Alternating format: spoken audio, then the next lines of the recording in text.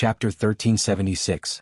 If she was still Han Yu's wife, based on how much Jiang Pingji valued Han Yu, she would probably hold back for fear of harming the innocent. In the end, she left without saying a word.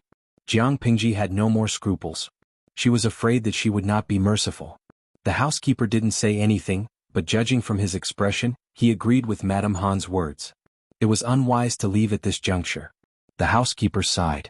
Now I only hope that it was not Lord Lanting's idea to leave the First Lady. Madame Han was anxious and uneasy. Now that she thought about it carefully, she couldn't figure out the real reason why she left Han Yu. Madame Han stayed in the Tao's house. Although she didn't go out every day, she could feel that the atmosphere in the house had become weird. According to the servant girl's report, carriages were coming and going in an endless stream outside the Tao's house. The frequency of the gentry families who were on good terms with them became extremely frequent. She smelled the scent of an impending storm. It turned out that Madame Han's premonition was right. Madame Tao and the other families were discussing to make trouble. Even though the salt business had always been controlled by the state, Madame Tao and the others had enjoyed the benefits for decades. Especially after the world was in chaos, they had even taken off the last fig leaf and regarded the salt business as their private property. How could they be willing to hand over the money tree to an outsider? Many of them even had a crazy idea. Jiang Pingji was just a feudal lord with a relatively large influence. She was not the emperor yet.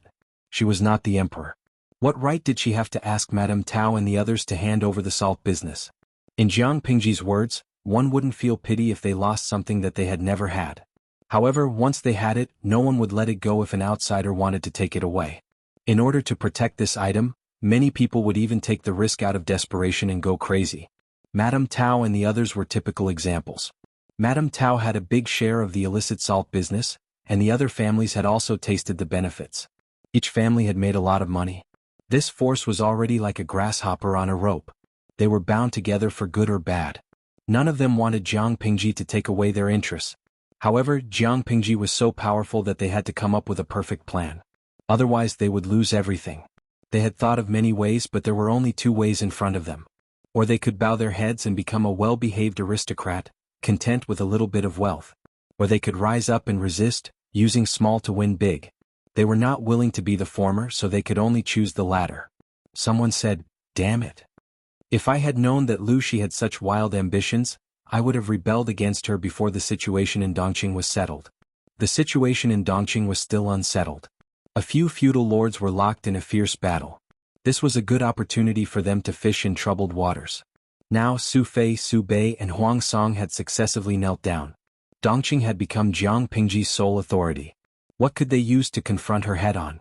The other person thought about it and said, "Even so, it's not like there's no other way."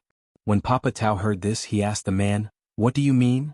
The man reminded, "Gentlemen, please do not forget that other than Lu Shi, there is still a feudal vassal in Dongqing." Everyone was stunned for a moment, and only after a long while did they remember something. Dongqing's Zhangzhou was still in Yang Tao's hands. Papa Tao asked, "What do you mean by that? Are you asking us to switch to Yang Tao?" The man shook his head and said, "No. When we turn to Yang Tao covets the salt business. Isn't that the same as circling back? It's better to frame Yang Tao and make Lu Shi and Yang Tao fight. This way, no matter who wins or loses, both of them will be greatly weakened and won't be able to take care of us. They could also take the opportunity to use their savings, recruit soldiers and expand their influence. When that time comes, they would not be held back by others. Wouldn't that be the best of both worlds?" When they heard this suggestion, everyone was a little convinced. No, they were a little terrified. A dynasty with 100 years of history and 1,000 years of aristocratic families. History had proven that the change of dynasties was an unstoppable trend. The aristocratic families could survive the change of dynasties, but the royal family could not. They would inevitably be treated as the remnants of the previous dynasty and wiped out, let alone continue. Due to various reasons, although the aristocratic families controlled a lot of resources, they were more inclined to invest in politics rather than take a gamble. Of course, there might be another reason. For example, they were not capable enough, or did they not know what was going on? No matter what, this conversation ended on a sour note. The balance in everyone's hearts was wavering. On one side was the lucrative salt business, and on the other side was the risk of occupying the salt business. It was not a good choice. In the end, their greed won over their reason. Jiang Pingji was a meticulous person. Since she had set her eyes on the salt business, she would not fight a battle unprepared. A year ago she not only sent messengers, but she also analyzed the aristocratic families and planted many spies. These spies monitored the movements of the aristocratic families led by Madame Tao and passed the news to Jiang Pingji. She attached great importance to the salt business. Once there was news, it would be passed to her as quickly as possible. While Madame Tao and the others were hesitating, Jiang Pingji had already received the relevant news. If they really dare to rebel, I respect them as men. You can't even compare to me. Are you still a man? Tudu Feiqiu. How can they hide their tricks from great sage Jiang's fiery eyes? They are showing their fox's tail. Qingfeng Banshui. Alas, they can only think of provoking the streamer and Yang Tao to fight so that they can reap the benefits. The salted fish in the streaming room secretly scolded Madame Tao for being insidious. She was so greedy that she didn't even know death was at hand.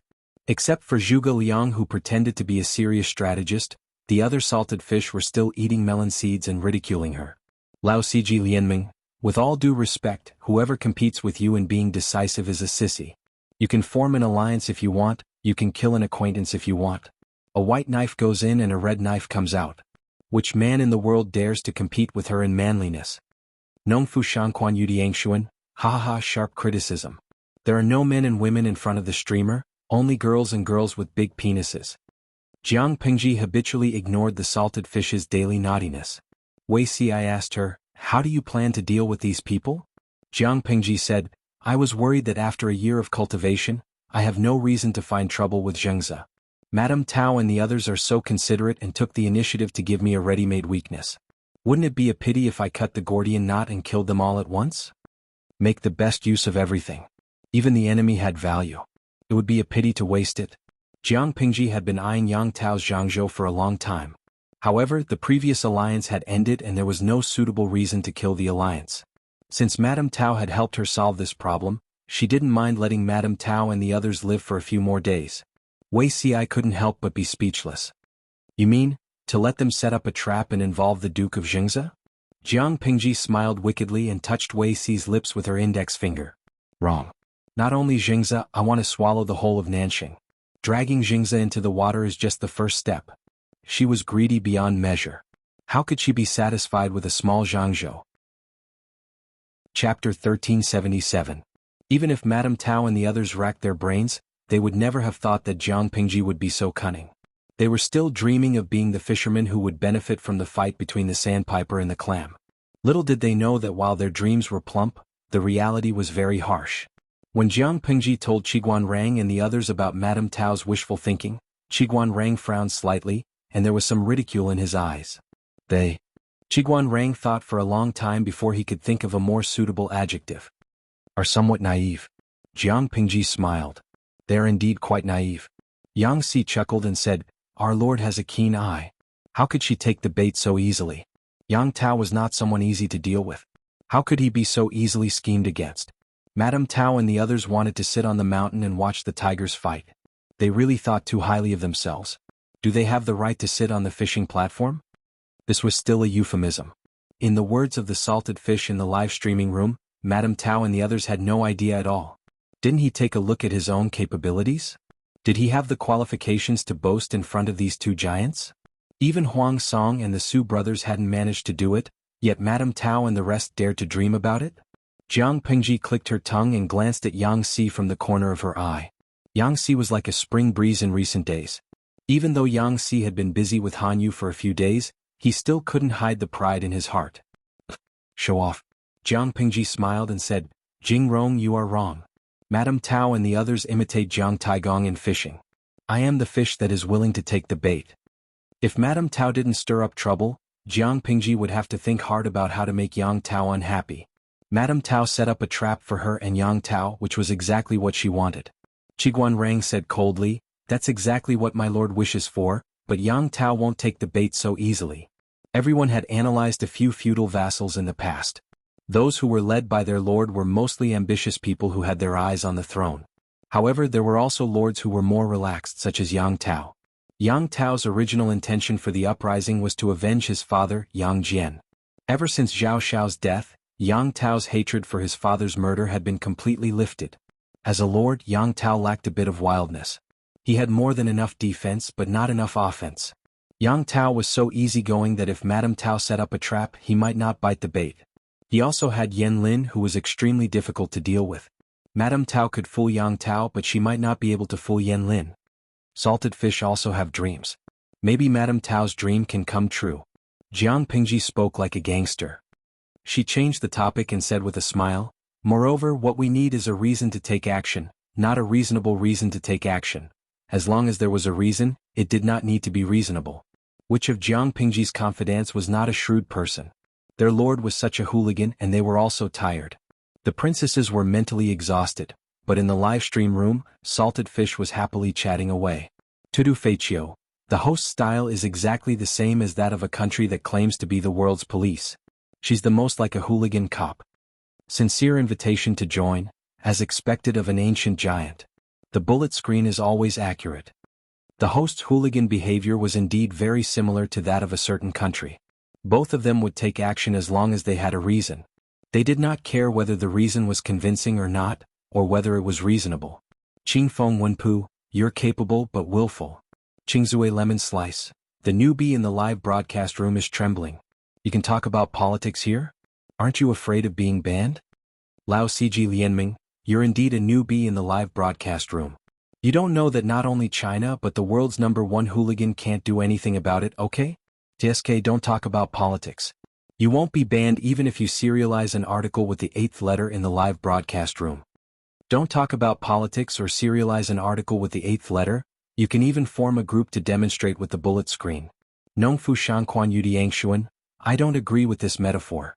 The host is obviously a very reasonable person. The Salted Fish audience did not want to defame Jiang Pingji, they just expressed their feelings. This topic was quickly drowned out by wave after wave of bullet screen comments. On the other side, Jiang Pingji and the princesses were still discussing. Jiang Pingji noticed that Wei Xi's expression was somewhat hesitant to speak, so she took the time to ask. Zixiao, do you have a different opinion? Wei Xi said, reporting to my lord, I think it's still too early to mobilize the troops. How can we mobilize the troops now? We have to wait until the beginning of spring next year at the earliest. Jiang Pingji shook her head and sighed. The continuous wars have made the people of all the provinces suffer. If we want to mobilize the troops against Yang Tao, we have to recuperate for a year or two to let everyone recover their strength. Even if Jiang Pingji's family was rich, she had suffered a great loss after fighting the Su brothers and Huang Song in succession. In order to increase her income, she set her eyes on the salt business controlled by Madame Tao and the others, hoping to get back at them. If Madame Tao and the others were sensible, Jiang Pingji did not mind them taking the family assets they had previously accumulated and retreating in one piece. At most, she would restrict this faction of people from entering officialdom and suppress their ambitions. Who would have expected them to be so ambitious and insatiable? Jiang Pingji could not continue to indulge them. Salt was related to the people's livelihood. Its importance was comparable to copper and iron. Unless one's brain was kicked by a donkey, she would not allow private forces to control the salt business. Madame Tao and the others were so insensible. If Jiang Pingji did not cut them into pieces, she would write her name backwards. When Wei Ci heard this, he knew that his lord had misunderstood, so he hurriedly explained. That's not what I meant. Wei Ci said, the situation in Nanxing is quite chaotic at the moment. The feudal lords and the 4 factions of Nanman are confronting each other. It's like a raging fire. If my lord hastily intervenes, you will definitely be accused of aiding the barbarians. It's really not appropriate. This was like when Jiang Pingji attacked the northern borderline. Meng Zhan wanted to stab her in the back, but he ended up being condemned by everyone. Similarly, when the feudal lords of Nanxing joined forces to fight against Nanman, Jiang Pingji would be reviled by the world for taking advantage of the situation. This accusation could not be washed clean by the water army. Jiang Pingji said, Zixiao's words make sense. However, as long as they don't destroy the 4 factions of Nanman, I can't use my troops against them? The 4 factions of Nanman had become the protection umbrella for those rookies? Wei Ci shook his head and said, the various forces in Nanxing will unite to fight against Nanman. The outcome will be clear by next summer. He had the experience of his previous life. Analyzing the situation in this life, he felt that the 4 factions of Nanman were about to be destroyed. Jiang Pingji said, Zixiao, do you hope that I will wait until they are badly injured and then reap the benefits? Wei Ci nodded. Didn't Her Majesty take advantage of this in her previous life? and Chui defeated the four factions of Nanman and massacred more than 638,000 people. He was also badly injured and had no power to defend himself. In the end, Chui's Nanxing was taken advantage of by Her Majesty, who had sent troops south. It didn't take much effort to subdue the whole of Nanxing. Even if the Lord in this life was doing much better than Her Majesty in her previous life, the situation in Nanxing was very different from her previous life. Wuxia didn't want her to take risks. Jiang Pingji said, "It doesn't seem to be a long time from the beginning of spring to the summer solstice. We can still afford to wait." It was rare that Qiguan Rang didn't object. He only glanced at Wuxia from the corner of his eyes. Finally he looked down coldly. Chapter 1378. Sigh. Are we going to let the cooked duck fly away just like that? Jiang Pingji was somewhat indignant. She had already made up her mind to kill Yang Tao, but Wuxia told her that she could not do it. She was really frustrated. Wuxia smiled and said, "My lord, you're wrong. I'm not watching the cooked duck fly away. I'm just watching them cook better." Jiang Pingji rolled her eyes and chuckled. "Zixiao, I like what you said." Wuxia lowered his head slightly and the corners of his lips curled up a little. Qiguan Rang, Yang Si, and a few others who knew the situation looked on coldly and snorted in their hearts. She had kicked over the basin of cold dog food. Jiang Pingji had to adjust her plan, but Madame Tao did not have the same tacit understanding. She was still scratching her head and thinking of stirring up trouble. How could they provoke the relationship between the two feudal lords and make them fight each other? This problem was extremely challenging and stumped a group of people. If Jiang Pingji was a man, they could search for the most beautiful women in the world and follow the example of their predecessors. For a man, the humiliation of being cuckolded and the hatred of having one's wife stolen were more ingrained than any other humiliation. However, Jiang Pingji was a woman and Yang Tao was a man. Unless one of them was a gay man or a G-man, it would not work. It might not work. I heard that Lu Shi is not close to men. He only has women to serve him. One of the people said something shocking. Yang Tao seems to like men too. He has a close relationship with his advisor, Yan Lin. The two of them married each other's sisters. They often sit at the same table, lie together, and sleep together. I'm afraid it's impossible to say that there is nothing going on between them. Everyone was speechless for a long time after hearing this. It made sense and they could not refute it. They were originally about to give up on the honey trap, but after this person said this, they were actually a little eager to try it. Compared to other strategies that cut flesh and let blood out, this honey trap was cheap and the cost was low. It was very cost-effective. It's not right, it's not right, it's not right. This operation was too flashy. What if the boat capsized accidentally? Many of the old antiques were more inclined to conventional operations, such as forging Yang Tao's troops crossing the border to kill and plunder, or forging Jiang Pingji's troops crossing the border to kill Yang Tao's men, using this as a pretext to stir up conflict between the two parties. In addition to camouflage, they could also use financial resources to bribe Yang Tao's confidants. There was no loyalty in the world that couldn't be shaken by money. Madame Tao had money. As long as they took out enough money, they could naturally win over Yang Tao's confidants. He would first pretend to surrender and betray Jiang Pingji's military secrets. When the time was right, he would betray Yang Tao. Perfect. This was the normal style of double dealing. A honey trap, or something like that, was a disgrace to the culture. Unexpectedly, in the end, it was this honey trap that gained the upper hand. Everyone from the Tao clan. The reason why he chose the honey trap was naturally not because it was the most flirtatious operation, but because it was the most stealthy and practical. If they followed the conventional method of framing, as long as the leaders of the two parties were not blinded by anger, they would be able to find them very quickly by following the clues. This was too risky. It was better to use a honey trap. There weren't many people who knew about it, so it was easier to keep it a secret. Even if the matter was exposed, he could abandon the beauty at that time, wash his hands clean and escape unscathed. How exactly would it be implemented? Everyone from the Tao clan locked their gazes on the person who proposed this flirtatious operation. Since you were the one who proposed it, then you should carry it out. What was a honey trap? Nurture rebellious officials to confuse them. Enter a beautiful woman to confuse them. In short, it was to use beauty as a sugar-coated bullet to break down the enemy's will and make them lose the ability to fight. Given that Yang Tao and Jiang Pingji were of different genders and their sexual orientation was a mystery, the conventional honey trap might not work. The honey trap had to be changed. He ordered someone to find the portraits of Yang Tao, Yan Lin, and Jiang Pingji. The three of them were public figures, so their portraits were not considered secrets. Yang Tao's temperament was open and straightforward. He often fought with ordinary soldiers. Yan Lin was not an aloof Prince Charming who kept people 1,000 miles away. Not to mention Jiang Pingji. Not to mention the entire Wanzhou, who among the hundreds of thousands of people in the entire Xiangyang district did not know her face. The three of them were people who often showed their faces in front of ordinary people. Naturally, there were many portraits of them. This man took the portraits of the three of them and even found witnesses who had seen the three of them. He searched everywhere according to the pictures. He managed to find substitutes who looked 50 to 60% similar. They dressed up a little, practiced their manners and imitated them. Even though they lacked charm and temperament, their appearances were 70 to 80% similar. Because they were found according to their appearances, the three of them had different backgrounds and ages. If they did not speak, they could deceive unfamiliar people. Once they spoke, they would reveal their flaws.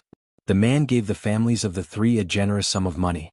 They signed a death contract and bought their lives. Do whatever I want you to do. Don't do what you shouldn't do. Otherwise, your families can only take the money and go to hell to enjoy their lives. The three of them trembled. In the face of coercion from power, what other way out was there except to compromise? Thinking of their families and the money the man gave them, the three of them knew that their future was uncertain, but they still had to bite the bullet. The man sent substitutes who looked like Yang Tao and Yan Lin to Wanzhou, and sent the one who looked like Jiang Pingji to Zhangzhou. It was worth mentioning that the three of them were all men, including the one who looked like Jiang Pingji. Will this work? Seeing this, Madame Tao and the others were secretly worried. Of course it will work. Sigh, it's hard to believe. The three of them are so uncouth, how can they take on such a heavy responsibility? How could the three of them, who came from a remote village or a brothel, incite two feudal lords to fight each other? Even if they took off their clothes, no one would be willing to look at them. Not to mention their ability to learn, even their speech and mannerisms could not compare to the real deal. When they saw the three impostors speak, they revealed their badly worn and yellowed teeth, not to mention the drama. They could not imagine Yang Tao, Yan Lin, or Jiang Pingji revealing their missing yellowed teeth as they spoke. Not only that, but the three of them also had strong accents and bad breath. No matter how good-looking their faces were, they would not look good. It started with their looks and ended with yellowed teeth and bad breath. I have my own plan. Hearing this, Madame Tao and the others could not help but secretly roll their eyes. They wanted to see what kind of tricks this guy had up his sleeves. Jiang Pingji, who was watching them closely, was also very curious. She brought a small stool over and waited for the show to begin. I remember that Han Mei met Jingze and Xiaoyang, right? Jiang Pingji nibbled on melon seeds and looked at Liyun with a smile. Liyun did not understand, but he said honestly, I have indeed seen them.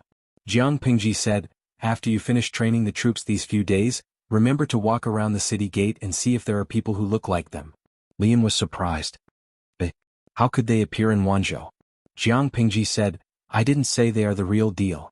I heard they are high-quality imitations. I just don't know if they look like them.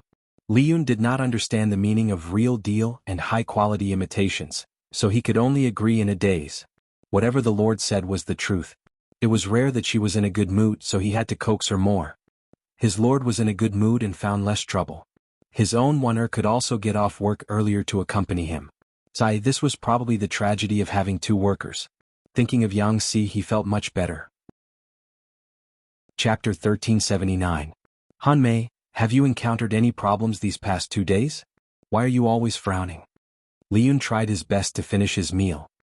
He was about to wipe his mouth and head to the army camp when his father suddenly called him. He blinked his eyes blankly and asked, What's the problem? Everything went smoothly today, I'm not frowning. Xie Qian took advantage of Shang Wanwan's absence to question his son in a low voice. Not frowning?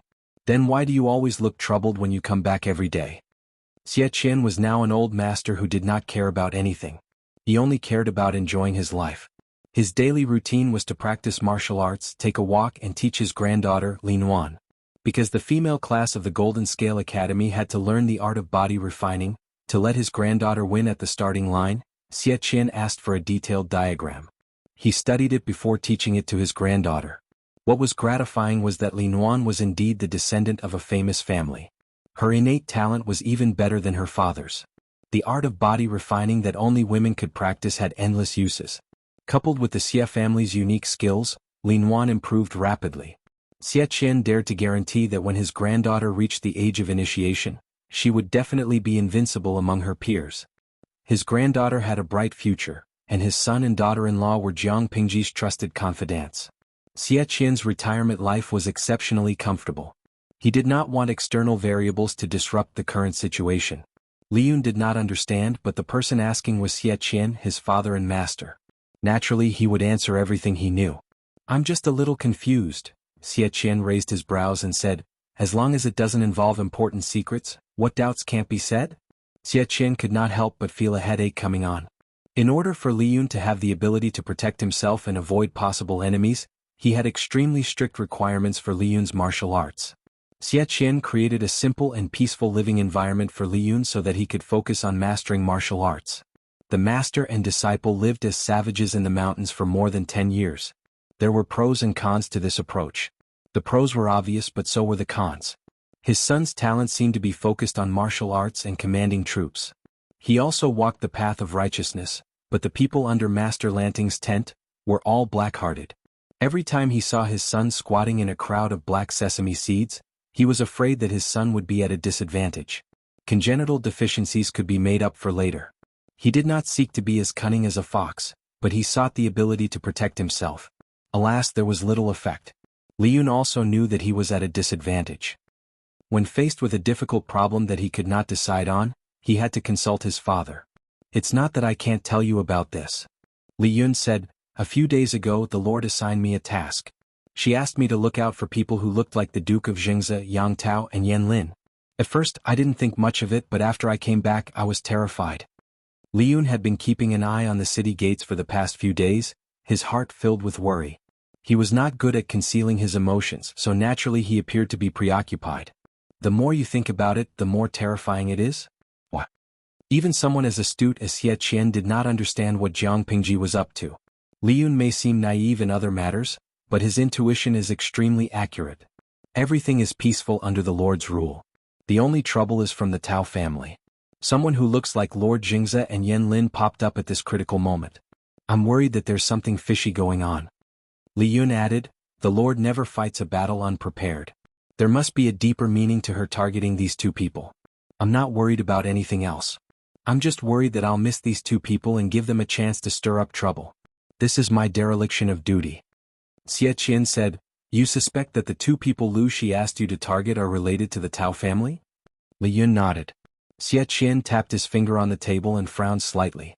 As a member of Sunset Glow's elderly pension group, Xie Qian rarely came into contact with political affairs. He did not have many sources of information, so he could not analyze anything. However, he had to remind Li Yun of one thing. If these two people really appear, you must pay attention to their movements. Send people to keep a close eye on them at all times, Xie Qian said. They look like Yang Tao and Yan Lin. Although they are not real people, in the eyes of the people, they are considered half-real people. If something happens to these two people in Wanzhou, once someone spreads the news, it will be easily misunderstood as Lu Shi humiliating and slandering Yang Tao and Yan Lin.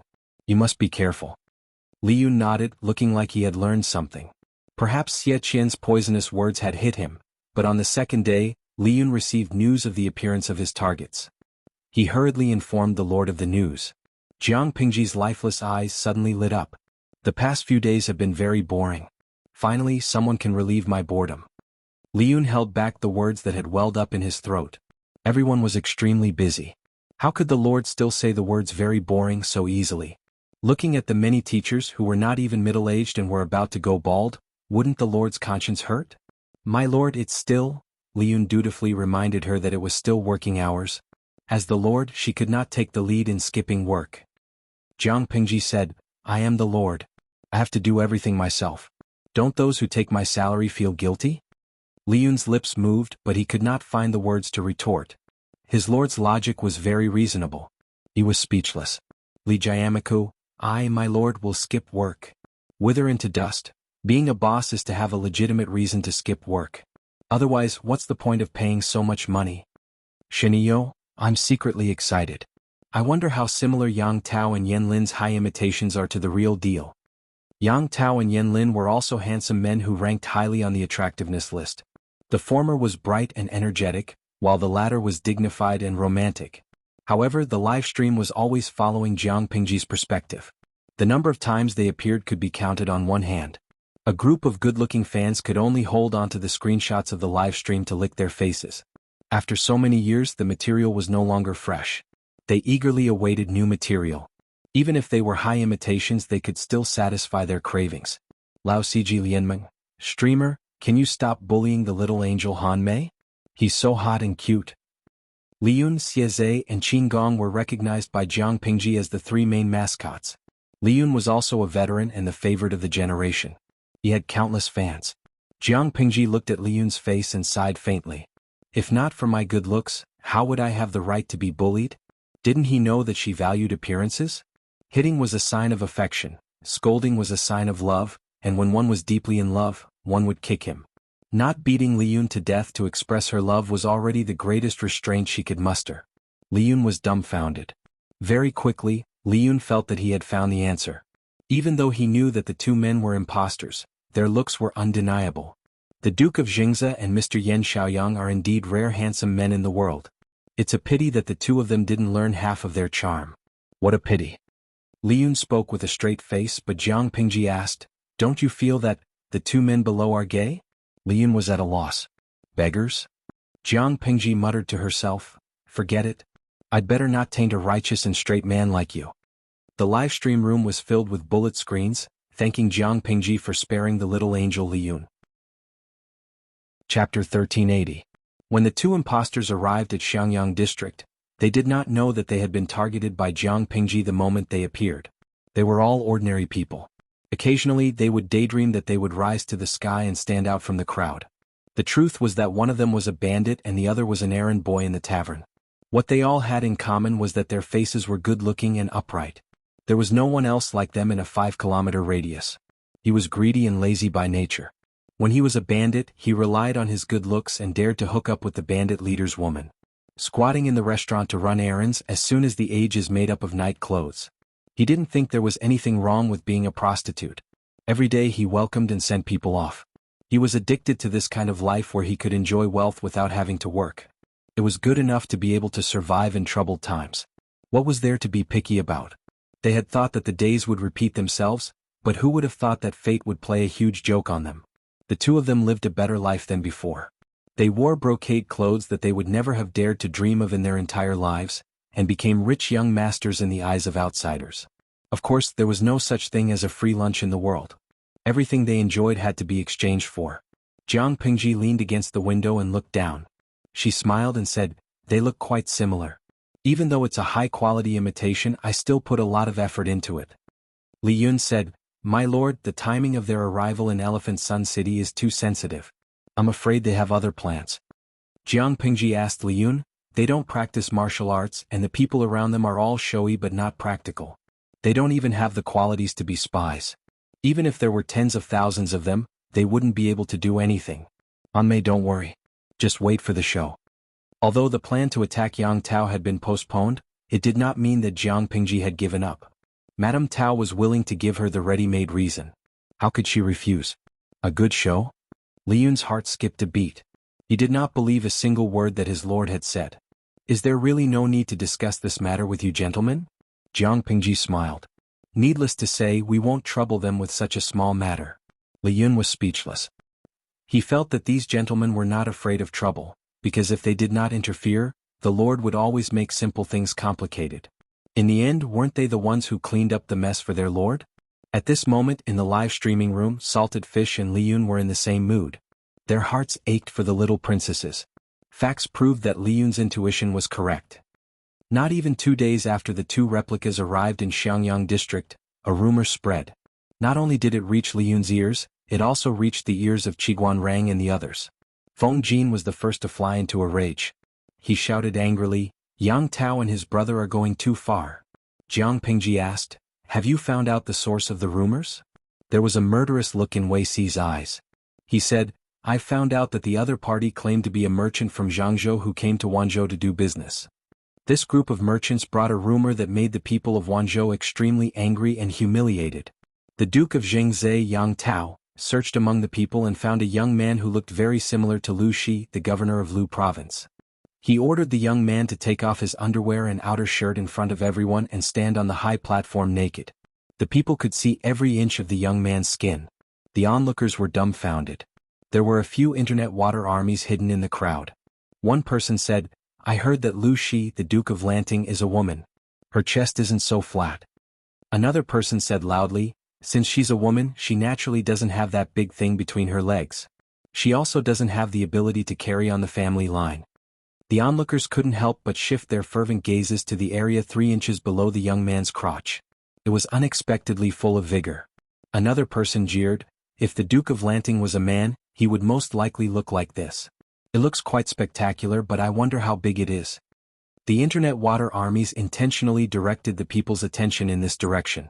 At that moment, someone who seemed to be an official came forward and made an extremely humiliating suggestion. The people could go forward and pinch the weight of that thing if they donated 3 coins. That was a good thing that even the Duke of Lanting didn't have. The people who loved to jeer were somewhat tempted, but no one dared to be the first to step forward. It was time for someone to step forward. With someone taking the lead, the people who harbored evil intentions also went forward to weigh the weight. Someone could actually do such an absurd and disgusting act? Feng Jin and the others were furious. Even if it was a groundless rumor, they felt extremely humiliated just thinking about the scene. Their blood boiled and they wanted to kill someone to vent their anger. Qiguan Rang and the others were furious. They couldn't wait to roll up their sleeves. Jiang Pingji, on the other hand, was calm and composed. "Why are you so angry?" Feng Jin said, "The subjects died when the Lord was humiliated. If we couldn't protect the Lord, how can we have the face to stand in this world?" Jiang Pingji said, "That's just a rumor. It's not true. Yang Tao and the others must have been kicked in the head by thousands of donkeys to do such a thing. They have no enmity with me and the situation in Nanxing is unstable. Why would they dare to find trouble with me at this juncture?" Everyone knew this, but they couldn't suppress the anger in their hearts. No matter who the person who spread the rumor was too humiliating. Lao Siji Lianming, damn. Who came up with such a disgusting evil plan? Just listening to it is incomparably despicable. Shushi Wugua, oh my god, could this be true? The streamer's psychological quality is really strong. Don't you feel disgusted? Furiously Boiled Frog, who came up with this idea? Even the brainless anti-fans on the internet have to admit defeat. It's too vicious. Wei Si, I said, "What do you mean, my lord?" Jiang Pingji smiled and said, "I was originally curious about what kind of brilliant move Madame Tao and the others had. How could they come up with such a sinister plan? If it was someone with a bad temper, they would have been enraged and retaliated with the same method without a second word." Everyone was speechless. Their lord probably had some deviations in her temper. She made it sound as if she wasn't hot-tempered at all. Jiang Pingji continued, "I reckon that similar rumors are spreading in Zhangzhou now. For example, the Duke of Lanting Lu Shi searched the people and found 2 people who looked like Yang Tao and Yan Lin. He used his power to force them to parade naked in the streets for people to see? Madame Tao and the others did this. What are they after?" Li Yun felt that he had opened the door to a new world. This operation was too scary. Jiang Pingji said, "Anyone with a discerning eye can tell at a glance that it's a rumor made up out of nothing. But the rumor is so unbearable that neither Yang Tao nor I can simply laugh it off. Not to mention anything else, the people will spread it by word of mouth. It won't be long before everyone knows about it. Even if we know it's fake, our reputation has already been trampled on. If we don't seek justice from the person in question, it's inevitable that we'll be suspected of being cowards." This era was not like the world of salted fish in the streaming room. In the world of salted fish, it didn't matter if people found out that an otaku released his life essence in front of a goddess's poster. At most, they would reveal a meaningful smile and smile at each other. This era was different. It wasn't a big deal if a high-quality imposter looked like Lu Shi, but someone pointed out that the two looked alike. Immediately after, they took off their pants and walked around naked. They even generously asked people to pay to weigh them. This was also a humiliation to the person in question. Mental humiliation. Chapter 1381. Just as Jiang Pingji expected, there was a rumor going around in Zhangzhou. The destructive power of this rumor was too great. Like a virus, it spread quickly and finally alarmed the 2 madams who lived in the backyard. Yang Tao married Yan Lin's sister, and Yan Lin married Yang Tao's favorite sister. The 2 of them were not brothers, but they were closer than brothers. This made the 2 madams of the inner house very close to each other, and they called each other sisters. Yan Lin assisted Yang Tao to participate in the alliance meeting against the 4 factions of Nanman. It was not appropriate for the 2 madams to go to the front line, so they naturally stayed in the safest place to wait for their husband's triumphant return. The madams in the inner house did not have much entertainment. They usually gathered together to drink tea and chat. It was quite a peaceful time. Yan Lin's sister, Yan Shirue, looked like her elder brother. With a little makeup, she was also very elegant. Although Yang Tao's sister was born of a concubine, she was extremely beautiful and Yang Jian liked her temperament. Although she was born of a concubine, she was treated the same as if she was born of a wife. Yan Lin was not a person who valued family background. He did not neglect his wife because of her family background. The two of them also treated each other with respect. The people of Zhangzhou always said that these two couples were immortals in heaven. The man was handsome and wise, and the woman was beautiful and virtuous. They were a perfect couple, a perfect couple. However, in recent days, the tone of the conversation had changed, and the rumors and slanders outside had reached the ears of the two madams. It started when a servant accidentally knocked over a teacup and almost scalded Yang Wuxia. Yan Shirue frowned and asked the servant, "You are usually careful. Why are you so impulsive today?" Although Yan Shirue was young, she was very steady. She was also very capable in managing her subordinates. None of the servants dared to be lazy or neglect her. Her voice was not harsh, but the servant knelt down and begged for mercy. Because Yang Wuxia was not hurt, and Yan Shirue was not a cruel person, she wanted to be gentle and punish her lightly. Unexpectedly, the servant did not watch her mouth. She accidentally said something and attracted the attention of the two madams. "What rumors?" Yan Shirue asked. The maid choked and stammered, "Recently there have been rumors outside that, after sleeping for half a day, the maid still hadn't finished her sentence." However, judging from the maid's expression, this rumor was definitely not something good. Yan Shuxian sent someone to take the maidservant away to reflect on her mistake and forfeit her pay. She turned around and summoned her trusted aide to go out and gather information. It was fine if it was a small matter, but if it was a big matter, she couldn't let her guard down. "Have you heard any rumors?" Compared to Yan Shushuan's house, Yang Wuxia went out more frequently. She might have heard some rumors. The latter shook his head, and his face was filled with confusion. Not long after, the confidant ran back with a face full of fear. His footsteps hurried and panicked. Madam, there really are scoundrels spreading rumors and maliciously slandering master." Yan Shuyao said, "Nanny, don't be in a hurry. Speak slowly." The dowry nanny caught her breath and hurriedly said, "Just now, this old servant went to inquire about the news and heard that someone was framing master and Dalong." Yan Shushua was surprised. "Framing my husband and brother? Who would be so bold?" The dowry nanny recounted what she had heard. Yan Shushua and Yang Wuxia's pretty faces darkened with anger. The Tao family spread the news that Yang Tao had used an impostor to humiliate Jiang Pingji in Wanzhou. The same thing happened in Zhangzhou.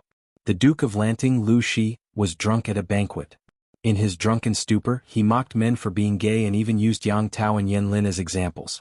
Zhangzhou's Yang Jian was a good man when he was alive. Who would have thought that his only son Yang Tao was an absurd boy with a golden appearance but a rotten heart? Everyone didn't understand. How was Yang Tao absurd? Under further questioning, the Duke of Lanting said, "He and Yan Lin claimed to be brothers, but in fact they were sworn brothers. They married each other's sisters and they didn't find it disgusting. I heard that both of your wives are outstanding beauties. I wonder how it feels to be treated coldly by your husband and to be alone in your room?" If these words came out of the mouth of an ordinary person, they would have lost their life. But the person who spoke was the Duke of Lanting, Lu Shi. Gossip was more real than pearls. After 3 rounds of drinking, the Duke of Lanting was already dead drunk. She spoke arrogantly again and mocked in front of everyone. "Yang Tao and his wife are gay. I wonder if the 2 lonely wives also wear sunglasses to amuse themselves? This family is really funny." Old Yang Jian died with his eyes wide open. What was a mirror sharpening? When 2 men fall in love, they are gay. When 2 women fall in love, they are mirror sharpening. The 2 women are intimately attached to each other and get satisfaction from touching each other's bodies. Because women's body structure is the same, when they fall in love, there is a mirror between them. That's why lesbians are called mirror sharpening. Not only did the Duke of Lanting talk nonsense at the banquet, but when he woke up the next day he sent people to search everywhere. He found 2 people who looked exactly like Yang Tao and Yan Lin. He said in front of everyone, "I've only heard what a gay man is, but I've never seen one before. Why don't you take off your clothes in front of everyone to show me what it means to be gay? It's better to have fun together than to have fun alone. After you've performed in front of me, you'll have to go out and show the people what a gay man is." After saying that, The two imitations took off their clothes and touched each other. They were intimate and had sex in front of everyone. They were very happy. Not only that, but they were also drugged and thrown out on the street for people to watch. The two of them showed their ugliness. They were like animals who only knew how to copulate. The details were unbearable to watch. When the dowry nanny blurted out the rumors, the two young madams almost fainted from anger. I've always heard my husband talk about Lu Shi. He said that he was an upright, open-minded, and easygoing person. I didn't expect my husband to be wrong about him. He's a shameless person who is worse than a pig or a dog. Yin Shushue caught her breath. Her face was pale and her lower abdomen was still aching. Seeing this, the dowry nanny hurriedly called for the doctor to prescribe some medicine to stabilize the pregnancy. Yang Rugia was also so angry that her face turned green. However, she was more worried about Yen Shushue's health. Not only was Yen Shushue her close friend, but she was also her sister-in-law. Yang Rugia asked, "This matter has become so big. Why didn't we hear anything about it before?" "This matter hasn't been thoroughly investigated, so I didn't dare to bring it up in front of the two madams." Yen Shushue asked with a pale face, "Where did this rumor come from?" After asking carefully, the two discovered that the source of this rumor was a group of merchants who claimed to be from Wanzhou and came to Zhangzhou to do business. "This doesn't seem right." Yen Shushue shook her head. "It's a long journey from Wanzhou to Zhangzhou. Could it be that this group of merchants didn't even celebrate the new year and hurriedly brought their goods along? Now that the spring plowing has just passed, there's no business in the two places. Their excuse is very contradictory." Hearing this, Yang Rujia's anger subsided a lot. She said to the manager, "Why don't we detain these people first and interrogate them to find out who's behind them? I don't believe that their mouths can be tougher than the torture tools in the prison." Chapter 1382. Unlike the reign of terror in Zhangzhou, the situation in Wanzhou was much calmer. Jiang Pingji found a random reason to send the two counterfeits back to their hometown for reincarnation. She ordered her subordinates to reel in the fish. The Tao family has been jumping around for too long. Jiang Pingji held a thin bamboo stick in her mouth and acted like an overbearing president. "It's getting cold. It's time to go bankrupt." Yang Si and the others didn't have any objections. Anyway, it wasn't the first time that their lord had gone crazy and was unreliable. On the other hand, Li Yun was honest and picked out the mistakes in her words. "My lord, the spring plowing has just ended. The weather will get hotter and hotter." Jiang Pingji secretly rolled her eyes at him and said, "Han Mei, there's a generation gap between us. You don't even understand the jokes of young people." Li Yun? He was indeed a few years older than the lord, but it wasn't so exaggerated that there was a generation gap, right? Yang Si smiled and teased, "Han Mei indeed doesn't look like a young man." Li Yun was at a loss. Suddenly, he had the illusion that he was out of time. Yang Si said, "Didn't Layman Zaiki come out with a new story some time ago? In the book there was a sentence, 'The weather has turned cold. Let the Wang Corporation go bankrupt.'" It sounded strange, but after thinking about it carefully, it was very interesting. "I didn't expect my lord to also be a fan of Zaiki and like his books." Jiang Pingji said, "Of course I like Zaiki. I admire him from head to toe." Speaking of which, Wei Si's new book was written by her and him together. However, her only contribution was the nonsensical, "It's getting cold, let the Wang Group go bankrupt." She thought that it was a string of witty remarks, but Wei Si expressed his disdain. "Cai Zixiao, you don't love me anymore." Jiang Pingji squatted beside him and stared at him, hoping that he would add that sentence. Wei Si was at his wit's end. In the end, he suffered a crushing defeat and abandoned his armor. Therefore, this sentence, which was regarded as the first generation of internet slang by later generations, was recorded in the history books. Other than the title of the founder of the realistic school of darkness, Wei Si also gained the title of Pippi Ci. It was only because more and more mischievous and interesting golden sentences appeared in his later works that he could be called an ancient internet expert. Wei Si, I didn't, don't talk nonsense." Madame Tao and others were waiting for the good news happily. Unexpectedly, the good news didn't come. Bad news came one after another. When the aristocratic families annexed the people's land, their hands and feet were usually dirty. Jiang Pingji could investigate them thoroughly. Because of the large number of people in the clan, the quality of the clansmen was not uniform, so it was not rare for the Tao clan's descendants to do something that angered the heavens and the people. No matter which clansman did it, in the end the entire clan would have to bear the blame. Jiang Pingji did not accuse Madame Tao and the others of the crime of selling illicit salt. Instead, she chose other crimes that had nothing to do with salt affairs. Even so, the result was that the carrot was dragged into the mud. There were more than 30 scattered crimes. As the head of this interest group, Tao enjoyed the most benefits and was found to have committed the most crimes. Jiang Pingji was determined to be ruthless. Naturally, she would not give them time to escape or react. Madame Tao and others kept a lot of private troops, but most of them were ordinary people who had never seen blood. They looked strong and they could scare the common people. But when they faced the elites under Jiang Pingji's command, they would be sent to their deaths. It didn't take long for them to surround Madame Tao's residence. The clansmen and servants who didn't know what was going on were flustered. The crying of children and women drifted into the high walls of the inner residence and into Madame Han's ears. Madame Han lived in the inner residence and almost never went out. At this time she was also alarmed. She looked a little worried. She asked her personal maid, "What happened outside?" The maid cried.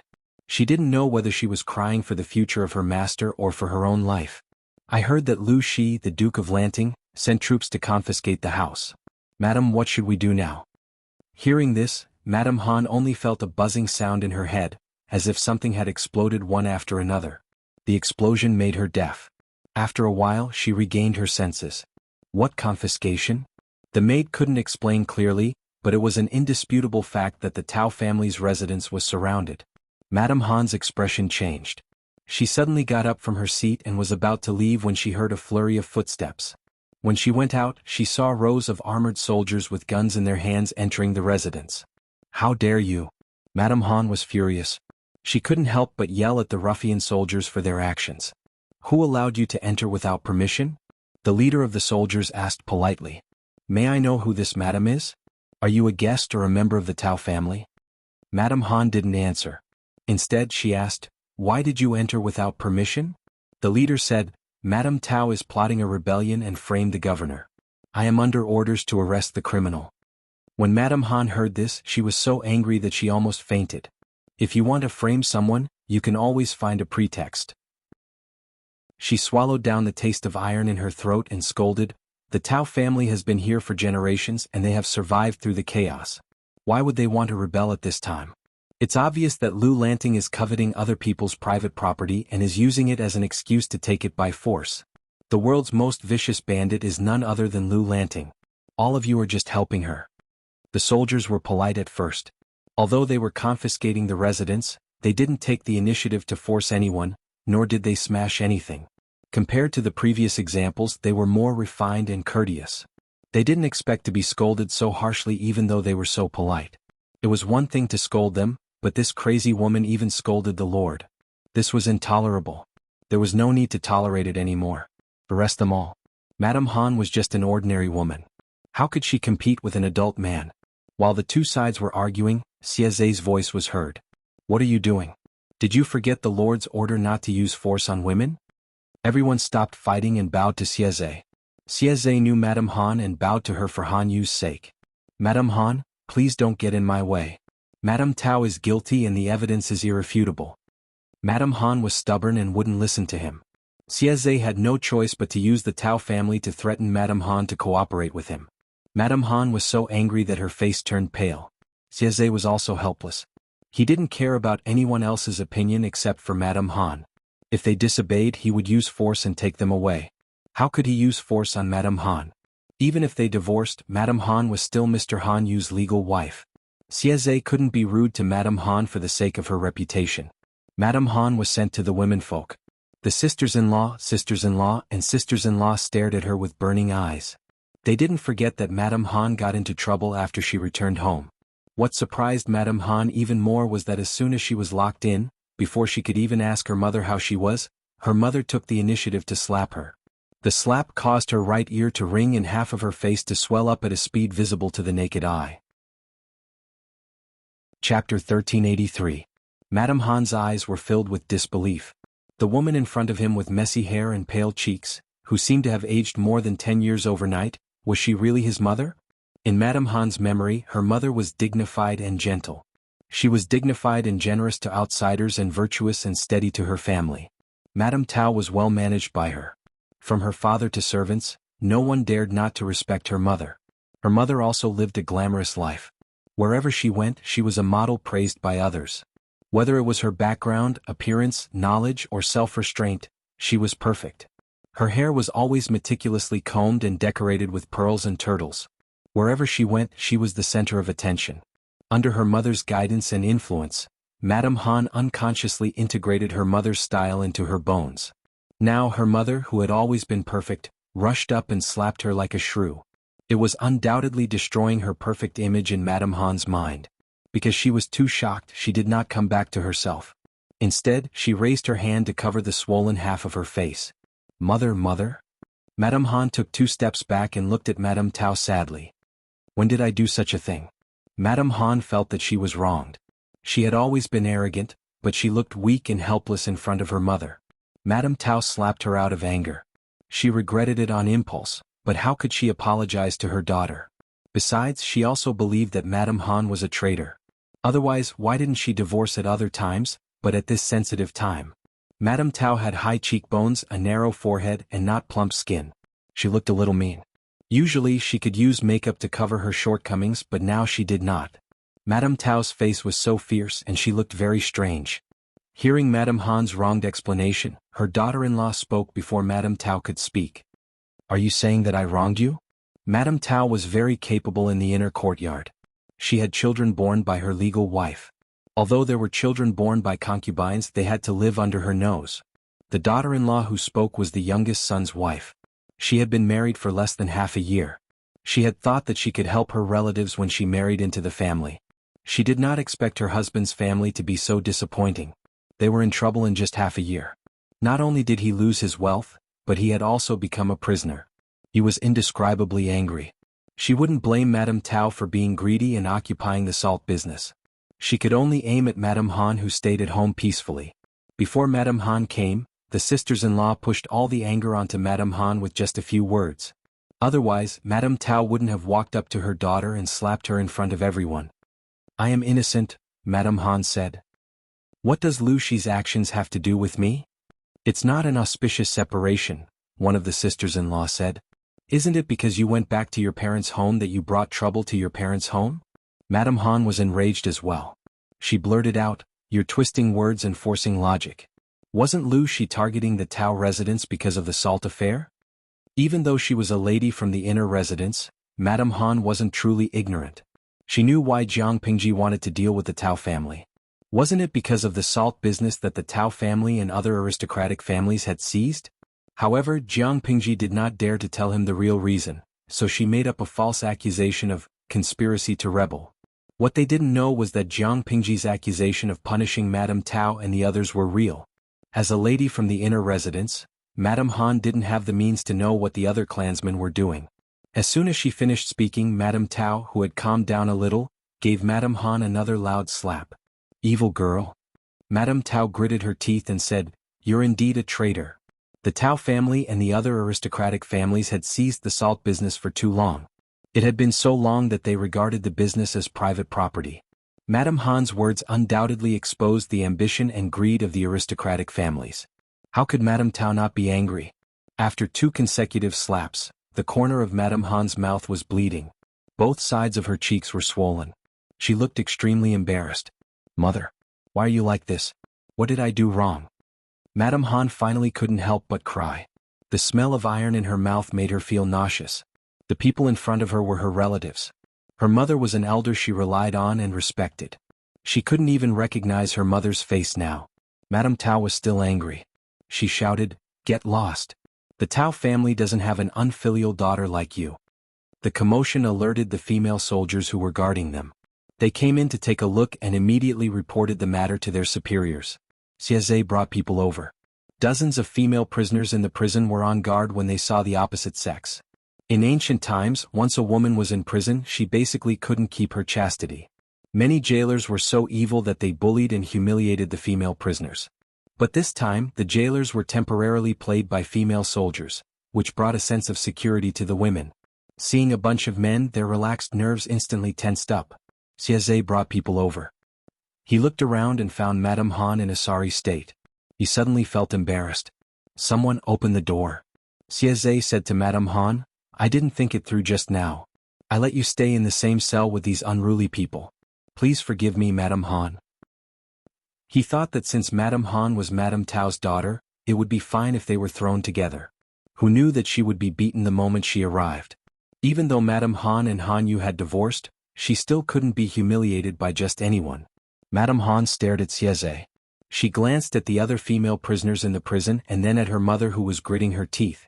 She suddenly raised her hand to cover her face and ran out, sobbing. Xieze looked embarrassed. He asked someone to arrange a clean single cell for Madame Han. Xieze asked Madame Han, "When this is over, will I escort Madame back?" Madame Han said, "Now that you are in such a situation, people will laugh at you when you go back."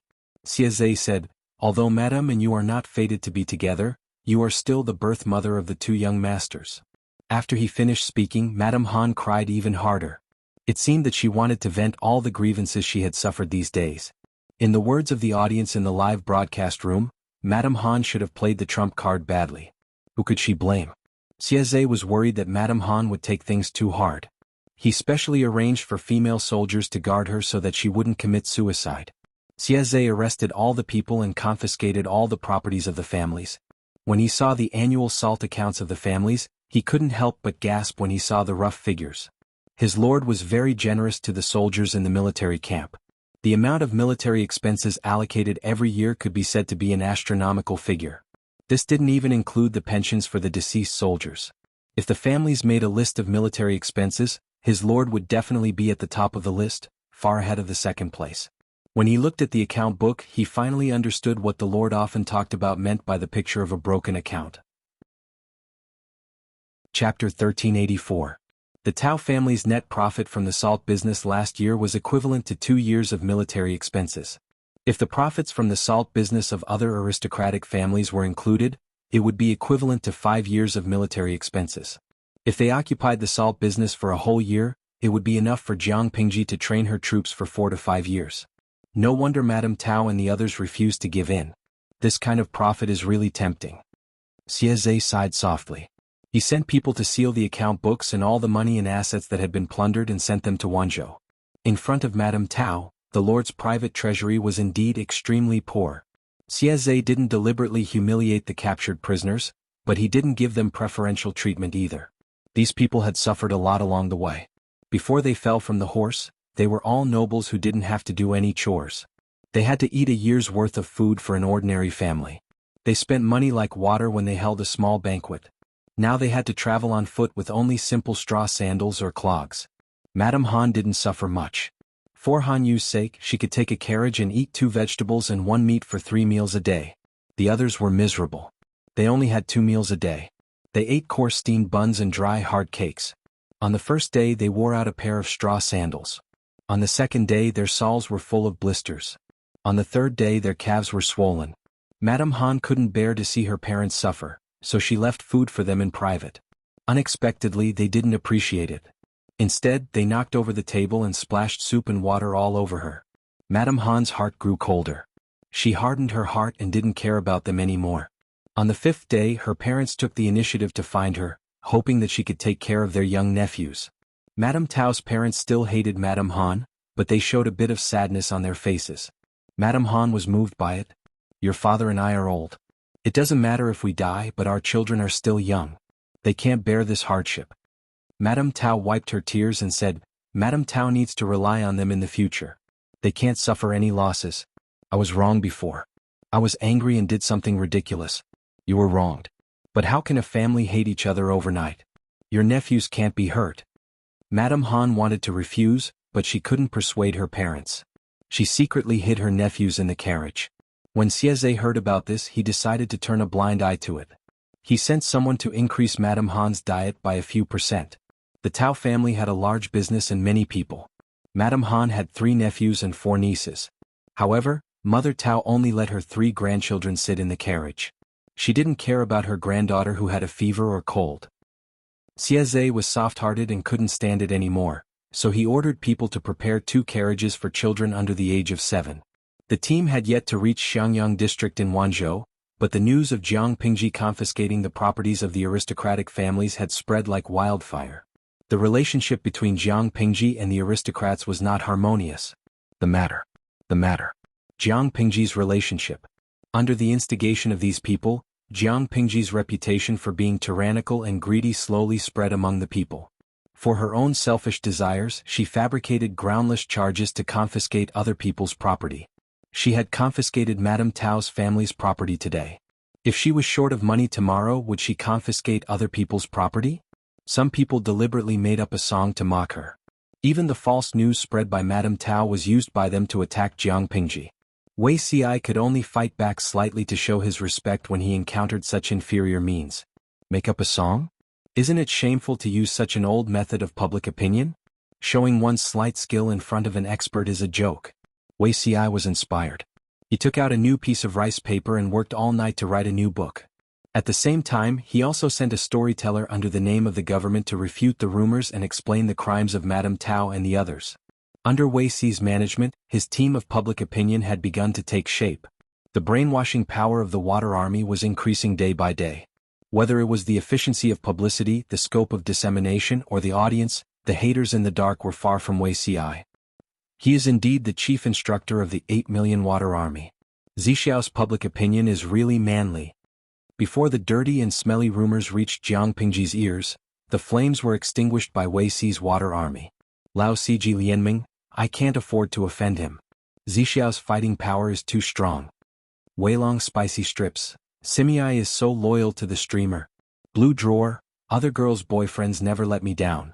The more I look at them, the more envious I am. Meet you 21 years old. If the host made her debut, I feel that C.I. Marin alone could tear apart all the fans in the entertainment industry. Hanya Ningming, Sai 3 books in half a year.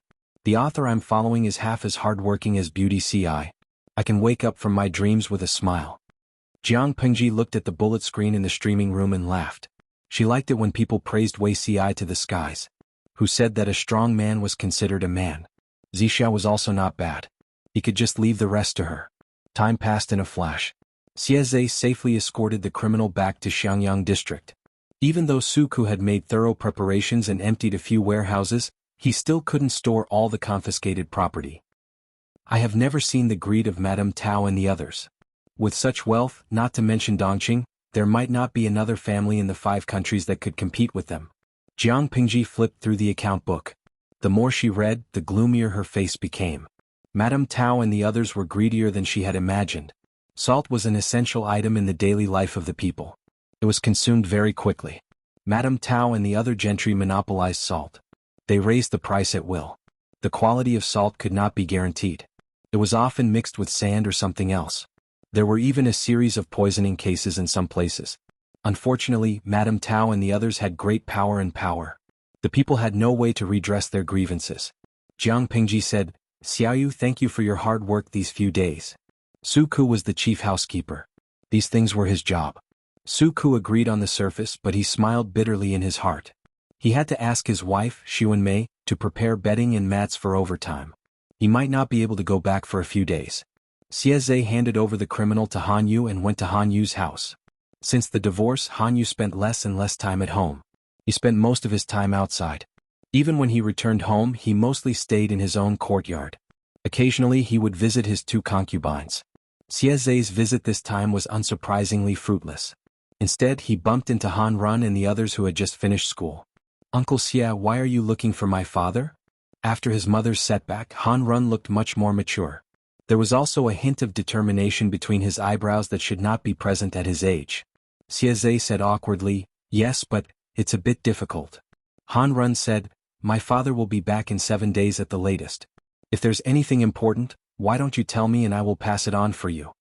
Xieze sighed and said, this matter has something to do with your mother. Han Run's hand paused. He almost lost his composure. What happened to my mother? Chapter 1385.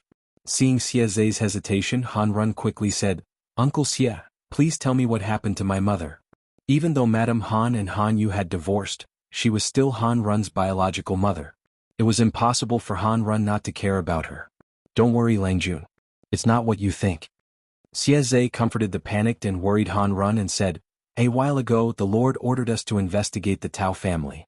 Coincidentally, Lang Jun's mother was also living in the Tao mansion. Therefore she was also involved. Han Run's face turned pale after hearing this. His lips were pale because of the blood loss. He looked like he was going to faint at any time. "Thank you, uncle," Han Run called out in a small voice. His teary eyes were filled with a few pleading words. Xieze said, "Don't worry. Even if it's not for the monk's sake, it's for the Buddha's sake. Madame Han is Mr. Han's legal wife after all. She can't be treated as an ordinary prisoner. I sent people to take care of her along the way. Although it wasn't as meticulous as usual, she didn't suffer much."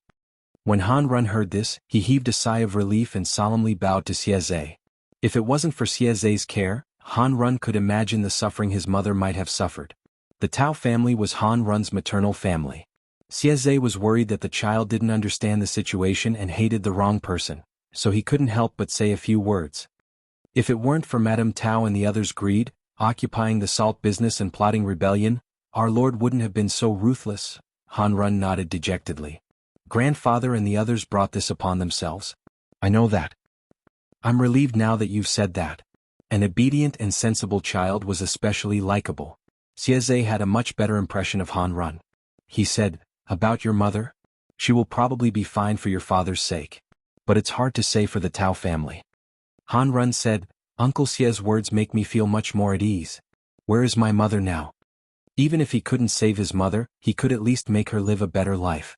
Xieze said, "She's in prison. If you go to see her, remember to ask someone to prepare some clean clothes, bedding, money and food. Even if someone arranged a clean single room for her, the yin qi in the prison is heavy, and the woman's physique is on the cold side, so it's easy for her to fall sick after a long time." Xieze had even considered all of this. It was clear how attentive and gentle he was. Han Run's eyes welled up as he listened. Han Run did not delay. As soon as Xieze left, he ordered the housekeeper to prepare the necessities. Because Jiang Pingji paid a lot of attention to hygiene, even in the dungeon she had to maintain a certain level of cleanliness. Therefore, the situation in the dungeon was better than Han Run had imagined. Accompanied by the housekeeper, Han Run reported his father's name and was led into the women's cell by the female prison guard. "I don't have much time, only an hour. If there's anything, please tell me as soon as possible." The jailers of the women's prison were female soldiers who had retired from the women's battalion due to injuries. Even if they couldn't fight as well as they used to, it wasn't a problem for them to guard a few women and children. Not only was there a time limit for relatives to visit the prisoners, but there must also be 2 prison guards present to prevent any trouble. Han Run said, "Thank you very much. I will be careful." After a while Mrs. Han was brought in. "Mother." Han Run called out and hurriedly bowed. Mrs. Han stopped in her tracks. She had some thoughts of retreating.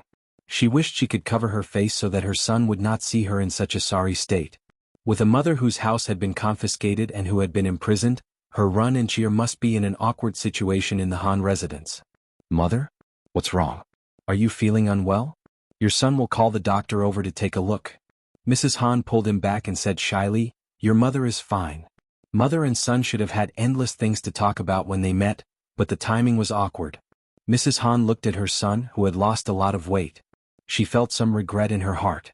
She really shouldn't have let her emotions affect her decisions. She shouldn't have abandoned her 2 young sons for a moment of pride. In a moment of haste, your son took 2 sets of bedding and clothes that you used to use. I've just asked the prison guard to send them to you. Han Run picked up the box of food that had been placed at the side. "These are your favorite dishes, but the family has changed cooks. I don't know if the dishes are to your liking. If you like them, I will send someone to deliver them every day."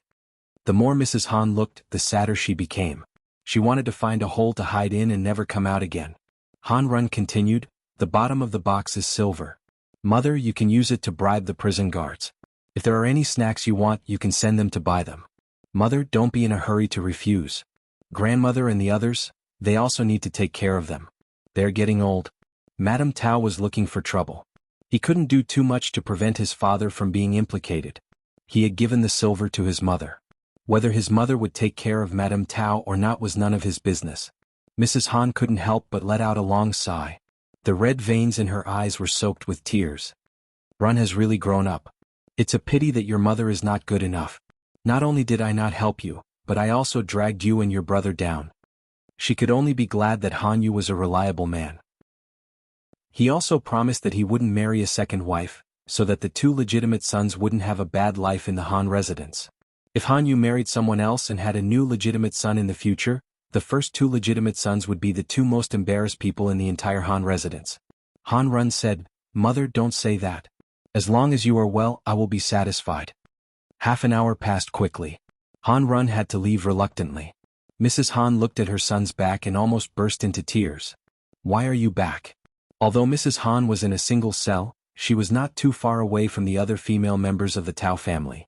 They could see each other's movements. She had just been sent back by the prison guards when she heard her sister-in-law's sarcasm. Mrs. Han's lips moved. She didn't want to argue with her. "Your face looks so unlucky." Her sister-in-law continued to ridicule her. "You have already divorced Han Wenbin. I'm afraid that he is looking for a new wife to marry into the family. Why would he think of getting you out? You should give up as soon as possible so that you won't be dreaming in broad daylight. You should be envious that I have such a filial and obedient son." Mrs. Han's heart was burning with anger.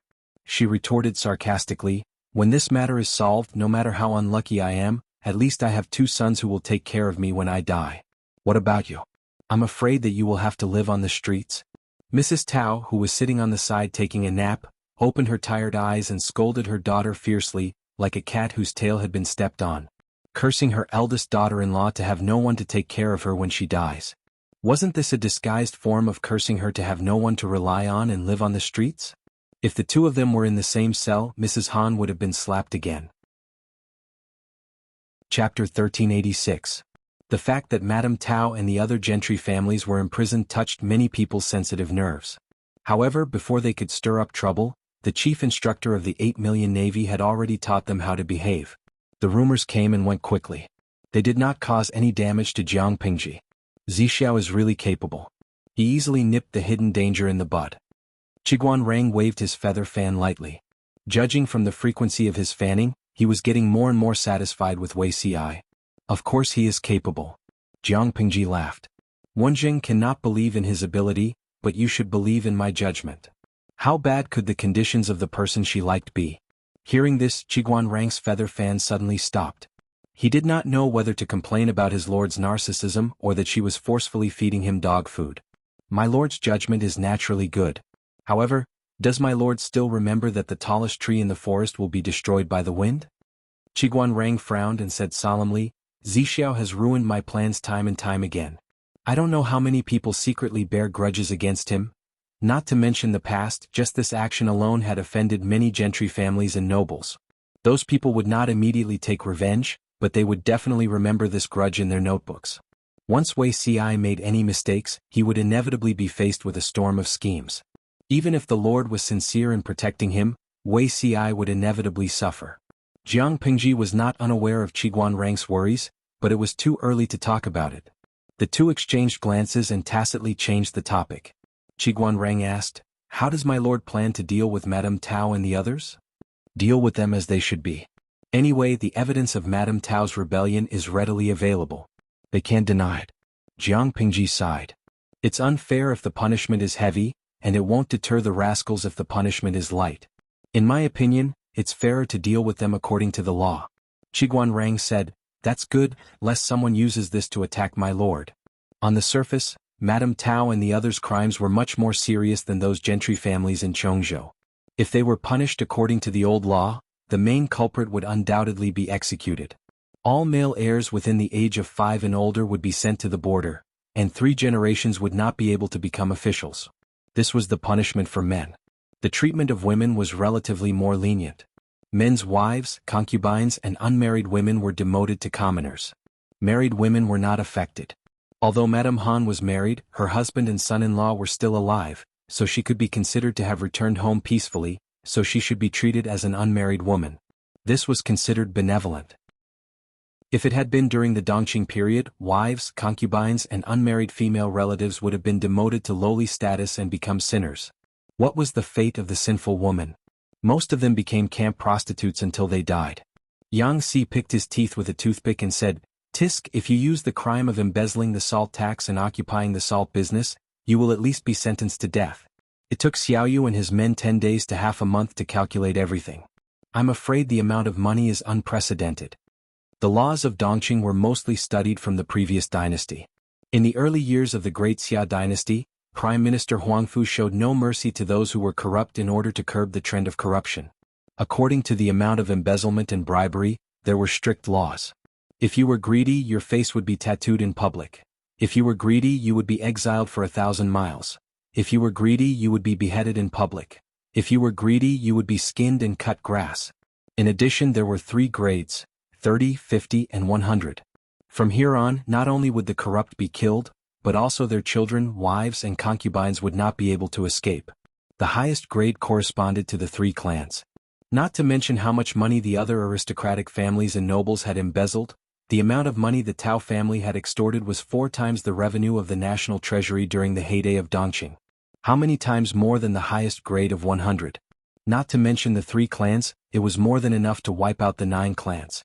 Han Yu said expressionlessly, "It's true that it is unprecedented, but I'm not sure that it will not be repeated in the future." Yang Si couldn't help burping and continued to pick his teeth with a toothpick. Han Yu couldn't stand it anymore. Wouldn't Yang Jingrong feel embarrassed to expose such vulgar behavior in front of others? Of course Yang Si wouldn't be embarrassed. Picking teeth after a meal was a normal after-meal pastime. Picking teeth could help relieve physical and mental stress. He said, "I heard that the eldest nephew has brought his mother over to support him." Han Yu said, "She is ambitious and arrogant. It's impossible for her to stay in Xiangyang district. Run will probably settle her in a private house in Xiangyang." Because of the divorce, Han Yu was busy with work, so he could only hand over the affairs of the house to his confidants and let his son learn to manage various industries. Han Run knew how many houses he had under his name. Comparing the location of the private houses and the local economic situation, Mrs. Han most likely went to Xiangyang County. It was better for her to go there. It was unlikely that she would meet her former bosom friends. She could live alone and feel more comfortable. Yang Si teased, "You are so bored." One is a wife who has shared the same bed for many years, and the other is a son who has been raised since childhood. How can I not understand? Han Yu said coldly, "You are done picking your teeth and full of food. It's time to help sort out the files and make comments. Don't be idle or else I will report to the Lord." Yang Si was annoyed. Was Han Yu a 3-year-old child? He was always snitching. Did he really think that he was the reincarnation of the god of informants? "I must have owed you in my previous life to have a brother like you." His mouth was muttering but his body was honest. He got up and started to work.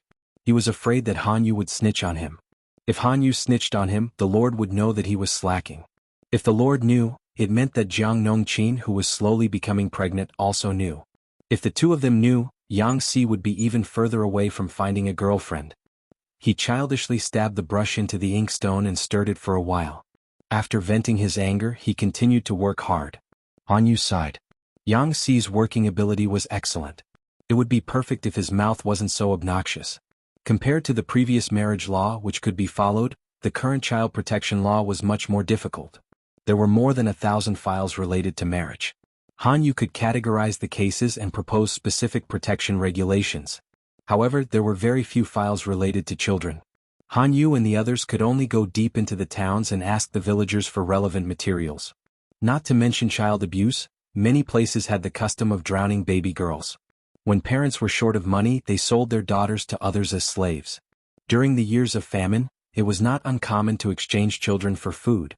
These were all crimes, but who would stand up and accuse the parents of the children? The parents didn't think they were wrong and the neighbors didn't think they were wrong. How many files related to the children could the government have? The children were the parents' personal property.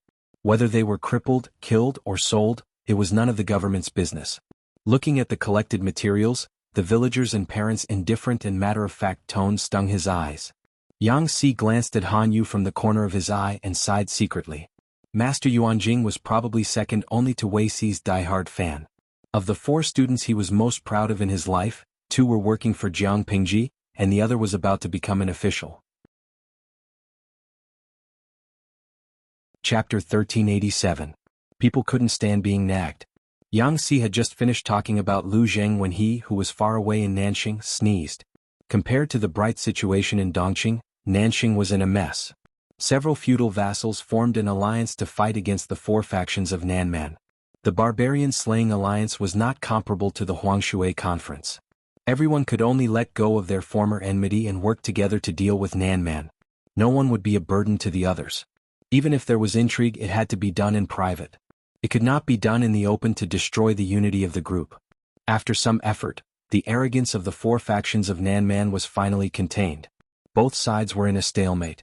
The barbarian-slaying alliance was well aware that the four factions of Nanman had a small population. The death of a young warrior meant a loss of combat power. Nanxing could afford it. If they could maintain the current situation, the four factions of Nanman might escape without a fight in a year. This was considered a bad plan. It was time-consuming and had certain variables. The best situation was to find a way to break the situation and frustrate the four factions of Nanman so that they would be exhausted from running for their lives. However, the four factions of Nanman had terrifying combat power. It was easier said than done. In another half a month. I'm afraid there will be a storm. Time flies. It's almost summer. Lu Jing waved his cattail leaf fan to fan himself. The weather in Nanxing was hot. There were always a few days before summer that made people want to take off their clothes for the coolness. After a few days, it was followed by half a month of torrential rain. When the rain stopped, the temperature would rise day by day. At its hottest, staying under the sun for half a day would cause one's skin to peel. The sun was very hot. He was sitting on the stool to cool off when someone called him. Lu Jing did not need to turn around to know who it was. He sniffed and smelled a faint smell of alcohol. Alcohol is banned in the military camp. Is Duke Xingzi breaking the law knowingly? Mr. Lu, please don't tell Xiaoyang. I'm afraid he'll complain. There are a few liquor bugs living in his stomach. If I don't drink a pot every few days to appease them, I'll be the one suffering if they don't care. Yang Tao carried 2 pots of wine and said with a smile, "Would you like a drink, sir?" Lu Jing could not help but laugh. Yang Tao generously shared the private wine he had secretly hidden. Lu Jing threw the remaining stool to Yang Tao to sit on. It was a coincidence that the two of them met. Lu Jing could not sleep in the middle of the night. When he was relaxing, he ran into Yang Tao, who reeked of alcohol. After a detailed conversation, the two of them felt like old friends at first sight. Yang Tao secretly drank, but he was afraid that Yen Lin would catch him and scold him, so he had to get rid of the smell of alcohol before he dared to go back. To be honest, Lv Zheng had never seen such a cowardly lord. However, Yang Tao was a brave and warlike man on the battlefield. I wonder how long this battle will last. Yang Tao drank a few mouthfuls of wine. His forehead was dripping with sweat. He felt that it was too hot, so he simply raised his hand and loosened his lapel, revealing his firm and strong pectoral muscles. One could even faintly see his tight, powerful and beautiful abdominal muscles. Lu Jing glanced at her out of the corner of his eye, feeling a little envious. He said, "That's hard to say. I hope it ends as soon as possible. Too many soldiers have died." Yang Tao also sighed. He tilted his head back and drank the entire pot of wine. Awesome. Some of the wine flowed from the corner of his mouth to his neck and into his chest, wetting his clothes. Lu Jing said, "You drank so much. I'm afraid you won't be able to get rid of the smell of alcohol overnight." Yang Tao smiled. "Don't worry. I found a pond just now. I'll just go and wash up. Xiaoyang won't find out." As soon as he finished speaking, he heard familiar footsteps. The smile on his face froze. He looked pitiful and helpless. "Is this why you're still drinking when you haven't recovered from your injury?" Yen Lin's father had a dangerous look in his eyes. When he saw the 2 empty wine pots next to Yang Tao, the danger level shot up. Yang Tao surrendered immediately.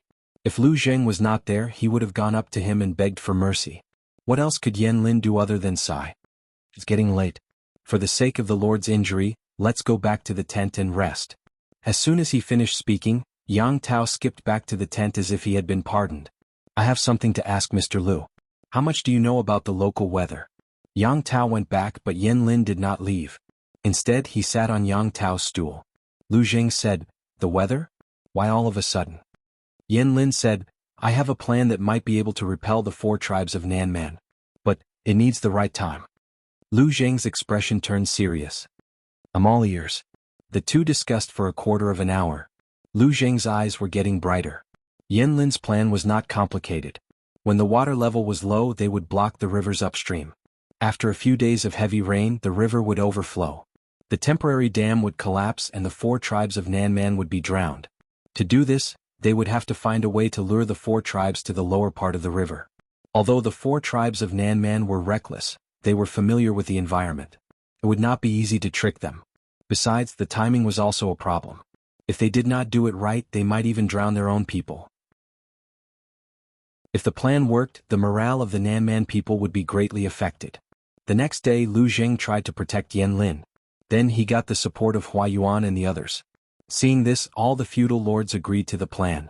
After a month of careful planning, the alliance took advantage of the 4 tribes of Nanman's eagerness to make a contribution and tricked them into taking the bait.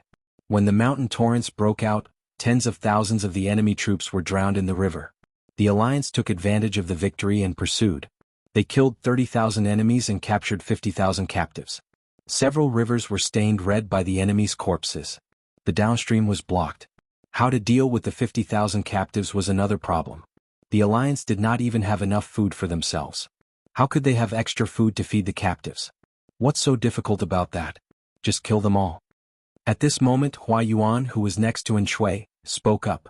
He wanted to kill all 50,000 captives. When he spoke, there was a fierce look in his eyes. His murderous aura was no less than that of an ordinary general.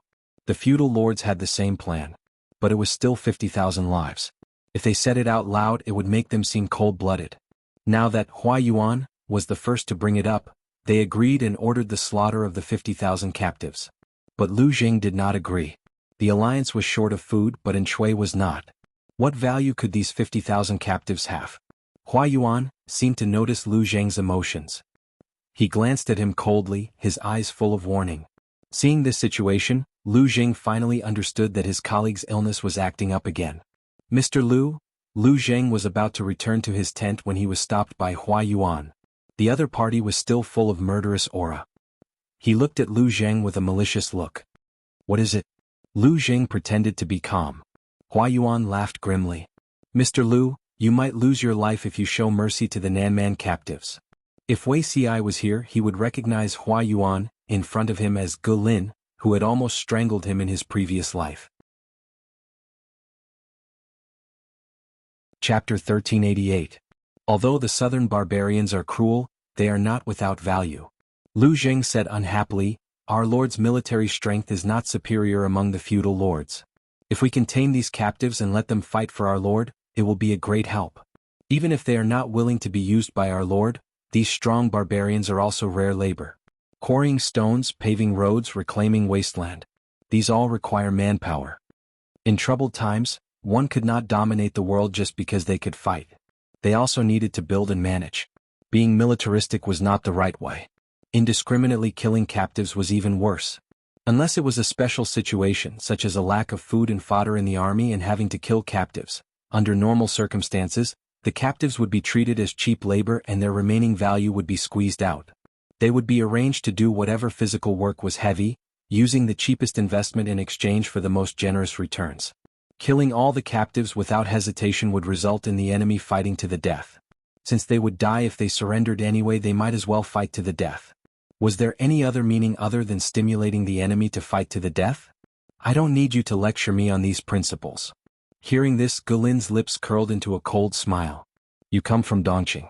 The northern borderline army was strangled by Lu Shi before they could wreak havoc everywhere. Of course you can't empathize with them. Which of the people of Nanxing doesn't hate the southern barbarians? The southern barbarians being alive is the greatest disrespect to the dead. Not to mention killing 50,000 captives today, even if it was 500,000 captives, we would not be lenient. Your father and son were not beheaded by the southern barbarians and hung on the backs of horses to show off. Your mother and wife were not humiliated and ridiculed by the southern barbarians one after another.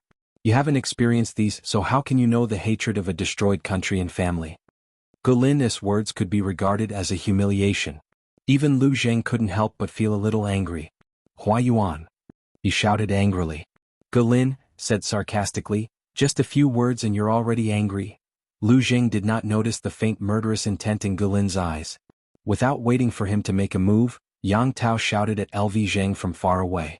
Ge Lin glared at LV Zheng unwillingly. In a trance, Ge Lin went offline in a second, and the main personality was pushed out. Yang Tao looked at Hua Yuan's back and frowned. Mr. Lu, please be careful. Lu Jing did not understand. What does Duke Xingzi mean by this?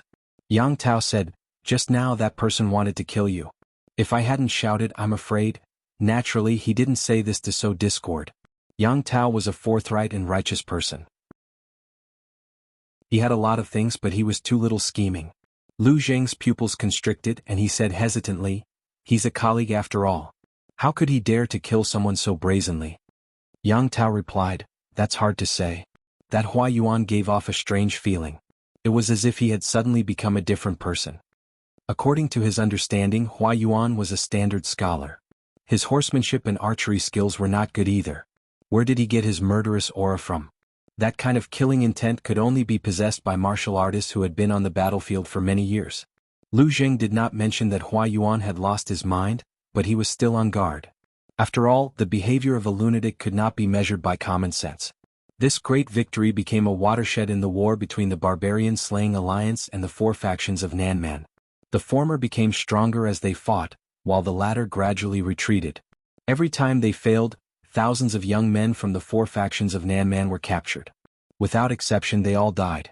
As the war entered a white-hot stage, what Lu Zheng was most worried about still happened. The attitude of the alliance towards the captives inspired the four factions of Nanman to fight to the death.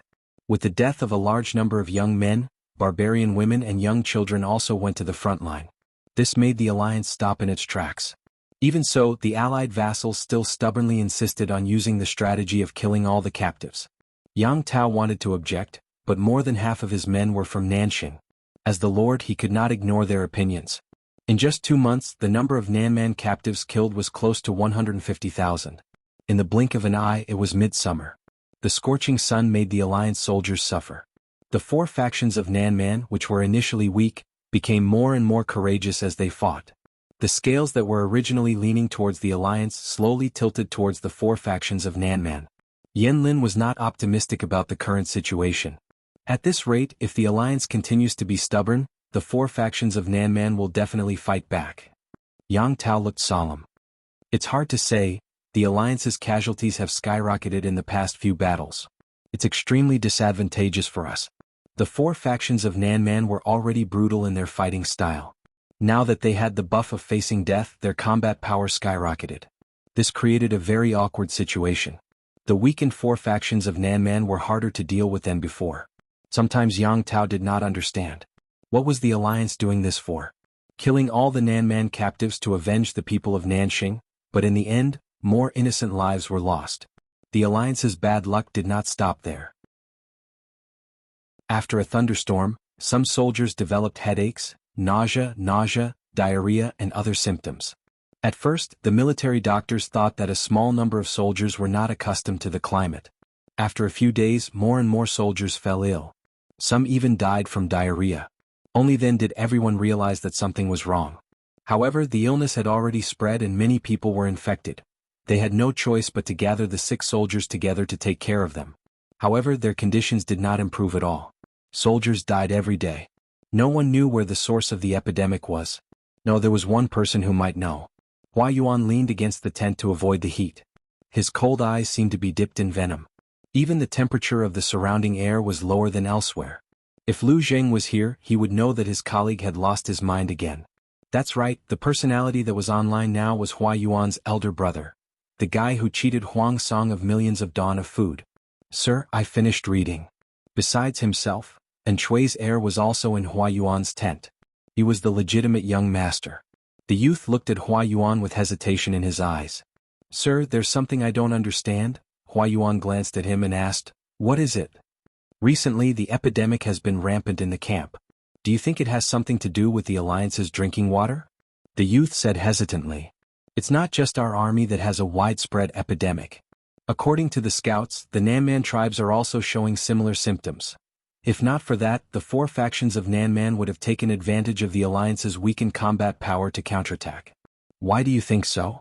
Hua Yuan asked. Previously, I followed you to Dongqing's Lanting Duke to discuss the alliance. The youth said, I found out that the water in their camp can only be drunk after boiling. Food is also cooked in hot water before eating. In the casualty camp, the water used to clean the wounds of the soldiers is also repeatedly boiled. I asked out of curiosity, and the other party said that this was a rule set by Lanting Duke. Because there are dark things in the water, although invisible to the naked eye, they are harmful to the human body. Once the dark things enter the human body through the mouth, it can easily cause an epidemic. Chapter 1389. The youth continued, most of the corpses of the southern barbarians were thrown into the river nearby. The weather is hot now and the corpses decay very quickly. It will definitely increase the amount of yin in the water. I think, This might be the reason for the spread of the disease between the two armies? Hua Yuan asked him, is that what the young lord thinks? If not, why do you and my father have to boil the water before drinking? He had to suspect that the current situation was part of Hua Yuan's plan. Once he opened his mouth, it was easy for the youth to say what he wanted to say next. He continued, previously the allied vassals ostracized my father and allocated a bad camp. The generals were quite indignant. You knew that our camp was far from the water source and that it was not easy to get water. Why did you agree without hesitation and even send people to dig a few wells? The reason Hua Yuan gave was very decent. In the face of a great enemy, our army should focus on the overall situation. Such a small matter was not worth falling out and damaging the harmony. Now that he thought about it, it was frightening. Most of the Anshui soldiers' drinking water came from wells and the other half from rivers. There were fewer sick soldiers than the other vassals. The youth clenched his fists, his gaze complicated. Previously, it was you who proposed to slaughter the 4 factions of the southern barbarians. Was this a trap that you planned long ago? Ancient battles were very violent in dealing with corpses. They were either buried in pits, thrown into the river to feed the fish, or left in the wilderness. Jiang Pingji burned the corpses of both sides in every battle.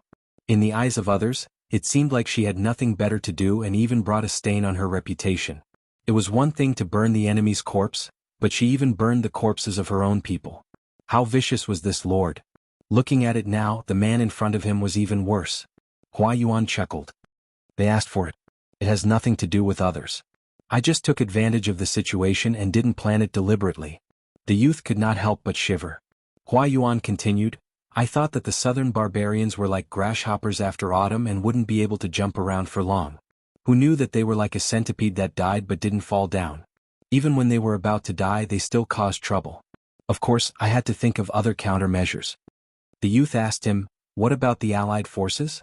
The southern barbarians deserved to die, but the allied soldiers. Hua Yuan looked at the youth with some disappointment. Isn't this for the sake of the lord and the young master? He said, once the southern barbarians are eliminated, can the alliance still maintain the current situation? Young master, you might as well refer to Dongqing's Huangshui conference. During the conference there was a lot of scheming, and after the conference it was a battle to the death. His Highness's power was not considered top-notch among the Nanxing feudal vassals.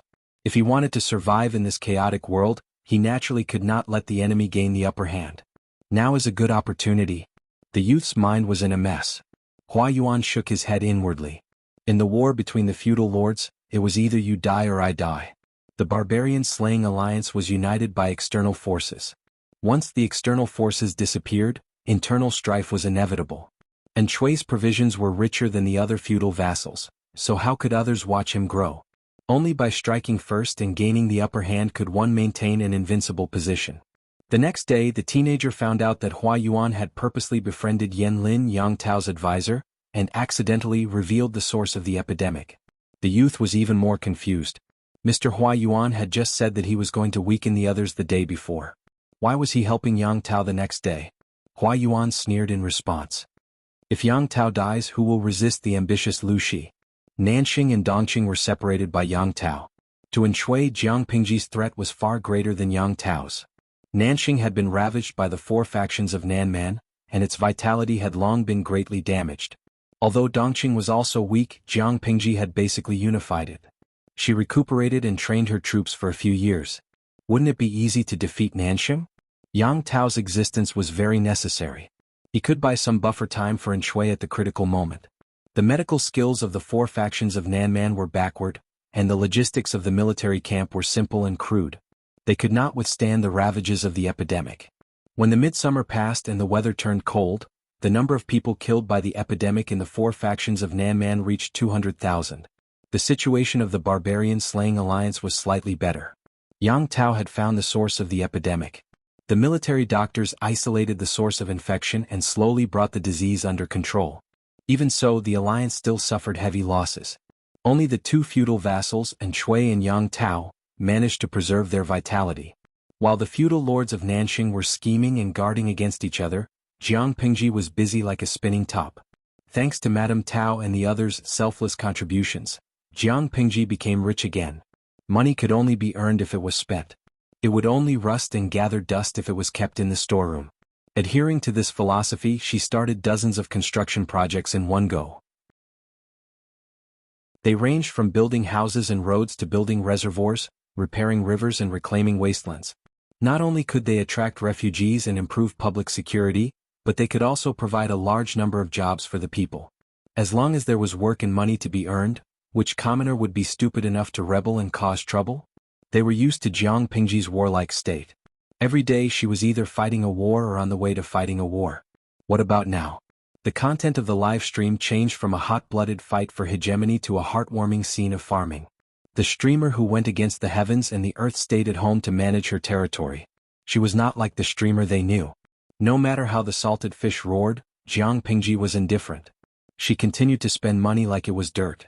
Speaking of spending money, one had to mention the branch of the Golden Scale Academy. Last year, during the enrollment expansion, Jiang Pingji secretly allowed the children of wealthy merchants and country gentlemen to enter the Golden Scale Academy. There were not many students, but those students were carefully selected. These children studied in the Golden Scale Academy for almost a year. Their learning effects were remarkable. More and more people secretly inquired when the Golden Scale Academy would continue to enroll so that they could fight for opportunities for their children to enter. Jiang Pingji felt that the time was right. She took the opportunity to propose the expansion of the Golden Scale Academy and the establishment of two branches. The Golden Scale Academy was the blood and sweat of Feng Ren, Qing Qing, and Yuan Jing. If she wanted to expand, she naturally had to discuss with them. The three big shots had no objections. After a few years, the academy had explored a more mature teaching plan.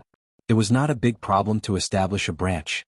Jiang Pingji smiled and said, "It's the fortune of all the students in the world that you are so understanding and reasonable." Master Yuanjing joked, "In my opinion, Master Lanting's generosity is the fortune of all the students in the world." The Golden Scale Academy was a teaching institution that had no income. The students' uniforms, textbooks, brushes, ink, daily expenses, and the teachers' salaries were all paid for by the government. There were also gifts during festivals. The land and buildings of the academy were also paid for by Jiang Pingji. Master Yuanjing had run an academy before.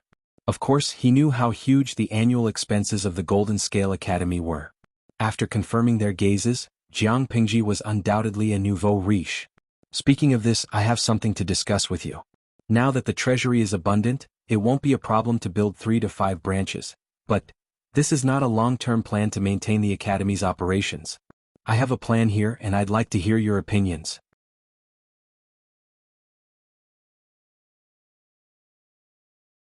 Chapter 1390.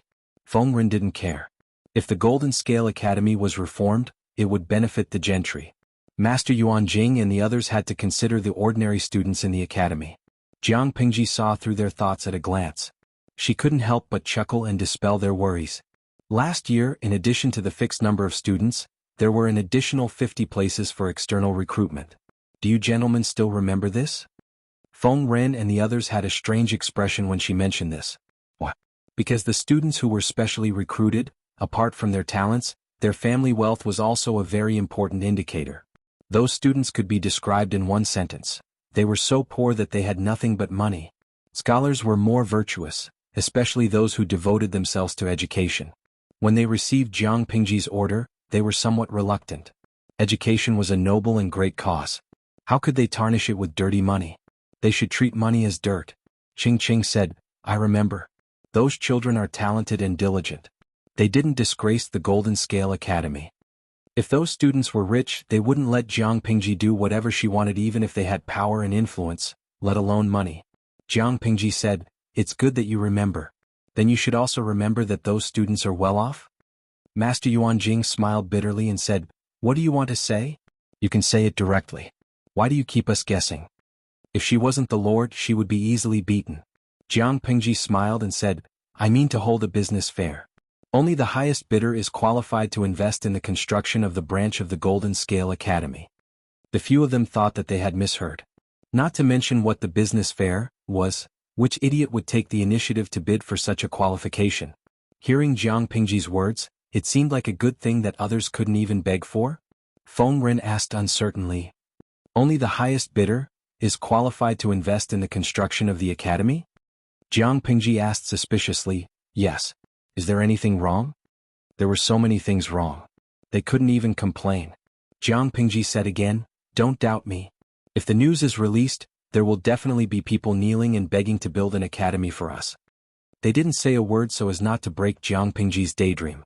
She continued, the person who invests in the construction of a branch of the Golden Scale Academy will be given the title of an honorary dean after the completion of the branch.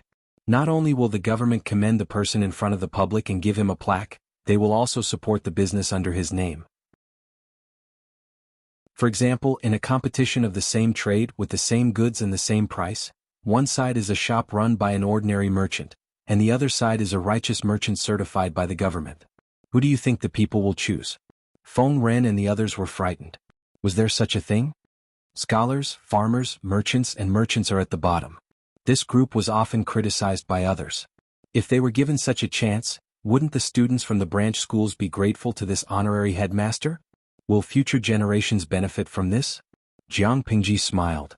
The government has praised the merchants, so the people naturally believe in their business. How could those shrewd merchants not see these benefits?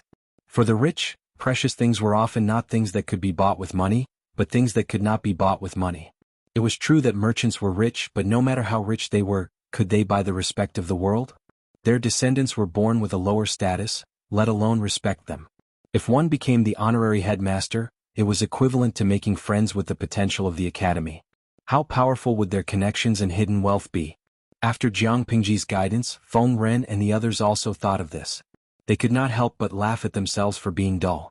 They said that no fool in the world would be willing to do such a stupid thing, but they did not know that this was really a good thing that was worth fighting for.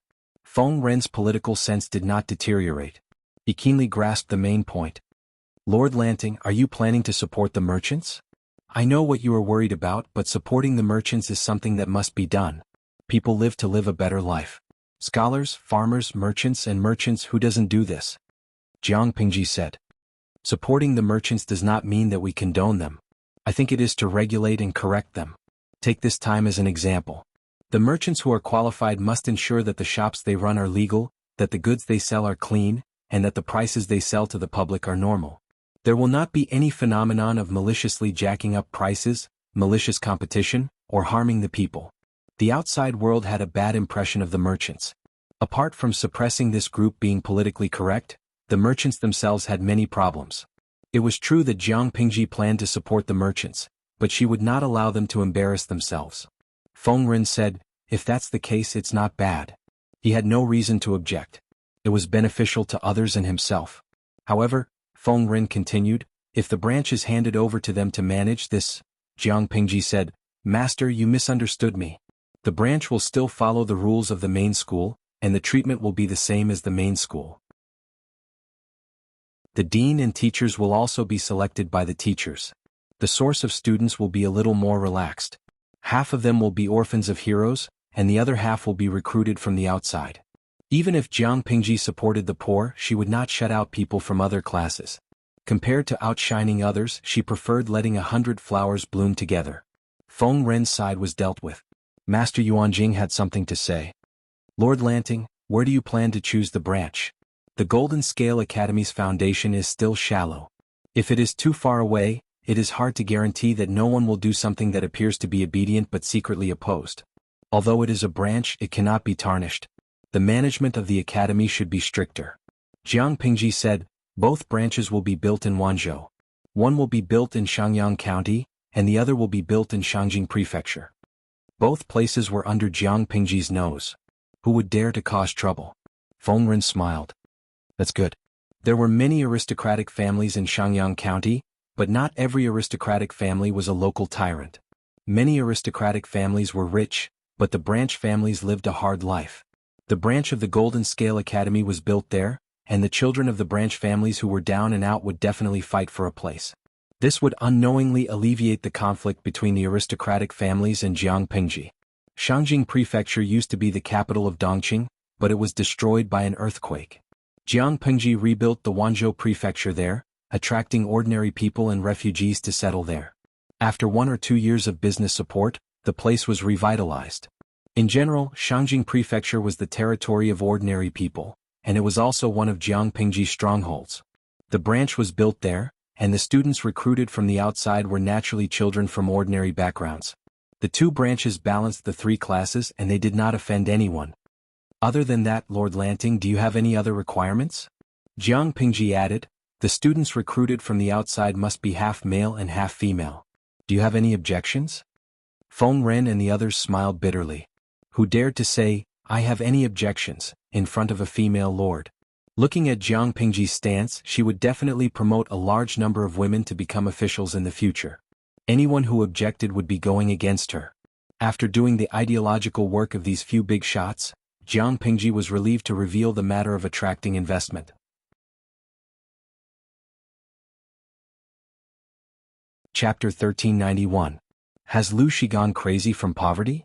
Does he really think he's the son of heaven and everyone has to give in to him and help him? Jiang Pingji was full of confidence, but the public opinion was not optimistic about her plan.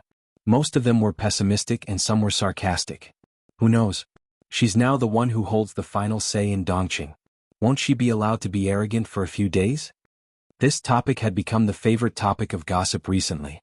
Regardless of whether it was a peddler or a student, they would only be satisfied if they gave some advice.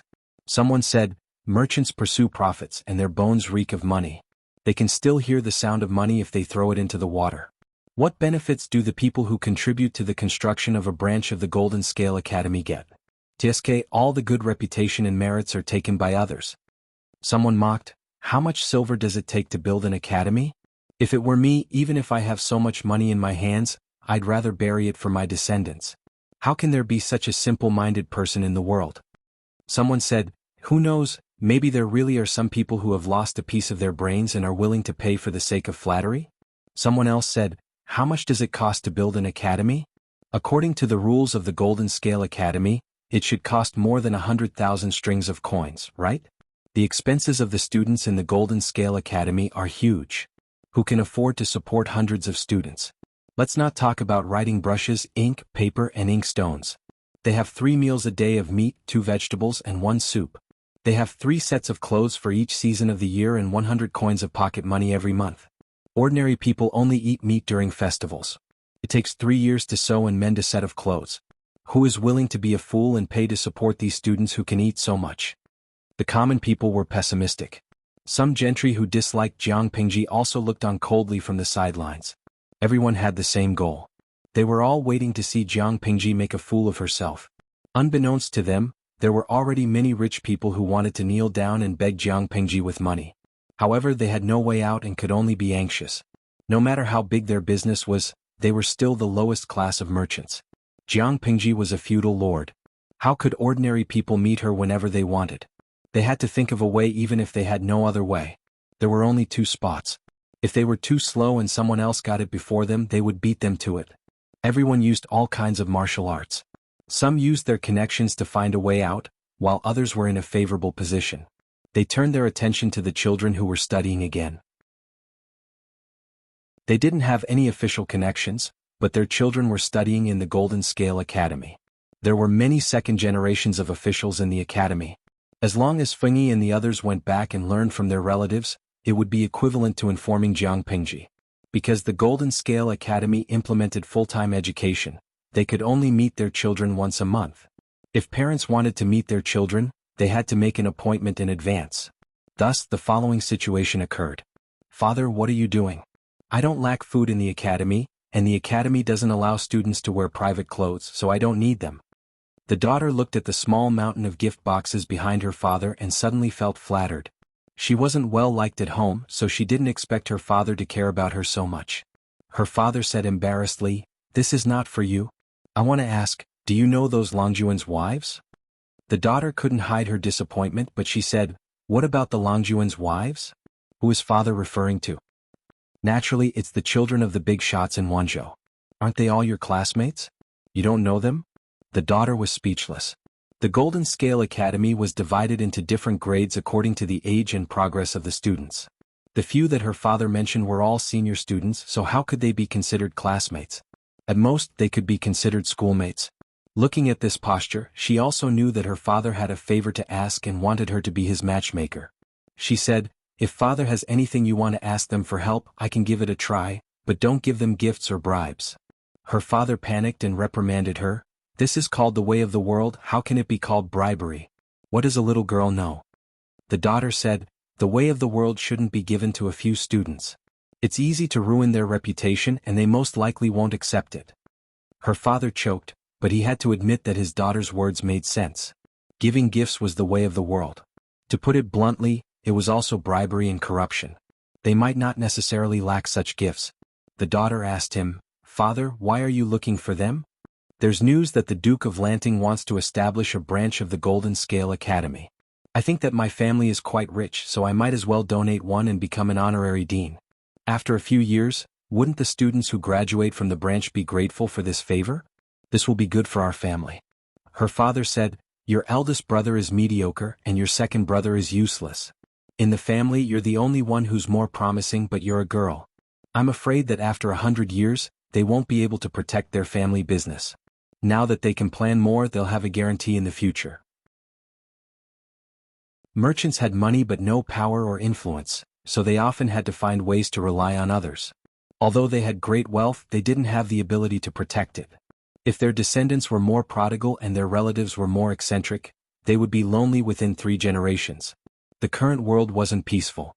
Without a backer, even a mountain of gold and silver could be robbed clean. I can give it a try, but I can't guarantee that it'll work. Although they were students of the same academy, and those few were amiable and approachable, they wouldn't fight with ordinary students. How to pass the message?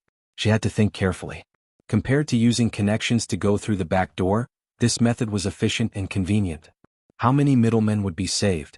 Feng Yi became the target of many people, so he told his father Feng Zhen about it.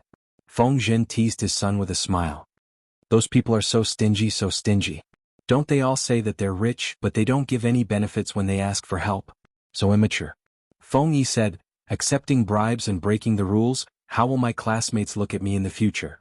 Feng Zhen wanted to laugh, but Wan Xiu tapped his hand with her fan, telling him to take it easy. It wasn't easy for the old Feng family to raise such a good son. They couldn't let Feng Zhen ruin his future. Feng Zhen wasn't serious either, so he took the opportunity to touch her hand, which made Wan Xiu roll her eyes. With your personality, you should be a censor in the future. You'll definitely offend everyone you meet.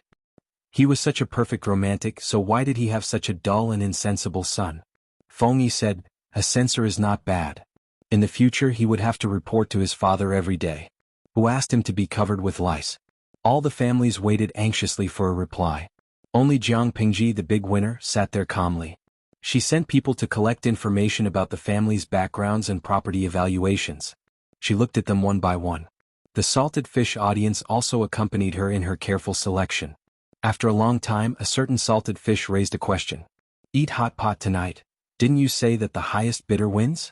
Streamer, you're trying to make a private deal. Jiang Pingji said, do I look like someone who will bend over for 5 buckets of rice? On the surface, it's an auction, but money doesn't get you the right to bid.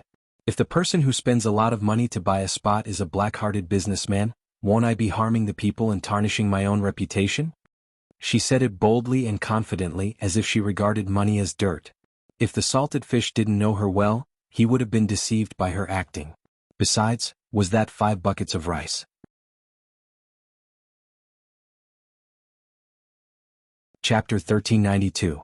Each of the 360 professions had its own master. Merchants who had the ability to expand their businesses naturally had a vision that ordinary people couldn't compare to. While this group of people was painstakingly trying to find a way, someone had already seen Jiang Pingji one step ahead of them. This person was none other than the leader of Chongzhou's Chui clan, Chui Yu. When outsiders mentioned the Chui family of Chongzhou, they would always mention their clan leader, Chui Yu, whose eyes were like torches. What? This was because Chui Yu had placed a heavy bet on Jiang Pingji before her power grew. It was precisely because of this choice that the small family that had been hovering between second and third class leaped to become the leader of Chongzhou's powers. Before relying on Jiang Pingji, the Chui family of Chongzhou was seen as a fence-sitter in the eyes of outsiders. They relied on business with the north borderline to make a fortune and were always looked down upon. After Jiang Pingji took over Chongzhou, she faced the threat of the north borderline and the suppression of the local aristocrats in Chongzhou. The Chuis were not afraid of the situation and resolutely chose to support Jiang Pingji. The facts proved that the Chui's gamble had paid off.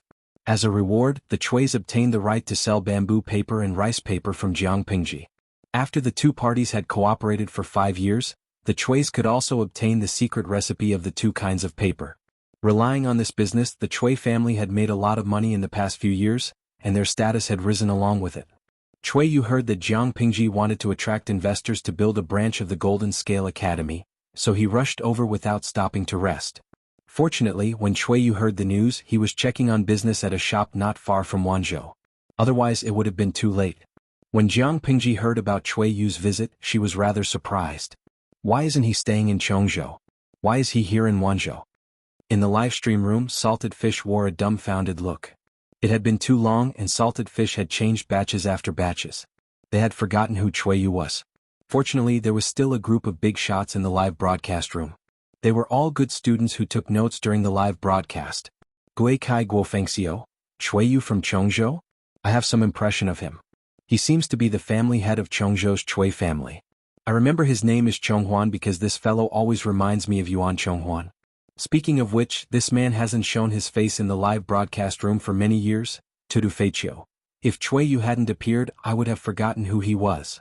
Old Salted Fish's attitude of meeting an old friend in a foreign land piqued the newbie's curiosity. Salami, who is Chui Yu? What about his looks? How old is he? Poor Taoist sees your chrysanthemum is poisonous. During the earthquake in Dongqing, the streamer saved a baby who was protected by his mother before she died. That baby was Chui Yu's son. Later on, the streamer used this child to get in touch with Chui Yu, roped in the Chui family, suppressed the other aristocratic families in Chongzhou, and turned the tables to take control of Chongzhou. As for Chui Yu, he should be around the same age as Feng Zhen. He was married and had a son. The Salted Fish all had the same question in their hearts. What was Chui Yu's purpose for coming here? Could it be that it was also to fight for a place in the branch academy? No matter how curious Salted Fish was, the answer could only be revealed when he met the person. After not seeing each other for several years, time did not leave a deep mark on Chui Yu's face. Instead, it added some depth and steadiness to his face. Jiang Pingji went straight to the point and asked, "Why did Zhonghuan come to Wanzhou?" She was a busy person and her time was precious. She didn't have the time to keep him in suspense. Chui Yu was also used to Jiang Pingji's straightforwardness. He said, "Because some parts of the accounts collected last year don't match up, I've been checking the shops outside for the past few days. I happen to hear that my lord is preparing to build a branch of the Golden Scale Academy. I wonder if this is true?" Jiang Pingji looked at Chui Yu with a faint smile. Of course it's true. Could it be that Zhonghuan also has such intentions? The Salted Fish couldn't help but hold their breath. They felt that the atmosphere was not quite right. Chui Yu came to invest. Wasn't this a good thing? Why did the streamer look unhappy? The Chui family has been operating for many years and has a small amount of assets. If my lord doesn't mind, I will naturally offer it to you to solve this urgent need. Jiang Pingji smiled and said, "Zhonghuan's news is outdated. I slaughtered a few fat sheep from the Tao family a while ago. Why would I be short of money?" Chui Yu revealed a relaxed smile and said gently, "I see. Then I'm overthinking." After the two of them finished talking, the inexplicably tense atmosphere dissipated, leaving the Salted Fish confused. "Yinuajia Zhuge Qinmao, have you forgotten the identity of the Chui family? The Chui family is now second to none in Chongzhou. They used to be rich and now they have power and influence. They are also trusted by the streamer and have taken over many profitable businesses. If the Chui family gets involved in the branch of the Golden Scale Academy, the students from the branch will be the Chui family's natural connections. These students are talents that the streamer spent a lot of money and time to nurture. It is impossible for them to become ordinary people. At the very least, they will be low-ranking officials. Those who are capable may even be high-ranking officials. If the Chui family is a little ambitious, it will be much easier for them to form a clique for personal gain." Chui Yu came to test Jiang Pingji. Seeing that she had no intention of letting the Chui family get involved in this aspect, he changed his words. The Salted Fish listened to the analysis of the big boss and could not help but shout at the society. Does one need intelligence to watch the live stream these days? After all, Chui Yu was one of them. Jiang Pingji did not treat him too harshly. She rejected Chui Yu's participation in the battle and handed over the paper supply business to Chui Yu. With the gradual improvement of the paper-making technology, the annual consumption of paper rose in a straight line. The production model of a small workshop could no longer meet such a large demand. Coincidentally, Jiang Pingji and Chui Yu's 5-year cooperation was about to end. At that time, she will hand over the secret recipe of paper production to the Chui family. After the Chui family has made a lot of money, the secret recipe will be made public so that other merchants can have a share of the profits. When there are more merchants producing paper, the market price will gradually decrease as the production volume increases. In the end, the ordinary scholars will benefit. Hearing Jiang Pingji's decision, Cui Yu's expression became much better. His worried heart also relaxed. The child of the Zhonghuan family is also studying in the academy? I remember the child is called Fushou, right? Regarding the name Fushou, which has a good meaning but is unbearably vulgar, Cui Yu could only maintain an awkward but polite smile. He had no choice. He begged Jiang Pingji for this name. No matter how vulgar it is, he has to use it. My son has been studying in the academy for 2 years. The master has taught him attentively. A while ago he sent a letter home saying that he got into the top 3 in his class. Jiang Pingji praised him sincerely. Top 3? That's really good. The Zhonghuan family has a successor. Cui Yu thought that Jiang Pingji was still single and did not even have a child. He could only listen silently with a smile and did not dare to answer. The outside world was waiting to see Jiang Pingji make a fool of herself. No one expected that the Cui family would appear at this juncture. Knowing that the Cui family did not get the quota, the crowd continued to sneer and watch. A group of merchants with big businesses could not sit still. Cui Yu was Jiang Pingji's confidant. If he wanted to fight for the quota, they really had no hope.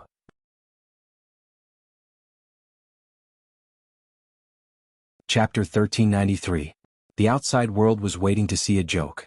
Unexpectedly, on the day of registration, merchants with some wealth almost trampled the threshold of the registration office. Is it true that money burns one's hands?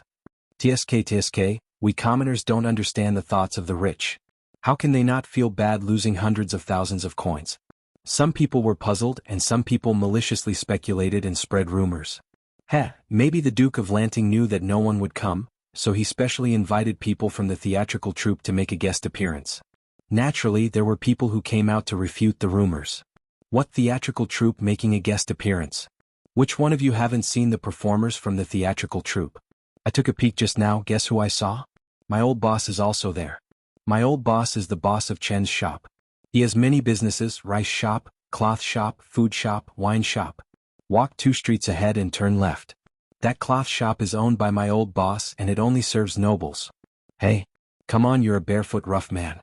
Have you ever seen the boss of Chen's shop? The surrounding people ridiculed him and the man's face turned red with anger. However, he was not good with words and could not win against others. On the other side, the rich man in the eyes of the commoners, the boss of Chen's shop, also obediently queued up to register.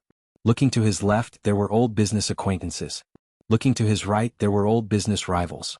Suddenly he felt a headache coming on and had no idea what to do. Not only did he have a headache, but his old acquaintances and rivals also had a headache. There were too many wolves and not enough meat. There were only 2 slots, but there were 40 to 50 people competing for them. It seemed that to win they could only rely on their wealth. Many people secretly gritted their teeth, planning to spend a lot of money to get a slot. Unexpectedly, the person in charge said that this was only the first stage. Everyone was at a loss. This was only the first stage?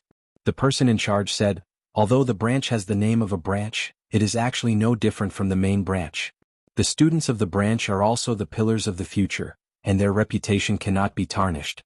Of course, we have to be very careful in selecting the honorary dean. Family wealth is secondary and the most important thing is integrity. Wealth is obtained in the right way.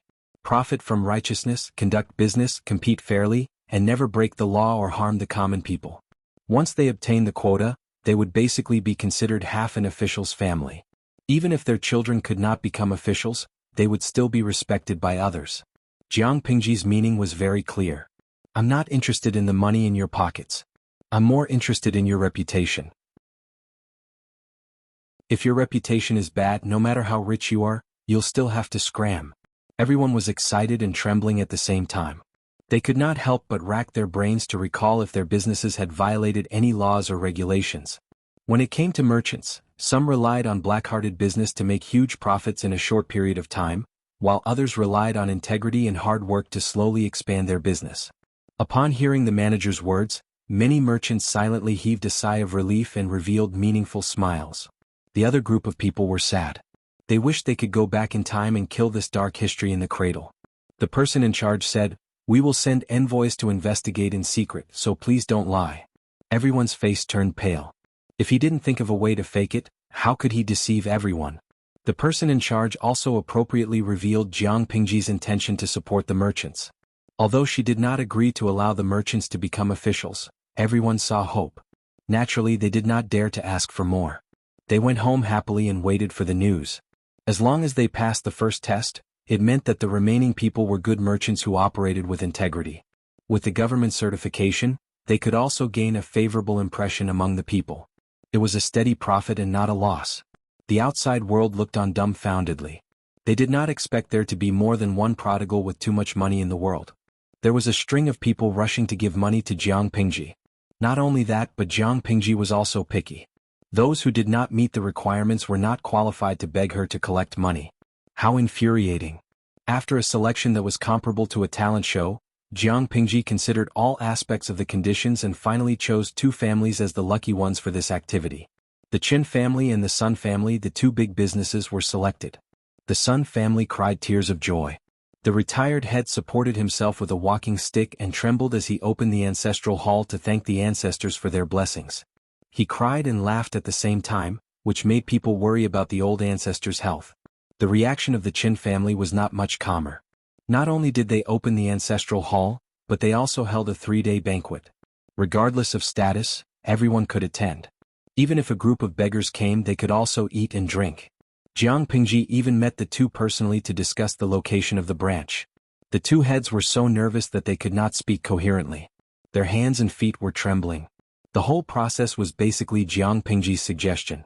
The two said, "Yes, okay, no problem, you can make the decision, Lord Lanting." In front of Lord Lanting, they only needed to talk. They did not need to bring their brains. There was also a small interlude in the middle, which was about the land of the branch. The land was Jiang Pingji's, but the two families had to buy it from Jiang Pingji. They had to pay 100 years of rent in one go. Because it was not fertile land, the price was not expensive. 200 mu of land did not cost much. The salted fish in the streaming room felt sorry for the two honest people. Jiang Pingji was clearly ripping them off. The people who were being ripped off had to smile and say yes. They took the initiative to wash their necks and machetes and waited anxiously for Jiang Pingji to rip them off. Grafizi, I feel so sorry for them that I can't watch anymore. These two are the most honest people of the year. The salted fish felt sorry for them, but the two were overjoyed and enjoyed it. Jiang Pingji said, "As for the branch, I will send someone to contact the two of you after the rules and regulations are drawn up. If you have any suggestions, you can raise them. If there are no accidents, the branch should start construction on the auspicious day next month. It is estimated that it will be completed by the middle of next year. You have invested a lot, so it is inevitable that you will neglect the learning and education of the younger generation. If there is a talented younger generation in your family, you can try to send them to the branch." After the two heard it, they were so moved that they wanted to cry. Their hearts were completely at ease. They had just invested, and they saw the hope of the autumn harvest. Jiang Pingji sent the two middle-aged men who were moved to tears away. Before she had a moment of peace, someone outside said that Lu Zhao wanted to see her. "Sister, sister, save little brother." Lu Zhao had just arrived when he pounced on Jiang Pingji like a swallow throwing itself into her arms. She dodged him coldly and stretched out her leg to trip him. Unsurprisingly, Lu Zhao fell and staggered. He felt wronged and said, "Sister?" Lu Zhao's gaze was filled with, "You are cold, heartless and unreasonable. What happened to the brother-sister love?" Jiang Pingji said, "Tell me what's the matter. Don't tell me you don't have any spare change to spend again?" Lu Zhao said, "Sister, do you think I'm such a worthless piece of trash? This is really an urgent matter. Speak normally." Lu Zhao said, "Father is coming. The letter just arrived and he's already here." "Lushi?" Jiang Pingji frowned. "Father is coming? Why didn't anyone inform me?" Lu Zhao said, "Sister, aren't you busy with work? I also waited for an hour before I saw you." Jiang Pingji stood up and flicked her sleeves. She said calmly, "I am going to see father. Do you want to come?" Lu Zhao trembled and said with a bitter face, "If father questions me about running away from the marriage, you have to help me."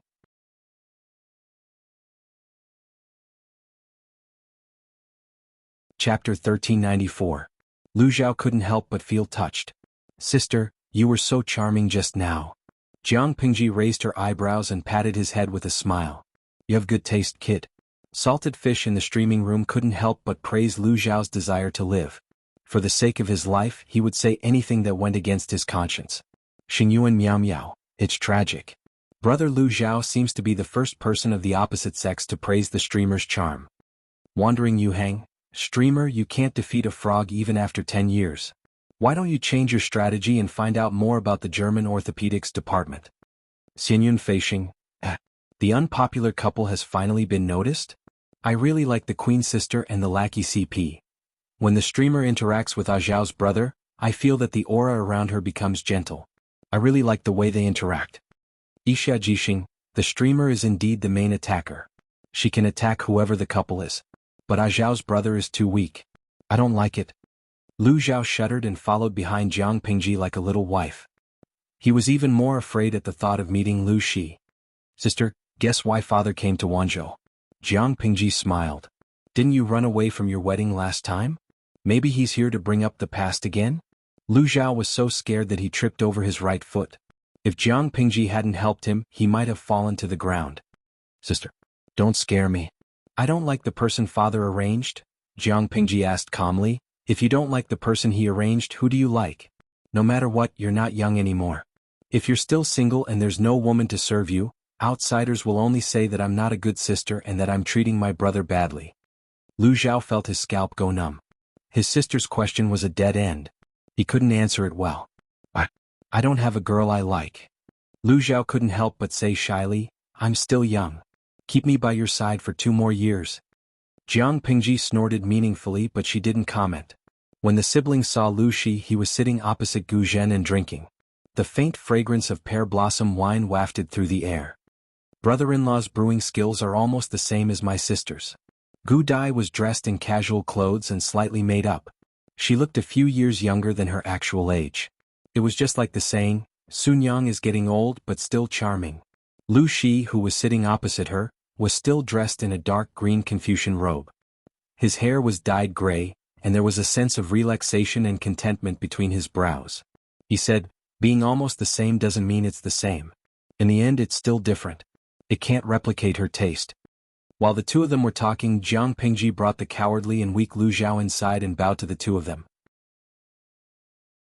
Lu Zhao also obediently followed suit, wishing that she could hide her petite body in the shadow of her elder sister's sturdy body.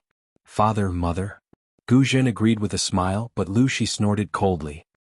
He placed the wine cup in his hand on the table with a clang, scaring Lu Zhao so much that his heart trembled. Jiang Pingji said, Why did father suddenly come? At least let me know in advance so that I can send people out of the city to welcome my father. Seeing that Jiang Pingji had spoken, Lu Zhao secretly rejoiced that he had successfully changed his target. Who knew that Lu Shi would not let him go? I'm here for my unfilial son's marriage. It's just a family matter. It's more important for you to attend to your own business. There's no need to involve so many people. Lu Shi's pitch-black eyes seemed to hide a horrifying sharp blade. Lu Zhao felt uncomfortable when he looked at him. He wanted to find a hole to hide in. He was extremely afraid of Lu Shi. If Jiang Pingji had not stood in front of him, Lu Zhao did not know whether he would have made a fool of himself in front of everyone. For Zhao's marriage? Jiang Pingji tilted her head and looked at the pitiful Lu Zhao. She said, Marriage depends on fate. Zhao still wants to play around and is unwilling to get married. Why should father force him?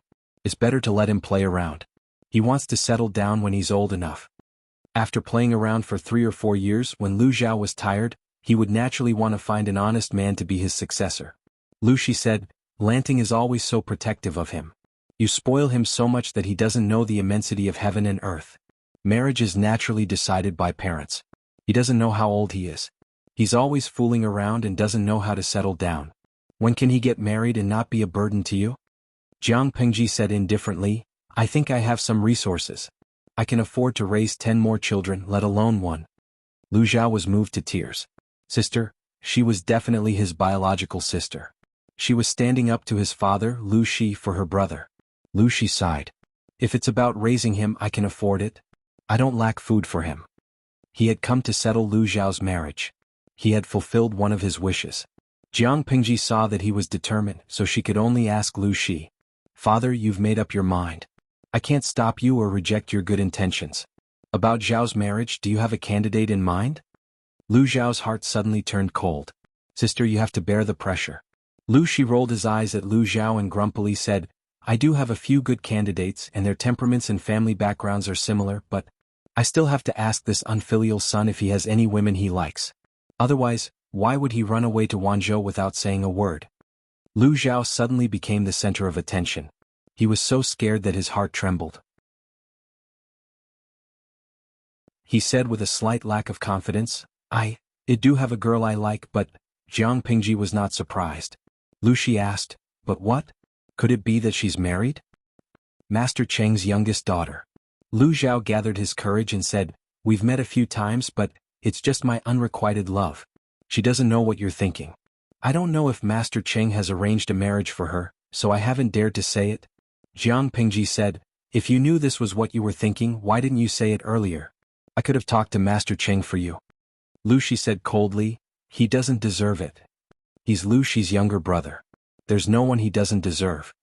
Jiang Pingji smiled and said, Zhao, go back and wait for the news. I'll go to Master Cheng's residence and ask him about it.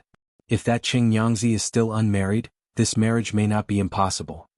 Lu Zhao was dumbfounded. He felt, Lu Shi and Jiang Pingji seemed to have swapped positions. According to his calculations, shouldn't Lu Shi be the matchmaker while his sister objected or tried to smooth things over? Based on Lu Zhao's current status, it was politically awkward for him to be Master Cheng's daughter. They were indeed not a good match. Lu Zhao was sent away by Jiang Pingji, and Gu Jin also gave some space to the father and daughter. Jiang Pingji sat in Gu Jin's seat and took a clean cup of wine. She drank by herself and said, Father, why are you here all of a sudden? She had asked this question once before. The first time she still had the live stream open. The second time she turned it off. Lu Shi said, I'm here for my unfilial son Lu Zhao.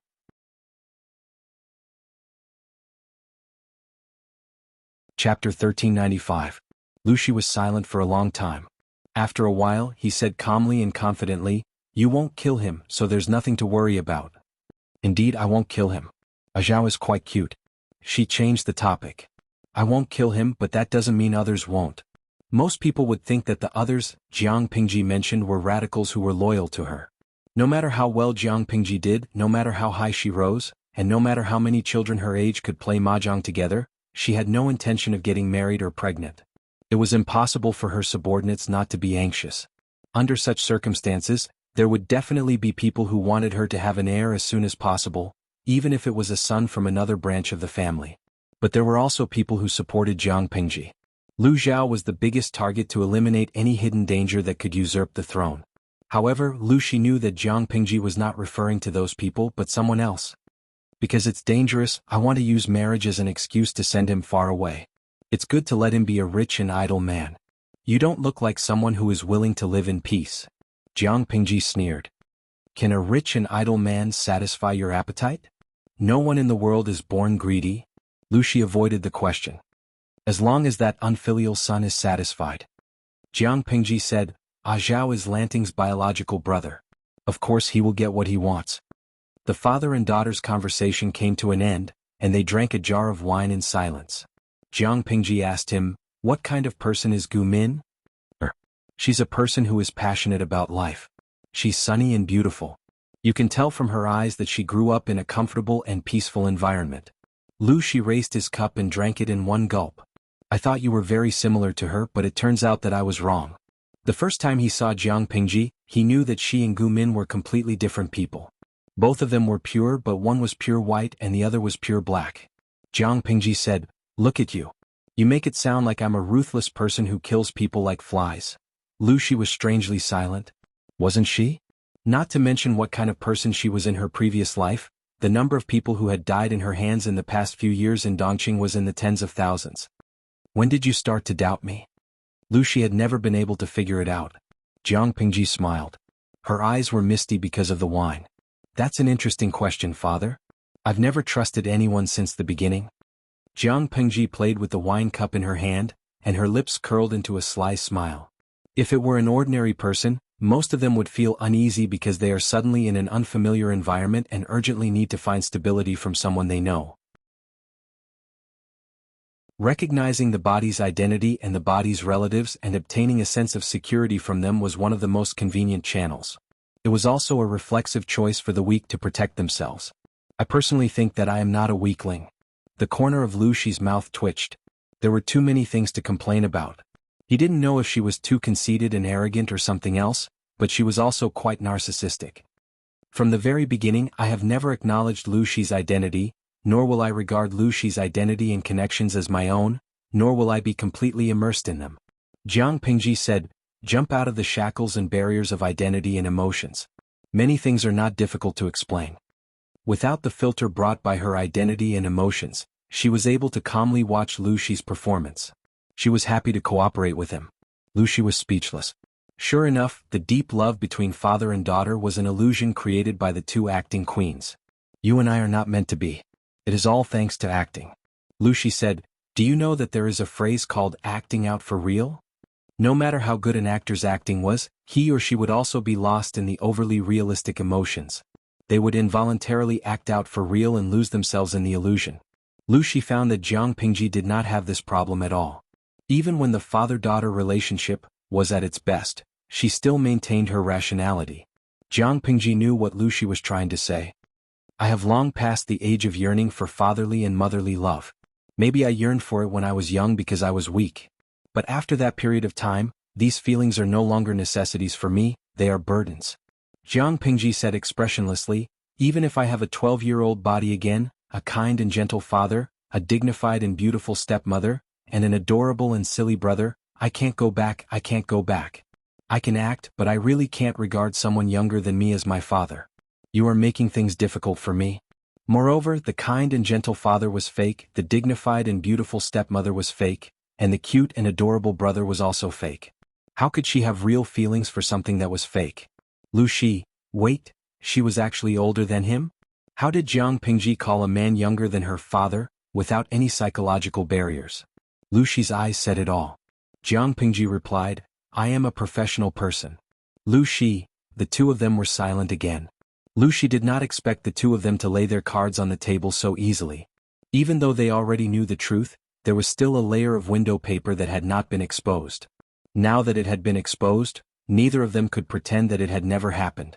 Jiang Pingji said, you have said so much to me today. Are you planning to form an alliance with me? Lu Shi replied, why not? The enemy of my enemy is my friend. Jiang Pingji revealed a meaningful smile. What happened to the allies who had formed an alliance with her in the past?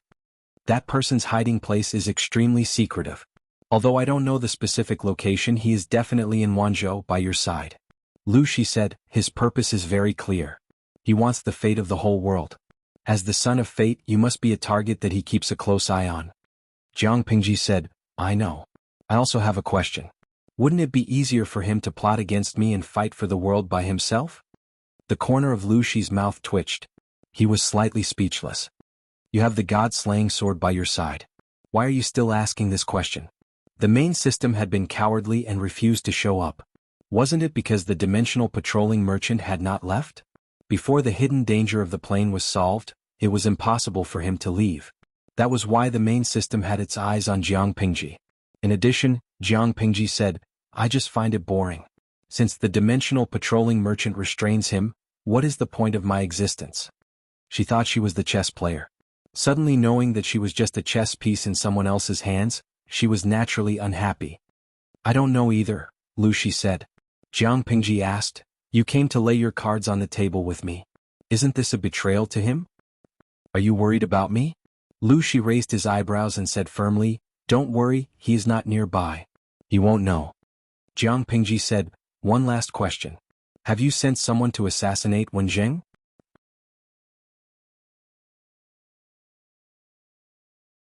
Chapter 1396. Lu Shi's face showed some surprise and astonishment. Jiang Pingji looked at his face calmly without blinking. Is this important to you? Lu Shi raised his eyebrows and looked at Jiang Pingji with a complicated expression. He wasn't a gossipy person, but he was curious about the man who was lucky enough to get so many beauties in the history that Gu Min knew. He had suspected Qiguan Rang before, but ever since Qiguan Rang married Wei Yuan's eldest daughter, Lu Shi removed him from the list. Now he wasn't so sure. Could it be that Qiguan Rang would lose his wife in the future and the two of them would secretly get married a few years later? If that was the case, what would happen to Wei Ci? Jiang Pingji didn't know what Lu Shi was thinking. She said indifferently, Honesty is the basic attitude of an alliance. I didn't send anyone to kill him. Lu Shi shook his head and denied it. He suddenly thought of something and said with uncertainty, but I can't guarantee that I didn't. All living creatures had 7 emotions and 6 desires, and he was no exception. However, he was arrogant and conceited. He regarded the 7 emotions and 6 desires as a burden, so he took the initiative to abandon this part of his emotions. In the end, this part of the emotions became an independent Lu Shi. Although he became independent, they came from the same source and the other party retained his strength. If he wanted to use my hand to do something, I wouldn't be able to detect it. Lu Shi hated this state of affairs. The other party had taken advantage of the situation and controlled the body to strangle Gu Min, who had just given birth. Not only Gu Min, but the 2 sons who died young were also related to the other party. Lu Shi didn't dare to think about it. Gu Min was desperate and resentful before she died. She had always been a smart person. The main body of the system wanted to kill Gu Min mostly because Gu Min knew something she shouldn't have known, and that was why she was killed. For example, the truth of the 2 sons' deaths. The main body was afraid that Gu Min would spill the beans, so he killed her. Jiang Pingji said, Wenjing injured his left hand in the assassination. According to him, the assassins behaved strangely. They didn't seem to want to kill him, but more like they were testing something. At first, I suspected that they were sent by you to test whether Wenjing was my weakness. Lu Shi was confused. Weakness? Jiang Pingji said, the person I trust the most and am least guarded against is my weakness. Lu Shi remained silent for a while. With all due respect, such a person can't possibly exist, right? Everyone should have a dream. Who knows, I might have guessed it. Jiang Pingji's tone remained calm as usual, as if what she said was as normal as, it's a sunny day today. She said, I have my reasons for suspecting you. Weren't you my enemy before we had a showdown and formed an alliance? As a normal father, no one would like a wandering ghost to take over his daughter's body and identity. It was only natural for him to take over everything she had and use it to make a name for himself, right? If I were the father, I would punch that shameless outsider to death. I also suspected that Lu Shi wasn't dead and that she was still alive in some corner of the world. When I unite the world and stand in the most honorable position in the world, you will let her come back and occupy this body and identity. Lu Shi and Jiang Pingji had always been on opposing sides. Jiang Pingji had taken over Lu Shi's daughter's body. Why would Lu Shi like her when he knew it? Was it because she could achieve something that Lu Shi could never achieve in his lifetime? Lu Shi was not Gu Zhen. He might not care about fame and fortune. They could remove their masks and talk calmly only because they had the same enemy and had no choice but to form an alliance. Following Jiang Pingji's narration, Lu Shi's calm expression began to crack. After a person dies, it takes a certain amount of time for their spirit to completely dissipate. When I entered this body, my body was warm. In other words, someone took away the real Lu Shi in a very short time. Lu Shi had just left and I came right after. I don't need to think too much about who took Lu Shi away. Of course, I have reason to suspect that you are in cahoots with that person and have reached some kind of mutually beneficial agreement. You have to pretend to be calm and composed in front of the enemy who killed your daughter, every day. Your professionalism is beyond doubt. Jiang Pingji said with a tone of, I knew it. My speculation is not baseless, right? Lu Shi was speechless and only retorted after a while. You know that I have ill intentions towards you, but you can still play along with me calmly. You are indeed worthy of being the future Emperor Qin. You are indeed admirable. Jiang Pingji said, the reason why conspiracies are so frightening is because of the dark word. Unknown dangers are the most difficult to guard against. You belong to the known category to me. At the same time, you don't know that I have ill intentions towards you. Who do you think should be more afraid? Lu Shi was speechless. He was really speechless. He had thought that Jiang Pingji was important enough, but the person in front of him was more difficult to deal with than he had expected. Jiang Pingji said, as we speak, I am suddenly very curious about something. My dear ally, can you explain it to me? Lu Shi was speechless. How could he say no? If they continued talking, he would really doubt whether his decision to form an alliance with Jiang Pingji was right or wrong. To some extent, Jiang Pingji was much more terrifying than the main body of the system. As a separate part of the system, you must have a reason to give up your cooperation with him and your plan to let Lu Shi come back and take over my body, right? If the reason is not good enough, I really doubt whether you sincerely want to cooperate with me or are you trying to trick me. Lu Shi was silent for a long time. He refused to answer the question, but Jiang Pingji could guess. For Lu Shi, who was more important than his daughter Lu Shi and son Lu Zhao? This person could make him give up his cooperation with the system and turn to Jiang Pingji as an ally. After thinking about it, there was only one answer. Gu Min. Gu Min's death has something to do with the main body of the system? Jiang Pingji said with certainty. You said before that the main body of the system took over your body and used it to do things you didn't want to do, and you didn't know anything about it. Let me make a bold guess. Could it be that the guy used your body to hurt Gu Min, or even kill her? You know the truth, so you decided to abandon your previous plan and form an alliance with me? Lu Shi glanced at her out of the corner of his eye and said coldly, "You can shut up." She knew that it was a wound that should not be touched, but she still stepped on it persistently. If it were not for her strength, she would have been put in a gunny sack and beaten to death. It seems that I have guessed correctly. Jiang Pingji was not surprised. Because this body belongs to your daughter, we are on opposite sides, and there is no possibility of peaceful coexistence. When the main body of the system is killed, if you don't want to die, you'd better find a way out for yourself. Once the system died, Jiang Pingji would have nothing to worry about. She would personally remove all the hidden dangers. She hoped that Lu Shi would not do anything that would cross her bottom line.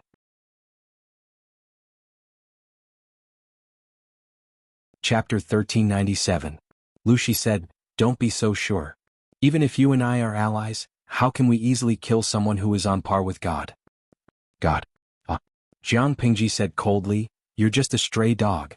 What else can you do besides barking and hiding?" Lu Shi was speechless. Her words were reasonable and he couldn't refute it. After all, the main body of the system was in such a state. Lu Shi said expressionlessly, "If that's the case, I won't say any more nonsense. I wish you good luck. I only hope that you can get what you want. Don't be like me, who was too smart for my own good and lost the one I love. I was wrong. Maybe you don't love at all." Jiang Pingji rested her chin on her hand and said, "Who said that? How can a lovable and lovely person like me be a single dog?" Lu Shi couldn't bear it anymore and said, "Shut up." Jiang Pingji couldn't help but laugh. It was the first time she saw Lu Shi on the verge of breaking down. Lu Shi said, "According to what we know, the person is hiding around you. It's very likely that he's with someone close to you. If Jiang Pingji wasn't careful, she would lose the person. Let's see if she could still laugh then. Of course I know. I've locked on to the target. No one can take my things and people away from me." Jiang Pingji said confidently and conceitedly. Lu Shi held back and didn't say anything sarcastic in the end. After saying goodbye to Lu Shi, Jiang Pingji left with Lu Zhao, who was anxiously planting mushrooms. "Sister, what did you talk about with father? He doesn't look too good." Jiang Pingji said, "We talked about adult matters. Children shouldn't ask too much." Lu Zhao pursed his lips and tried hard to suppress the curiosity in his heart, lest curiosity killed the cat. "About the youngest daughter of the Cheng family, are you serious?" Jiang Pingji's tone was cheerful and didn't sound unhappy, but Lu Zhao didn't dare to say yes. The youngest daughter of the Cheng family's father was Cheng Cheng. Cheng Cheng had an invisible influence in the Wanzhou group. Lu Zhao didn't dare to provoke him to avoid unnecessary suspicion. Lu Zhao said bitterly, Isn't that to avoid father's forced marriage? Besides, the youngest daughter of the Cheng family isn't young anymore. How could she not be engaged? I'm just using it as a shield. Father won't stay in Wanzhou for long. When he returns to Chongzhou to retire, I'll have escaped with my life. Sister, don't tell me that you think I'm spending too much and want to drive me out? Lu Zhao took advantage of Lu Shi in Chongzhou and Jiang Pingji in Wanzhou. His monthly salary was not low. He had reason to suspect that Jiang Pingji despised him for being too extravagant. Jiang Pingji kicked his calf impatiently. She was slow and gentle, otherwise Lu Zhao's leg would have been broken. Lu Zhao, are you a man now? If you like him, then you like him. If you don't like him, then you don't like him. Why worry so much? Jiang Pingji put her hand on his shoulder as if they were good brothers. If you like it, I'll immediately go to your house and arrange a marriage for you.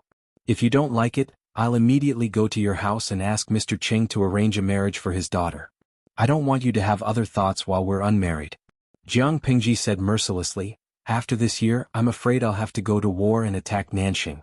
I won't be back for another year or two. By the time I'm back, maybe his child will be able to crawl and walk. Do you really not regret it? Lu Zhao did not speak. Jiang Pingji pressed his head with one hand, causing him to bend over. You're young, but you have a lot of thoughts. Don't meddle in adult matters. Just live your own life. Jiang Pingji had always been alone. She had no siblings. Lu Zhao, the cowardly and weak boy, was especially likable to her. Lu Xiao had no conflict of interest with her, and the boy had never harbored any ill intentions towards her. Naturally, Jiang Pingji could tolerate him. Not to mention anything else, just for the sake of Gu Min, her brainless fan, she had to be merciful and soft-hearted. After the siblings walked for a while, Lu Xiao stammered and squeezed out a few words. Then I'll have to trouble you, sister. Help me ask if she's engaged. Jiang Pingji smiled and said, what if she's engaged? Then ask her if she likes her future husband's family. Jiang Pingji asked again, what if she likes them? Then ask her future husband's family if they have a short lifespan. Jiang Pingji smiled and asked, what if they have a long lifespan? Then ask her if she has considered having a daughter or something. Jiang Pingji said, what if she only has a boy? Sister, you're forcing me to my death, Lu Xiao said. Jiang Pingji said, if you really have such a hobby, I can beat you to death right now. Don't be a scourge while you're alive. Lu Xiao shuddered. Could he be blamed? Sister was the one who started it. He was just reacting accordingly. Jiang Pingji was not very busy recently. The next day she prepared a generous gift and visited Cheng Cheng's manor. Cheng Cheng and his wife did not know why and were secretly guessing her intentions. They did not expect to hear Jiang Pingji mention the youngest daughter in the manor. The husband and wife were both smart people. How could they not understand Jiang Pingji's intentions? She was planning to arrange a marriage for her brother, Lu Xiao. Even though Lu Xiao was the son of a concubine, he knew how to cozy up to someone powerful. In the marriage market he was quite popular. I already understand your intentions, Lord Lanting. Lu Sanlangjun is naturally a good choice. I've met him before, Cheng Cheng said. Although the marriage of children is decided by the parents, it also depends on the children's opinions. If my daughter is interested, I'm naturally willing to form an in-law relationship with you.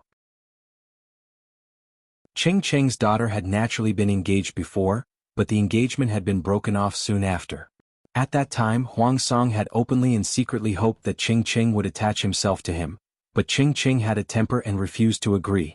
Unexpectedly, the in-laws fawned on those in power.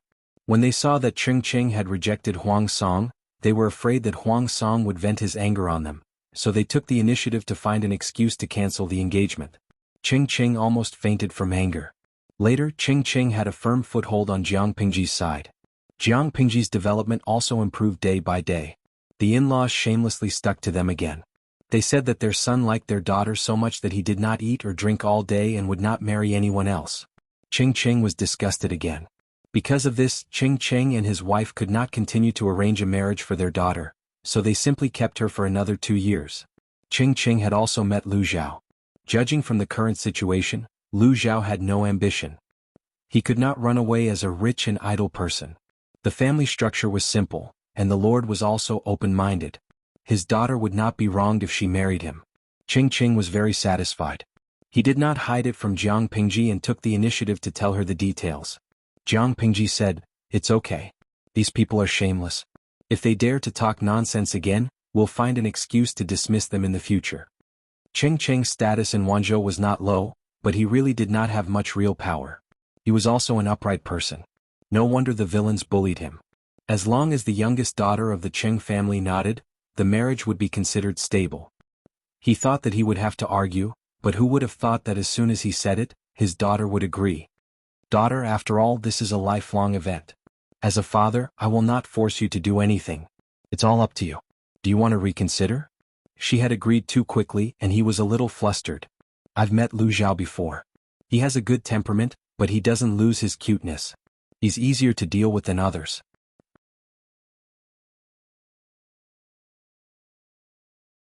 Chapter 1398. Sister, what did Qing Yangzi say? Is there an engagement? Do you like your husband's family? Is your husband's family short-lived? Do you have plans to have a daughter? Jiang Pingji had just returned when the boy, who had just crossed his legs and swung his legs, immediately came up to her shamelessly. Jiang Pingji brushed him away with a slap. This boy was so mischievous. He was itching for a beating. I'm thirsty. She raised her eyebrows at Lu Xiao. The lackey hurriedly poured tea for her and massaged her shoulders and legs. He was extremely attentive. Jiang Pingji said with satisfaction, "There is an engagement, but that marriage fell through long ago. In the end you benefited from it. If there are no other accidents, this marriage is in the bag. As long as Master Cheng gives his word, I'll get someone to pick an auspicious day in a few days and send an iceman to the manor to be the matchmaker for you. Master Cheng's family is very strict. You can't make any mistakes. You should restrain yourself." Lu Zhao's little face was smiling like a spring flower. He opened his mouth and said all kinds of sweet words that cost nothing. If it was a young girl who had her first awakening of love, she might not be able to resist the temptation of this small mouth. However, Jiang Pingji was his sister. Not only did the latter's heart not beat wildly, but she also slapped him. "What about the betrothal gift? Have you thought about it?" Jiang Pingji asked him expressionlessly. Lu Zhao was at a loss. He immediately looked at her with a burning gaze.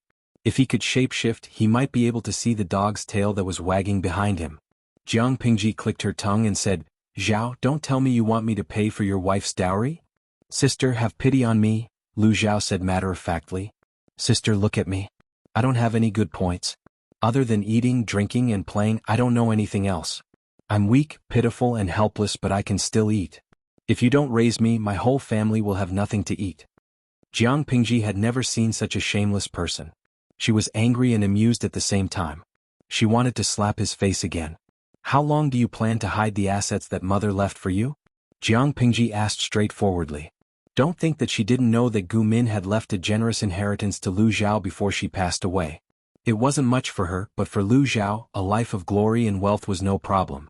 "This kid doesn't lack money, yet he keeps complaining about being poor to me. Does he have any shame?" Lu Zhao wanted to play dumb, but when he saw Jiang Pingji's clear eyes, he knew that his secret could not be kept. "Sigh, even if mother left behind a mountain of gold and silver, I can only sit and eat it all away," he said helplessly. "Besides, on the surface I'm just the son of a concubine from a lowly family. It's hard to guarantee that no one will suspect me if I make so much money all of a sudden. There are too many shrewd people working for sister. I'm afraid that if I make too much money, they'll suddenly kill me. I'm also very bitter, sob sob sob." Speaking of this, Lu Zhao felt extremely bitter in his heart. Other than being a good-for-nothing who didn't work hard, who didn't know how to distinguish grain from grain, everything he did was life-threatening. He couldn't become an official, he couldn't do business. If Lu Zhao didn't think of a way to make Jiang Pingji support him, how would he be able to provide for his old age?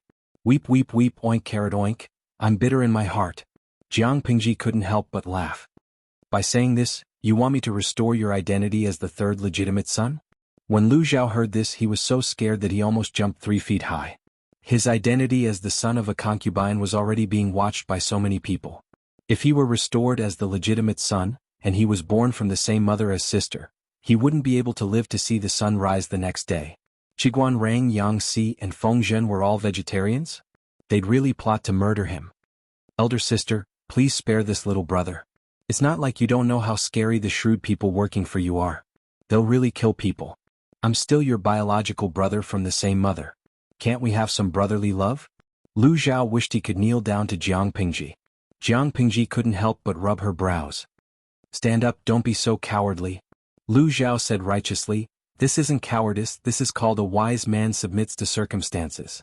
Jiang Pingji said impatiently, "Tomorrow I'll look for my father to ask for a betrothal gift for you. He'll pay half and I'll pay the other half. After all, you're the apple of Master Cheng's eye. If the betrothal gift is shabby, it'll inevitably give people the impression that you're being disrespectful. You can offend anyone but a scholar. You have to maintain your dignity." Lu Zhao stammered, "Asking for it from my father? This isn't very good?" Jiang Pingji lifted her foot and kicked Lu Zhao. She couldn't help but say angrily, "You're his son, not mine. He won't pay for his son's marriage. How can there be such a good thing?" Lu Zhao hugged her leg and said, "An elder sister is like a mother. Sister, do you understand?" Jiang Pingji's face was cold. She grabbed Lu Zhao's collar with one hand and dragged him out. She threw him aside and closed the door in one go. Lu Zhao lay on the ground and rolled around for a while. Seeing that Jiang Pingji wasn't soft-hearted, he sighed faintly and turned over to lie on the ground. He turned his head to look at the bright sunlight and the azure sky outside. As he looked, the corners of his lips couldn't help but curl into a faint smile. "Mother, please bless your son to get what he wants." The sunlight was dazzling. He squinted his eyes lazily and maintained the posture of lying on his back.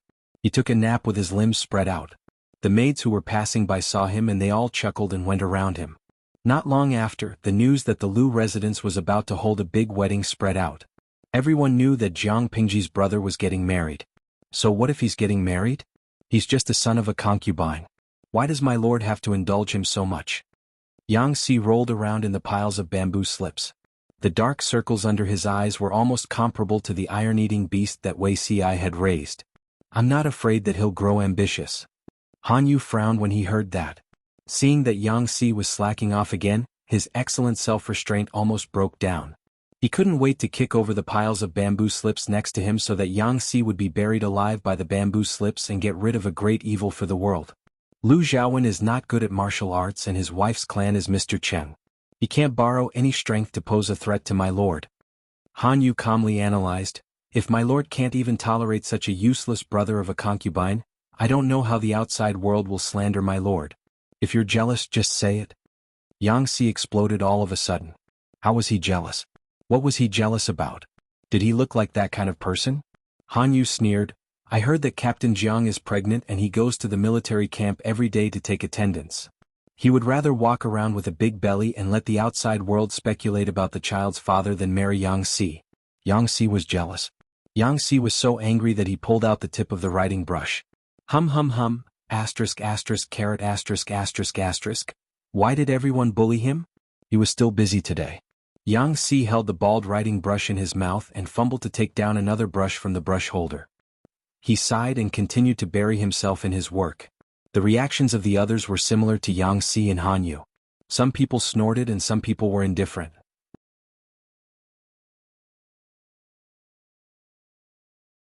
Chapter 1399. Jiang Pingji had a big family business, so it was not difficult for her to prepare a betrothal gift. Lu Shi kept saying unfilial son and unfilial son, one after another, but he was also prepared and prepared all kinds of betrothal gifts.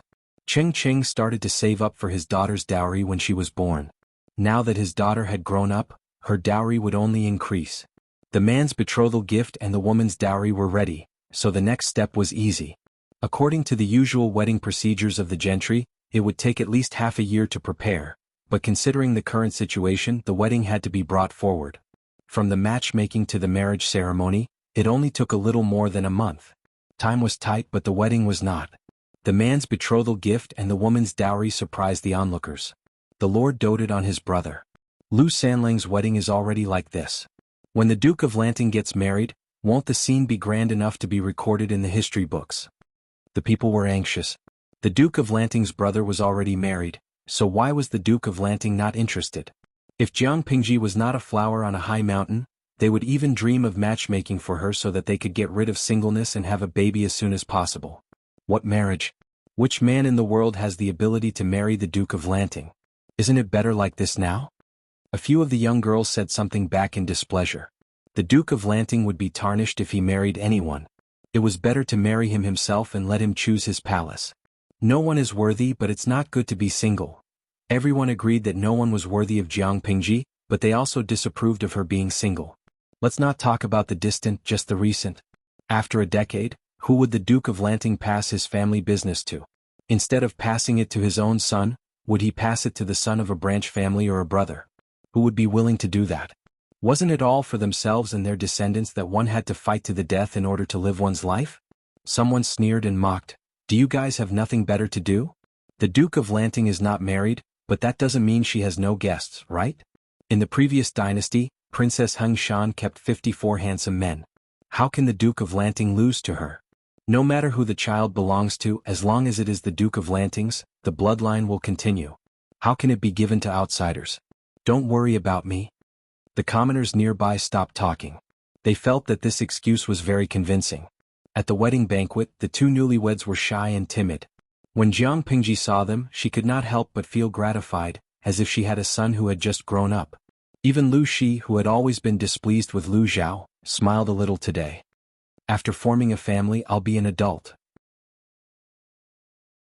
As the head of a family, I have to be prudent in my actions and words. I can't be as reckless and stupid as before.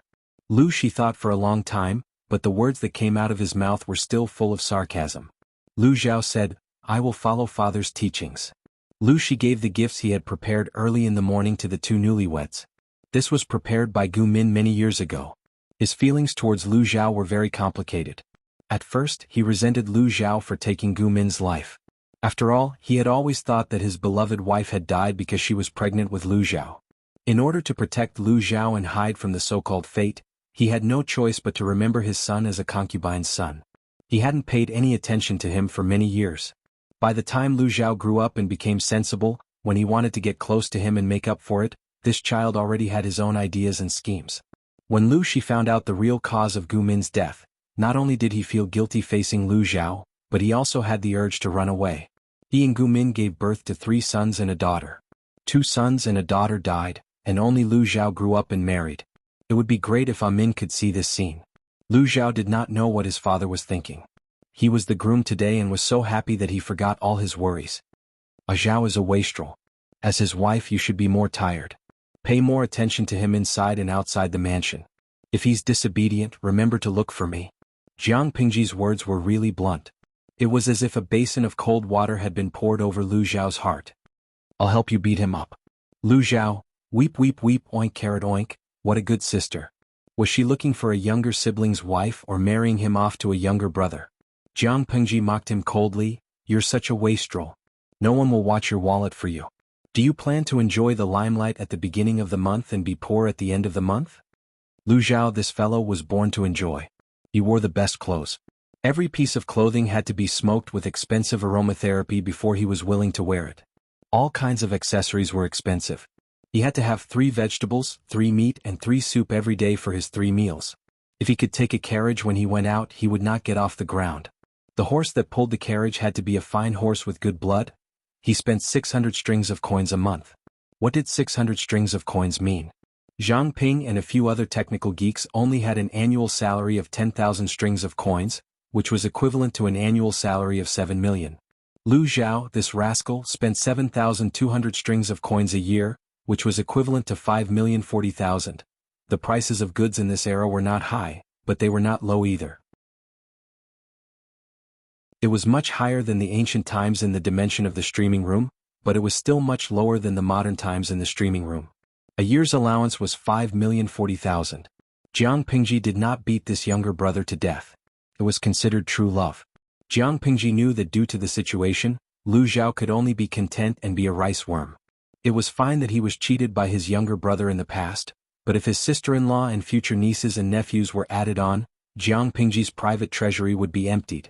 Lu Zhao felt like he had nothing to live for anymore.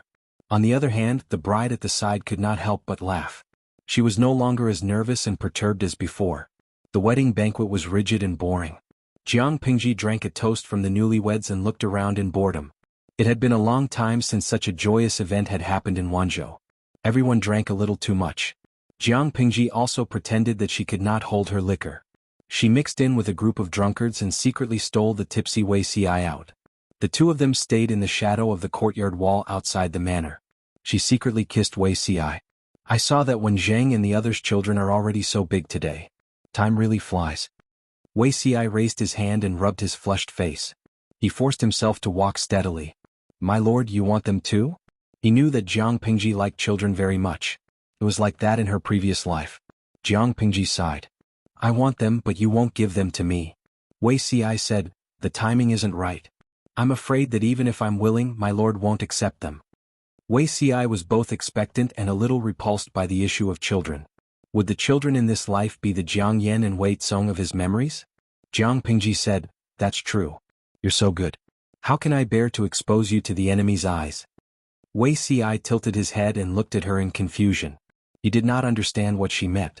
Jiang Pingji said, you'll know in the future. I'll send you back to the manor. Remember to drink some hangover soup. She sent Wei Xi back to the manor. She hugged and kissed him for a while before leaving reluctantly. Jiang Pingji said, time passes faster. When the time comes there won't be so many worries. Wei Xi listened to her words and could not help but laugh. The moon was high in the sky and night fell. On this quiet night, something happened that made Jiang Pingji furious.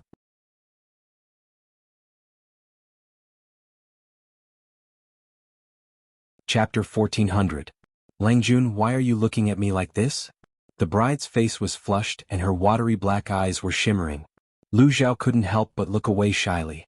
Madam, You are very beautiful tonight. Lu Xiao said uncomfortably, the most beautiful person I have ever seen. The red candles flickered around.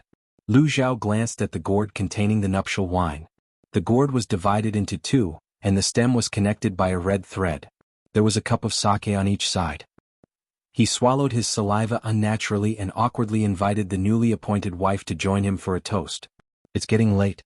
Madam, why don't you drink first, undress and go to bed early? As soon as he finished speaking, the blush of shyness spread from his neck to his ears and forehead. A little sweat came out. The bride sitting opposite him smiled reservedly and said in a soft and shy voice, I will listen to Lang Jun. The two picked up half of the gourd and tilted their upper bodies slightly. It seemed like a simple action, but Lu Xiao was so nervous that even his fingers were trembling. I finished? Lu Xiao grabbed his sleeves and glanced at the bed behind the screen. Madam, why don't you rest? The bride smiled and nodded. Lu Xiao seemed to be greatly encouraged and went forward to carry her. Fortunately, his wife in his arms was not heavy. Otherwise, Lu Xiao might not be able to carry her. Not long after, there was the sound of clothes sliding in the bridal room, and the slightly ambiguous subtle movements of the newlyweds. It was the first time for Lu Xiao to eat meat. Obviously, he didn't know what temperance was. After tossing and turning for a long time, he held the soft body in his arms and prepared to rest. The two newlyweds hadn't slept for long when there was a burst of hurried and panicked footsteps outside, waking up Lu Xiao who had just fallen asleep. Madam, go to sleep first. I will go and have a look. Lu Xiao comforted his new wife, took the cloak hanging on the side, put it on and got up to open the door.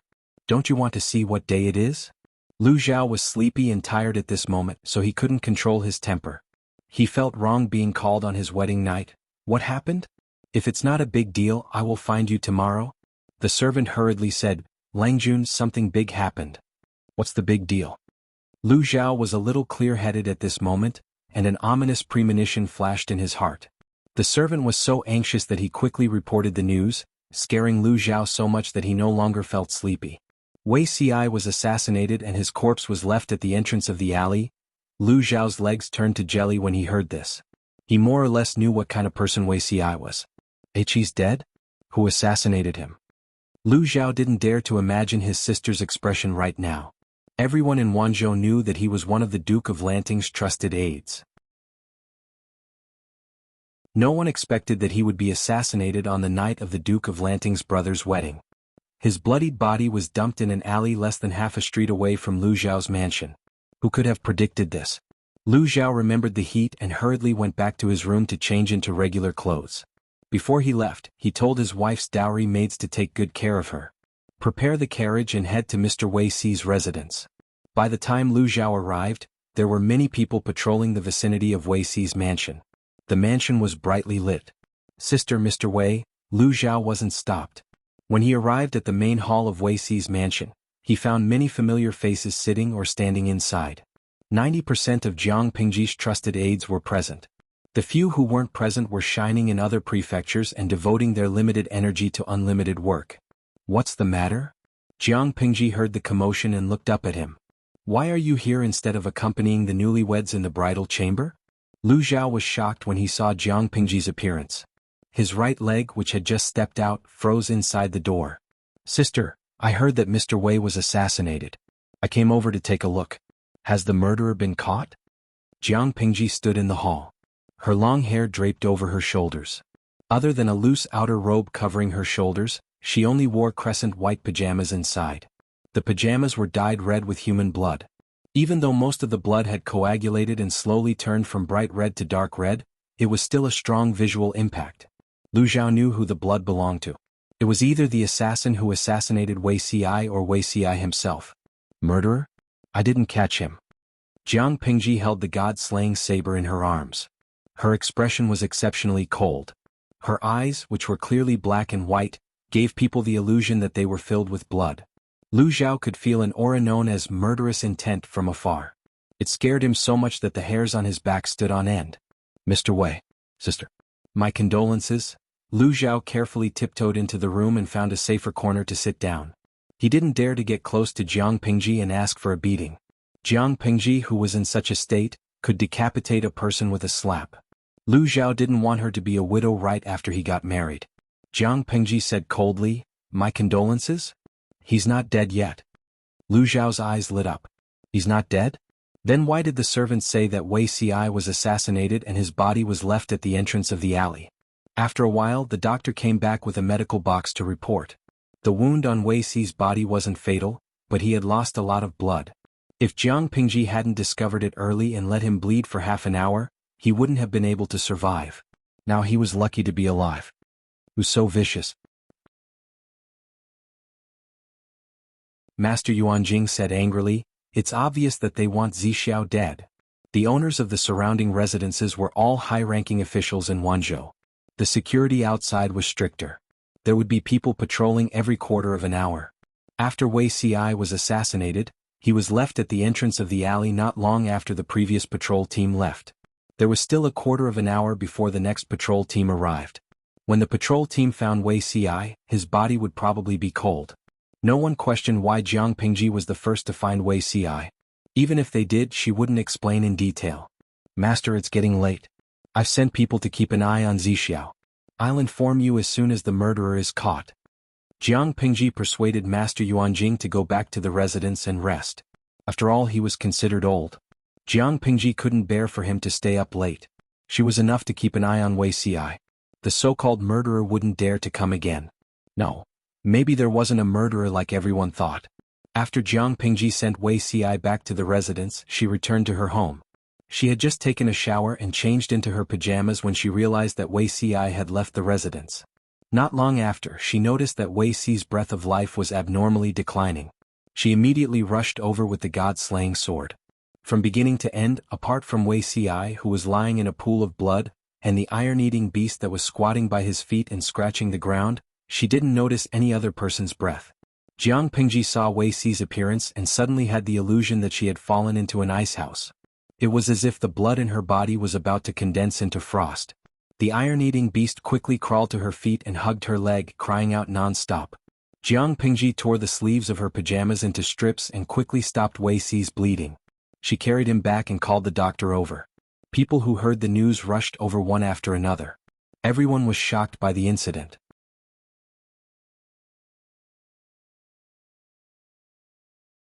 Chapter 1401. Everyone looked at the situation and the atmosphere became more and more depressing. Lu Shi was not afraid of Jiang Pingji's stare. He entered the room and asked, "The whole city is on alert. Has the murderer been caught? Don't you know in your heart whether we can catch him or not?" Jiang Pingji asked coldly. Lu Shi smiled faintly. His eyes were filled with tolerance as if he was looking at an unreasonable child. "You should go back too. We have work to do tomorrow." Jiang Pingji sent everyone back and ignored Lu Zhao's reluctant and worried gaze. She went straight to Wei Ci's room. Lu Shi followed closely behind her. They walked through the long corridor one after the other. Jiang Pingji opened her mouth. "One of the things I hate the most in my life is being threatened." Lu Shi put his hands behind his back and said indifferently, "You don't look like it.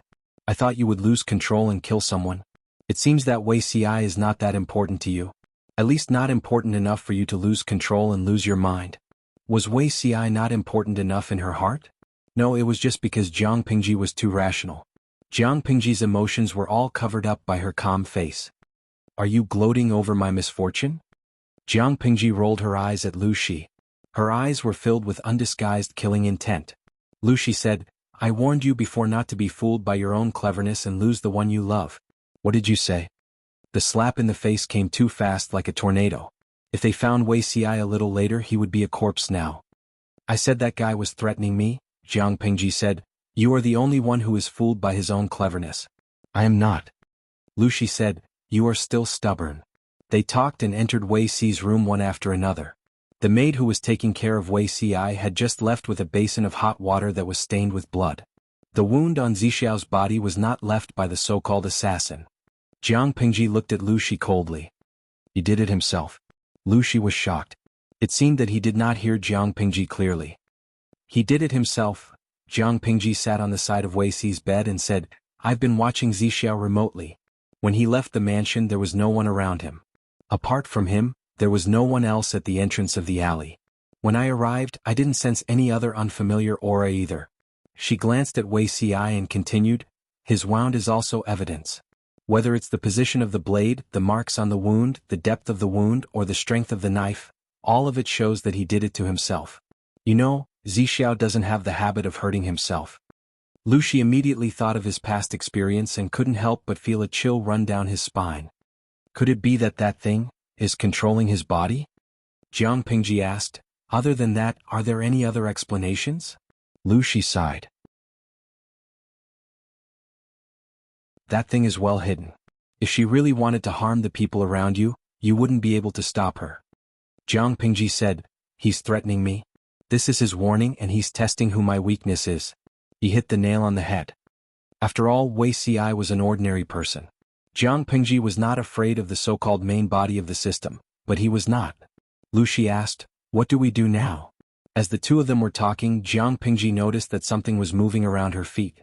The Iron Eater opened its mouth and spat out two objects. They fell to the ground with a crisp sound. Jiang Pingji's gaze froze and she picked them up. Zixiao took them off when he was bathing?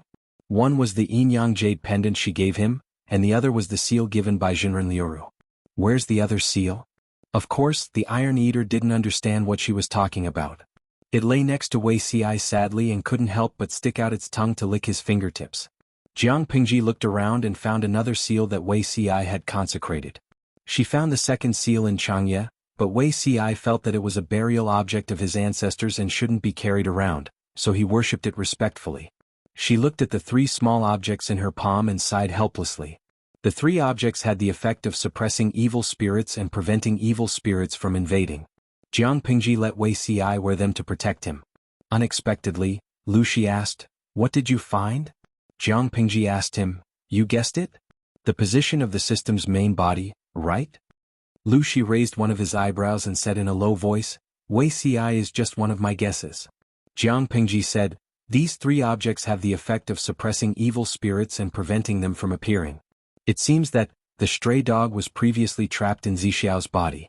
Fortunately, it escaped tonight. Before it escaped, it controlled Zixiao's body to injure itself to show off to me. Lucy said, that seems to be the case. Jiang Pingji sneered and said, of course, there may be another possibility. Another possibility?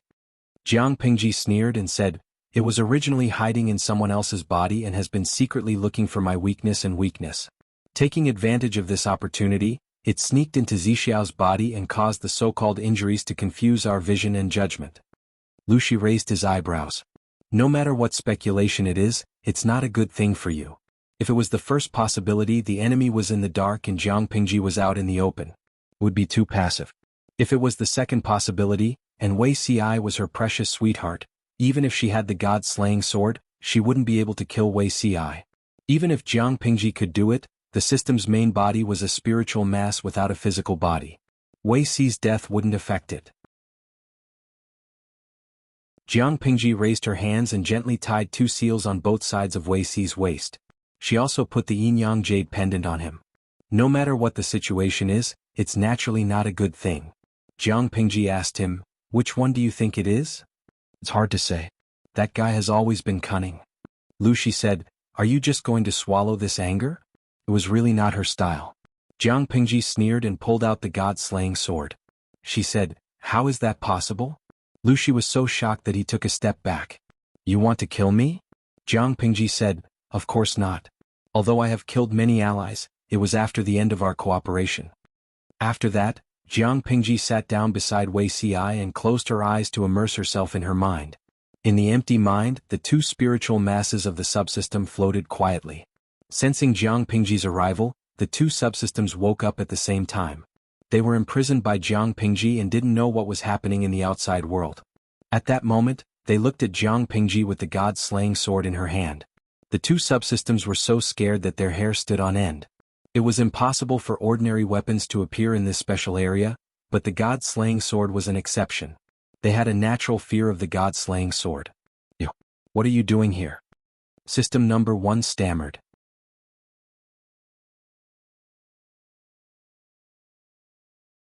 Chapter 1402. Again. Subsystem number 1 said angrily, Jiang Pingji, you haven't had your period for a few years. Has all the blood rushed to your brain? Subsystem number 2 was also very timid, but since subsystem number 1 spoke up to embolden it, it was fine for it to jump out and say a few words. Last time you came to threaten us, you also said you would send us to the Western Paradise. Do you really think the Western Paradise belongs to you? The two subsystems cooperated to taunt her. Jiang Pengji had imprisoned them for many years without doing anything, so they gradually felt at ease. Even if Jiang Pengji came with the god-slaying sword, they still didn't believe that she would really do anything to them. Is she not afraid of the main body of the system? Is she willing to idle in the streaming room of 2 dimensions? The thunder is louder than the rain. Whoever is afraid is a puppy. The subsystems silently encouraged themselves, but Jiang Pengji, who should have been in a frenzy, only smiled coldly. Their eyelids twitched and they panicked for no reason. Jiang Pengji stood not far away. The god-slaying sword was unsheathed, and the shiny blade emitted a chilling cold light.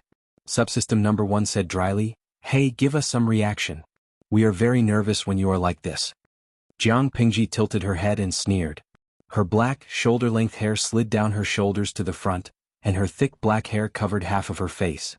If something happens to you, your main body will feel it, right? Unlike her usual energetic voice, Jiang Pengji's voice sounded more like rusty blunt weapons rubbing against each other, and it made one's scalp tingle. The two subsystems were frightened by this situation, and they even had the urge to hug each other and shiver to keep each other warm. The two subsystems pouted and said, "How would we know? If you want to know, why don't you try?" Jiang Pengji snorted and agreed, "What you said makes sense."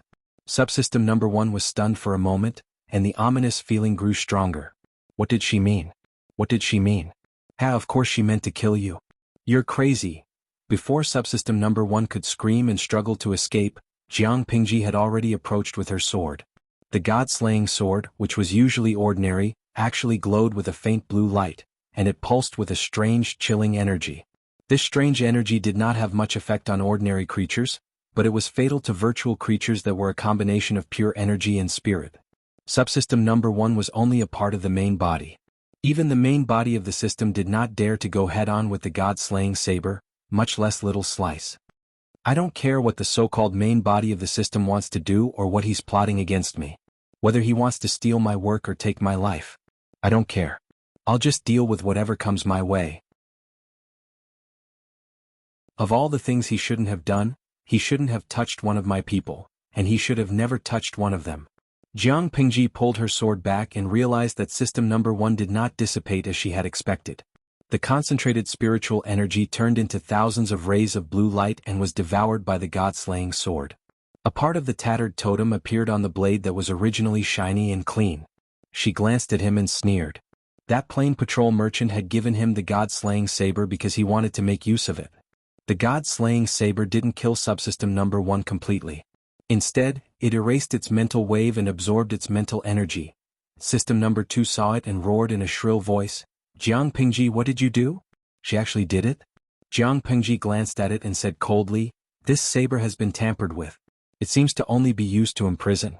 It doesn't seem to make a difference whether you're imprisoned here or in the saber. Why are you acting like this? Can't you see your friends later?"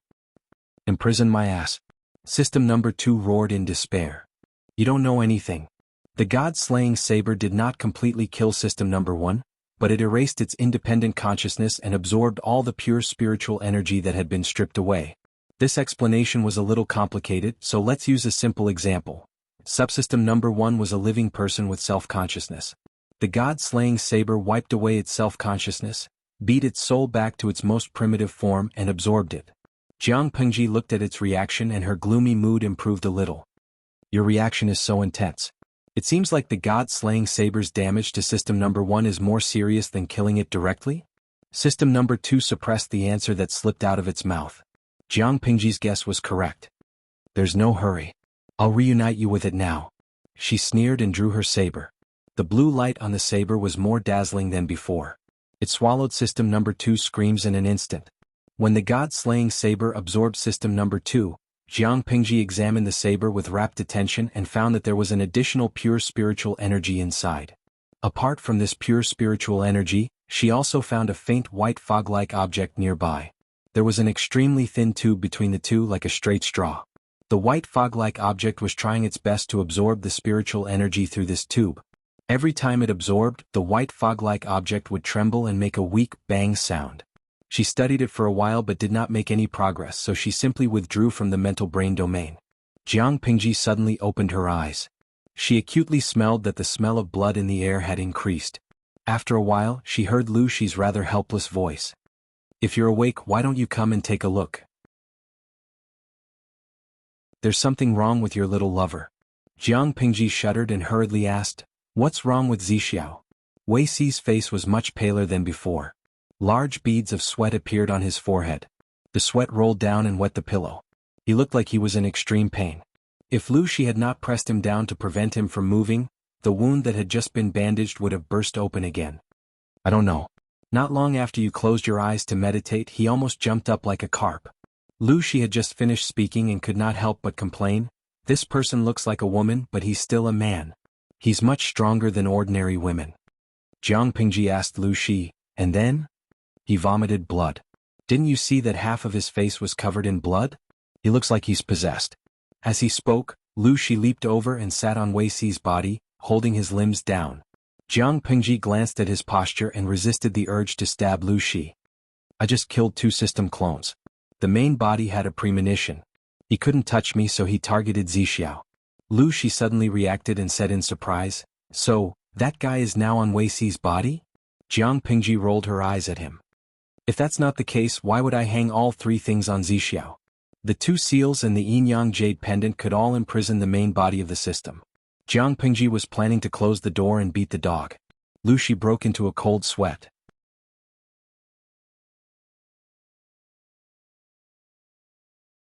Chapter 1403. Jiang Pingji said, "He can't kill Zixiao. If he can't kill him, then he can do this?" Lu Shi said, "Be careful, he's too smart for his own good. If he can't even kill Wei Xi, how can he keep his dignity as a god?" Being in a relationship with Jiang Pingji was like forming an alliance with her. He had to be mentally prepared to be killed by her at any time. Lu Shi suddenly sympathized with Wei Xi. It was fine if he was unlucky, but how could he be so blind that he fell for such a woman? "You don't understand. It's better for the main body to choose someone else than Zixiao." Lu Shi wanted to ask more, but Jiang Pingji said, "I'm going to settle the score with that thing. Be filial to him. If anything happens to him, don't blame me for disregarding the father-daughter relationship and killing you." Lu Shi was speechless. In any case, the father and daughter have been filial for so many years. How could they suddenly fall out with each other? Couldn't they have some father-daughter friendship? "What are you going to do?" Lu Shi forced himself to calm down. Jiang Pingji said, "The main body of the system has no physical body. In theory, it can only rely on special carriers such as the yin-yang jade. But I've confirmed that the yin-yang jade that I gave Zixiao is not the carrier of the main body of the system. If I can't find its carrier, this operation won't kill it, but it's good to collect some interest. I'll invade Zixiao's spirit later to find the main body of evil." Jiang Pingji sat down with her sword and closed her eyes. Lu Shi's eyes widened not long after. What did he see? He saw a slender and voluptuous mature woman in a neat military uniform appear next to Jiang Pingji. She seemed to see him too. She nodded slightly and turned into a ball of blue light that disappeared between Wei Xi's eyebrows. After a while, Wei Xi, who was struggling unconsciously, calmed down. Lu Shi was relieved. At the same time, Jiang Pingji's spirit body passed through a thick fog. She faintly saw a bright but not dazzling light coming from ahead. After crossing this layer of light, the originally chaotic and empty scene immediately turned into a bustling market. Jiang Pingji frowned. "Is this Zixiao's spiritual brain?" She turned and jumped onto a nearby building. With a light tap of her toes, she left the bustling market with a few leaps and ran toward the familiar scent. Jiang Pingji took a few glances and determined that this was Wei Xi's past life, or rather, the most precious memory in his heart. Everyone had their own mental brain region. Every mental brain region was a virtual world, and it was also a reflection of one's inner world. Jiang Pingji's mental brain domain was very simple. It was filled with active mental energy, monotonous and boring. However, it was different for Wei Xi. This was the first time she had seen such a vivid and exquisite mental virtual world. Jiang Pingji could do that too, but she couldn't mimic the smell of sunlight as well as Wei Xi could. After all, she was a martial artist who valued violence above all else.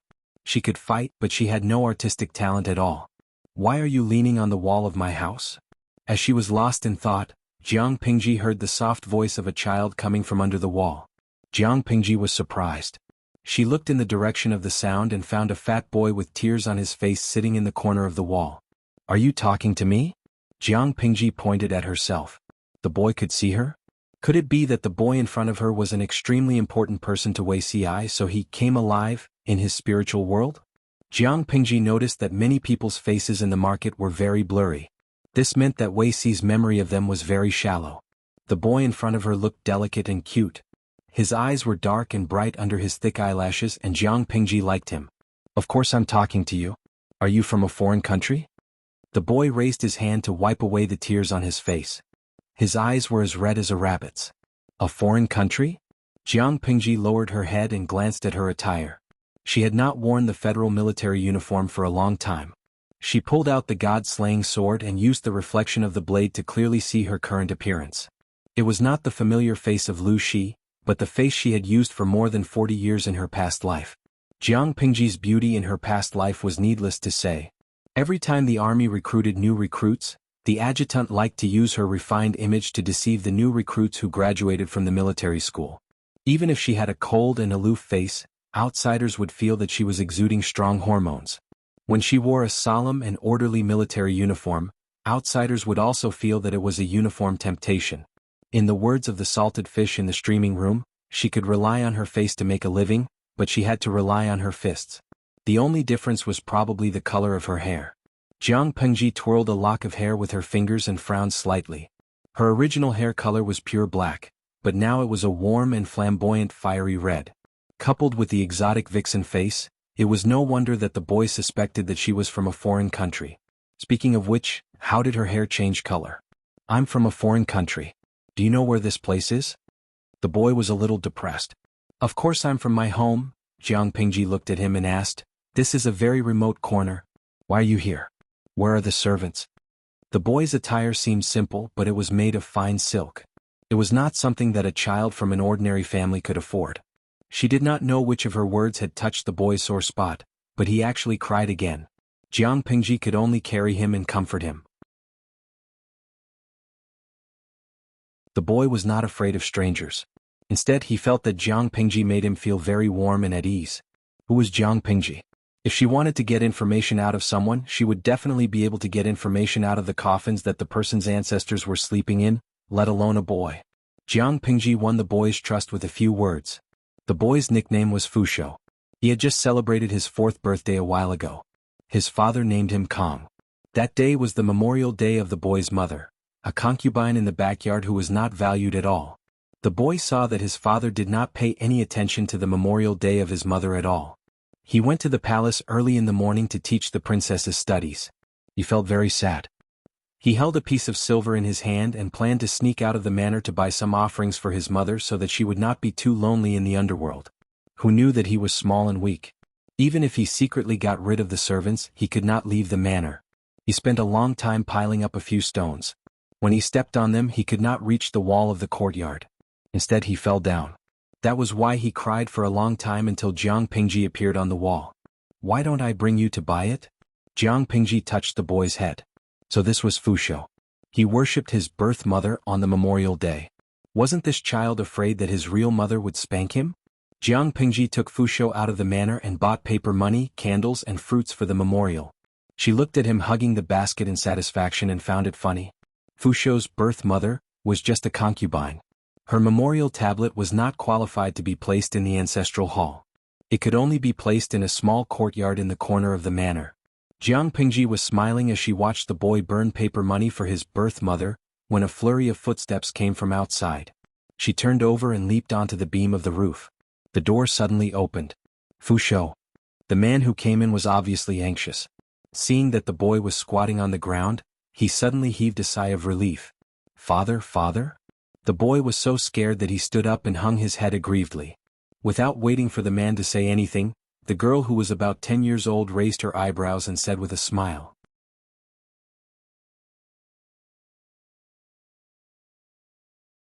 Chapter 1404. Grand Tutor? Zixiao? Jiang Pingji secretly looked down and saw Wei Xi, who was much more mature. Wei Xi looked like he was in his 30s. He had the charm of a mature man. He was dressed in a blue scholar's robe and had a tall and straight posture. His dark eyes were still familiar to her. But Wuxia had grown a beard, and his beard was neatly trimmed. Although it was not thick and did not look sloppy, it covered up some of his beauty. He looked more mature and serious and less youthful and energetic. For Jiang Pingji, who had a strong preference for good looks, she still liked the fair and beardless Wuxia. What was so good about having a beard? It was easy to dirty the corners of one's mouth when eating, and it was troublesome to clean up. It would stab when they were intimate. Jiang Pingji squatted on the beam and muttered to herself. The three people below did not seem to notice her. They talked on their own. Fushou was anxious and fearful. When he heard a familiar voice, he suddenly raised his head and looked at the girl with tears in his eyes. He bowed to the girl with a sobbing voice. Fushou pays his respects to Her Highness. The girl smiled gently. You don't have to be so polite in private. Was Fushou paying respects to his birth mother, just now? Even if she was dressed in luxurious clothes and had a high status, she was like a cute and gentle big sister next door. Fushou was immediately cured. Fushou nodded with grievance. His little face was miserable and his white and fat fingers were twisted into a ball. Without his father's permission, he went out of the manor to buy offerings for his lowly birth mother and burned them in the courtyard. It was a big taboo. Now he was caught red-handed by the crown princess who was visiting. Fushou did not know how angry his father would be. Fushou was young, but he was emotionally sensitive. Just from the servants in the manor avoiding his birth mother like snakes and scorpions, he knew that his father did not like his birth mother. He did not even remember the day of her death. He did not want his birth mother to be lonely in the underworld, but he did not want to be hated by his father. He was in a dilemma. Fushou is very filial. The crown princess smiled and rubbed the little knot on his head. She said gently, "It's nothing to pay respects in private. However, there are many ways to express filial piety. If outsiders see it, it will inevitably damage the reputation of the Grand Tutor." Fushou said with tears in his eyes, "Will that happen?" In the past few days, the people have been busy preparing for His Majesty's birthday. That is a day for the whole country to celebrate. The crown princess sighed and said, "You burn sacrifices in private in the mansion. Those who know about it will say that your filial piety is commendable, but those who don't will think that you are evil. Do you understand?" How would Fushou know about this? He even found out about his mother's death anniversary by chance. Although the birthday was an important festival, he was still young, so he only knew that on this day the mansion was particularly happy. Even his father, who was always as cold as water, would show a little smile. Last year he even took him to the night market to see the lanterns. Now that Her Highness had mentioned it, he knew that the day of his birth mother's death had coincided with His Majesty's birthday. Fushou scratched his small face and apologized to Her Royal Highness sister. He seriously said that he had learned a lesson. That's right. Burning joss paper money for the dead is not filial. Fushou should listen to Grand Tutor's words and learn seriously from him. When you grow up, you will be a talented person. If your biological mother knows this, she will be happy. Don't you think so? Fushou nodded solemnly. Your Highness.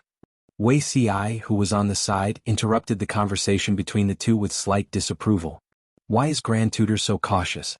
If Fushou becomes a talent in the future, will Grand Tutor be able to restrain him for a lifetime? The smile on Crown Princess Changxing's face faded slightly. She said seriously, I treat him like a younger brother. I will take care of him in the future. Wuxi's expression was complicated. How could Fushou know about the eye contact between Crown Princess and his father? He clenched his fist and said, then Fushou should be as knowledgeable as father, become a famous scholar, and be a Grand Tutor in the future. The smile on Changxing's face was slightly stiff. She pinched Fushou's chubby face with regret. This is difficult. Fengyu is much more knowledgeable than you. Even if you want to be a Grand Tutor, you have to win against him. Fushou pouted in frustration.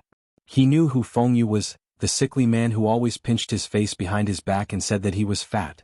He didn't like Fengyu, but his father often praised Fengyu in front of him. This was a great blow to his young heart. Why must I win against him? Fushou said, he is so much older than Fushou. It's not fair. Princess Changxing crossed her arms over her chest and said with a smile, because I decided on him. Fushou said, because he is the study companion of your Highness's sister? Changxing said, it's more or less related to this, but the most important thing is that he is liked by me. Fushou said dejectedly, is Fushou not liked by your Highness's sister? Changxing rubbed Fushou's chubby face. You silly child, My liking for Fusho is different from my liking for Fengyu. Isn't liking just liking? Of course Fusho didn't understand. The only two people who understood couldn't say anything. They could only wear a cold smile on their faces at the same time. Wei Ci secretly planned to settle the score with Feng Zhen. How did he teach his son? How old was His Highness this year? Jiang Pingji planned to provoke Wuxia later and strangle Feng Zhen's pocket money so that he would completely become a sadhu. Changxing smiled and coaxed Fusho. She asked Wei Ci to take Fusho to change into clean clothes and prepare to go out to play. Her Majesty was born on the flower festival, so the day of her birth coincided with the festival. There were many and lively activities among the people. It was one of the most lively festivals of the year. Can you come down now? After coaxing Wei Ci and Fusho away, the smile on Changxing's face suddenly disappeared. She looked straight at the beam. Jiang Pingji jumped down gracefully. Changxing subconsciously took half a step back. When she saw Jiang Pingji's face, her eyes flashed with amazement. A foreigner? What's your purpose in hiding on the beam? Her facial features were different from the Central Plains style. She had flamboyant fiery red hair on her head. It was like a bonfire on her head. She didn't have to look to know that this was not the appearance that a person from the Central Plains should have. Changxing wanted to ask in detail, but she suddenly saw the god-slaying sword on her waist. She couldn't help but be furious. A thief who trespassed into the palace. It was one thing to steal things, but to steal from the head of a country. This foreigner was very bold. Without another word, Changxing wanted to make a move. The guards guarding outside the house also rushed in. Jiang Pingji of course fled immediately. Changxing was young, but her martial arts were extraordinary. However, her skills were not enough. Jiang Pingji fled. Changxing stared in the direction she escaped with a complicated gaze. Send people to block the various city gates. Once you find this red-haired foreigner, capture him immediately. If he resists, kill him without mercy. Her appearance was so striking that she could be recognized wherever she went. She actually sneaked into the palace to steal her mother's sword. This thief was extremely bold. Fusho greets Her Majesty. By the time Changxing ran to meet up with Wei Ci and the rest, she happened to see Fusho bowing with all his might, and almost fell forward. The Her Majesty that Fusho spoke of was a rather beautiful woman. She looked like she was in her early 30s. She smiled and supported Fusho. She lifted him up and weighed him. Fusho shyly covered his face with his chubby hands. Fusho can walk by himself.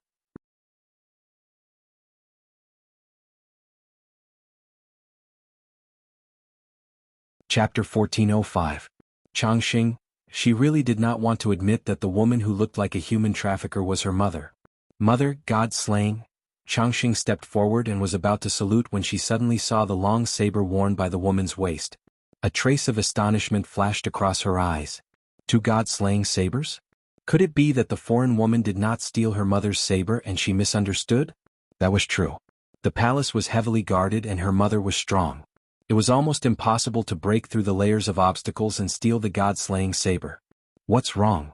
The woman asked her with a smile. Changxing recounted everything that had happened just now in great detail and said with slight embarrassment, I was reckless and almost caused an unjust case. It's good to know one's mistake and correct it. Just send someone to withdraw the order. If you meet him, send someone to give him some silver as compensation. Changxing whispered. The four of them got on the carriage. Wei Ci took the initiative to put a curtain hat on the woman's face. Fusho sat on the woman's lap. He seemed to be very used to this kind of intimate interaction. He asked with a smile, Your Majesty, where are we going? The flower festival is also a birthday. We are going out for a spring parade and have fun with the people. The woman smiled and said, Does Fusho not like to go? Fusho pursed his lips and said, Of course not, but... His eyes wandered and looked pitifully at Crown Princess Changxing as if asking if he could say it. Changxing said, Today seems to be the death anniversary of Fusho's birth mother. He is very filial, I am afraid it is not good for him to play freely. The woman's expression froze for a moment. I see Fusho is very filial. Touching the small knot on Fusho's head, Fusho showed a shy smile. For him, His Majesty's praise was as precious as his father's. One sentence could make him happy for a long time. There were many tourists outside. Wei Ci and the others were dressed plainly. The woman and Changxing wore a curtain hat to cover their faces. No one discovered their identity. Fusho insisted on walking on his own. He held the woman in one hand and Wei Ci in the other. He ran 2 steps with a smile and suddenly jumped up. Fly. Changxing followed a step or 2 behind the 3. Watching Fushou swing, she could not help but curl her lips and say, childish. Fushou didn't hear her words and continued to play. The 2 adults were also happy to cooperate. The woman looked back at her daughter and said with a smile, Changxing wants to try too? Changxing looked at her mother, the grand tutor, and herself. She coldly rejected this unreasonable suggestion. Although she was still young, she had grown very quickly. She was almost as tall as a 13 or 14-year-old boy. With his height, how could he imitate Fushou, who was fat and short, to play on the swing?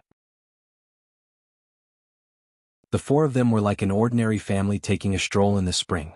When they were tired, they sat on the ground and tasted the food they had prepared early in the morning. Fushou would eat independently, but he was not skilled.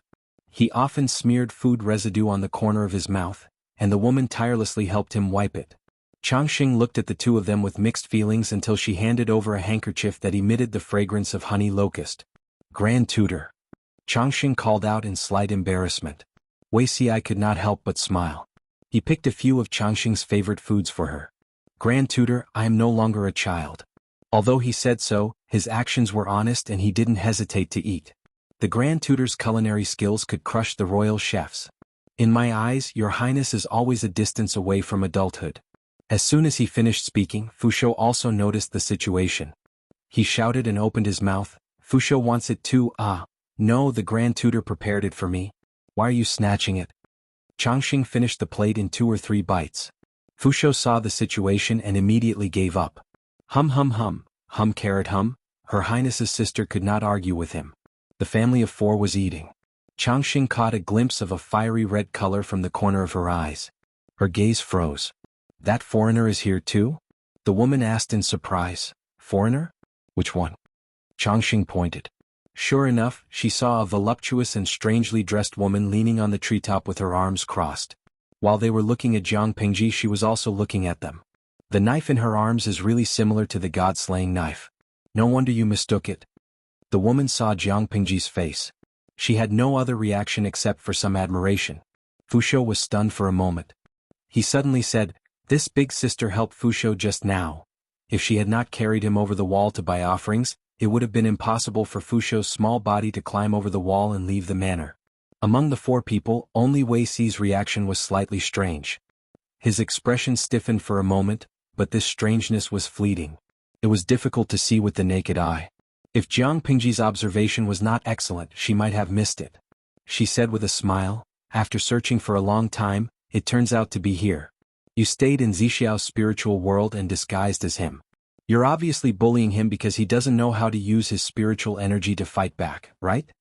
Without waiting for Wei Xi to say anything, Jiang Pingji directly pulled out her knife and rushed down from the tree. The blade went straight for his face. The woman and Changxing at the side saw the situation and were horrified. They seemed to want to stop her. Jiang Pingji's expression was slightly cold. She shouted at the 2 of them, Get lost. Don't ruin my plan. As soon as she finished speaking, the originally lively place instantly became silent. The surrounding tourists turned into smoke and disappeared without a trace. Only Jiang Pingji and Wei Xi were left. Her blade did not have the slightest hindrance. She slashed at Wei Xi's vital parts. It was obvious that she wanted to kill him. Wei Xi's expression changed drastically. He barely managed to dodge the blade of the god-slaying knife. This is Wei Xi. You want to kill him too? Jiang Pingji spat and said disdainfully, An 18th-tier imposter wants to be on par with my Zixiao. You're just standing there and I can smell the strong scent of an imposter. If I don't kill you, who should I kill? Do you really think you can impersonate me by wearing Zixiao's face? Wei Xi's expression could not help but twist. When he saw Jiang Pingji's flamboyant red hair, his expression instantly darkened by 7 or 8 degrees. It was comparable to a constipated face. I say, can you not make such an unsightly expression with Zixiao's face? As she spoke, Jiang Pingji's attacks came like a storm. This was Wei Xi's spiritual realm. She and the imposter in front of her were considered outsiders. Their movements would be restricted. Under such circumstances, they could only use force to fight. The imposter gritted his teeth and said, You're indeed a child of the Jiang family. You're actually not dead yet. Jiang Pingji was stunned. What do you mean? The imposter refused to speak. Jiang Pingji was relentless. As the two of them fought, the impostor realized that something was wrong. He became more and more gloomy. You feel it, don't you? Jiang Pingji sneered. Zixiao is an ordinary person, but his spiritual realm is exceptionally strong. It's almost comparable to your peak state. You could have chosen anyone, but you chose Zixiao. Aren't you courting death? The impostor was stubborn. That's impossible.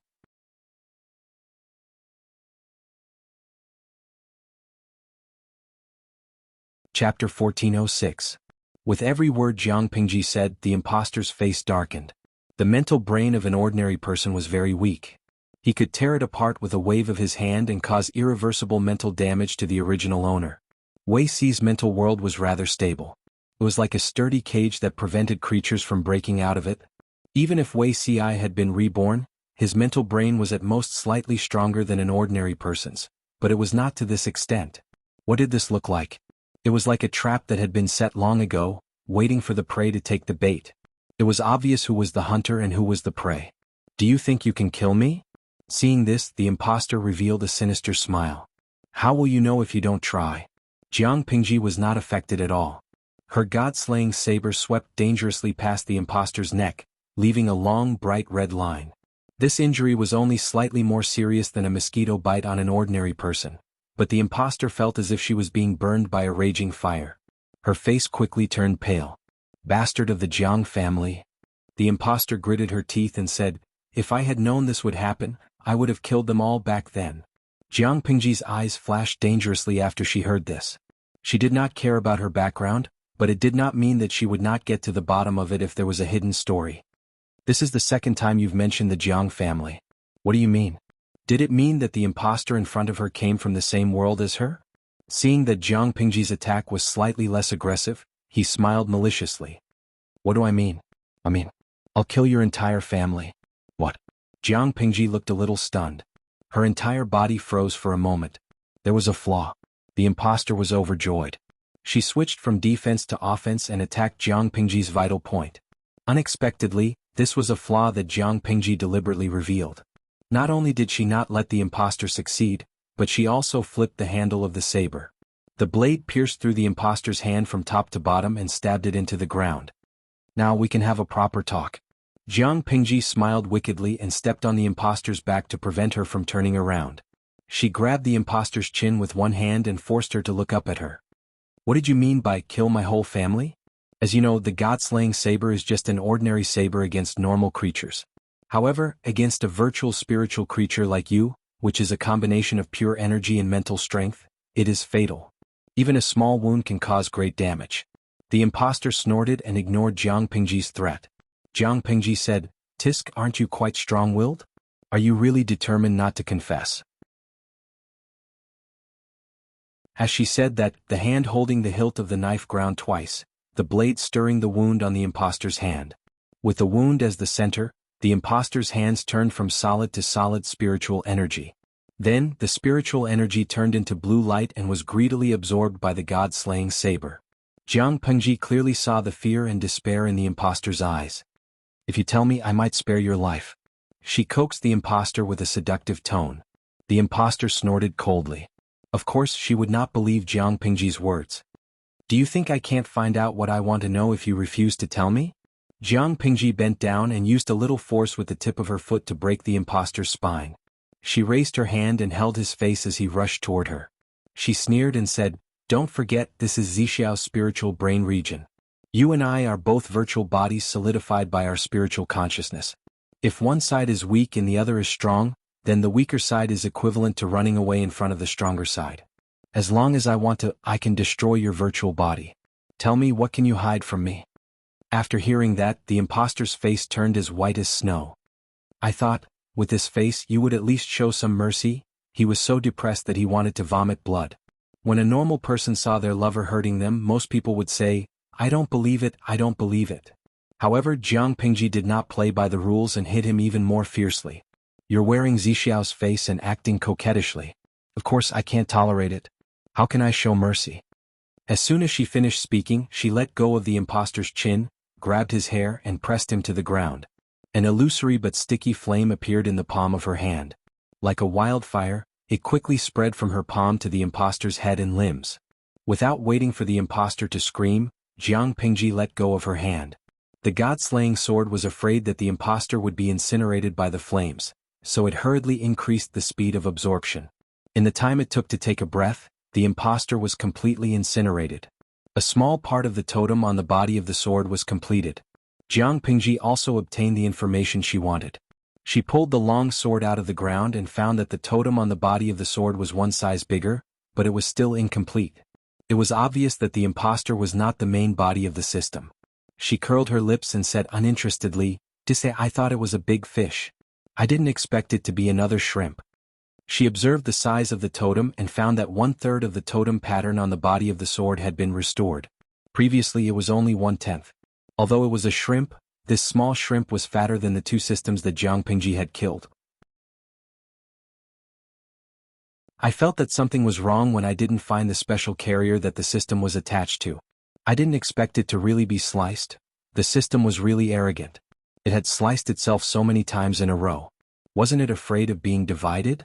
Jiang Pingji hurriedly absorbed the information she wanted. Her expression became gloomy. She had never thought that the mystery of her past life would be revealed in this life. However, all of this was no longer important. It's more important to find Zixiao first. Jiang Pingji sheathed the god-slaying sword and hung it on her waist. Because of the commotion just now, all the living people in the spiritual world had disappeared. Only she and the architectural landscape were left. Where was Wuxia at this moment? Not long after Jiang Pingji killed the impostor, he woke up from the long darkness. He raised his hand to touch his hands, feet, and chest. His expression was a little blank and absent-minded. If she remembered correctly, he seemed to have been injured before he fainted. Just as she was wondering, an unfamiliar female voice came from afar. Zixiao. Who was calling him? Wuxia sat under a tree. It took him a lot of effort to stand up with the help of the tree trunk. Just as he was about to see who it was, a red light flashed in front of his eyes. The newcomer threw him to the ground in a bear hug, almost causing him to lose his breath. The two of them rolled on the ground twice in a sorry state. "My lady, please conduct yourself with dignity." Although Wuxia did not see the other party's face clearly, the two of them rolled on the ground twice. The other party's gender was already exposed. "Ah, Zixiao, you're so heartless. You actually asked me to conduct myself with dignity. When have I not conducted myself with dignity?" An unfamiliar voice but a familiar feeling. Wuxia stopped pushing her away. "Are you a foreigner?" Who was this strange red-haired foreign woman in front of him? Jiang Pingji sat on top of him.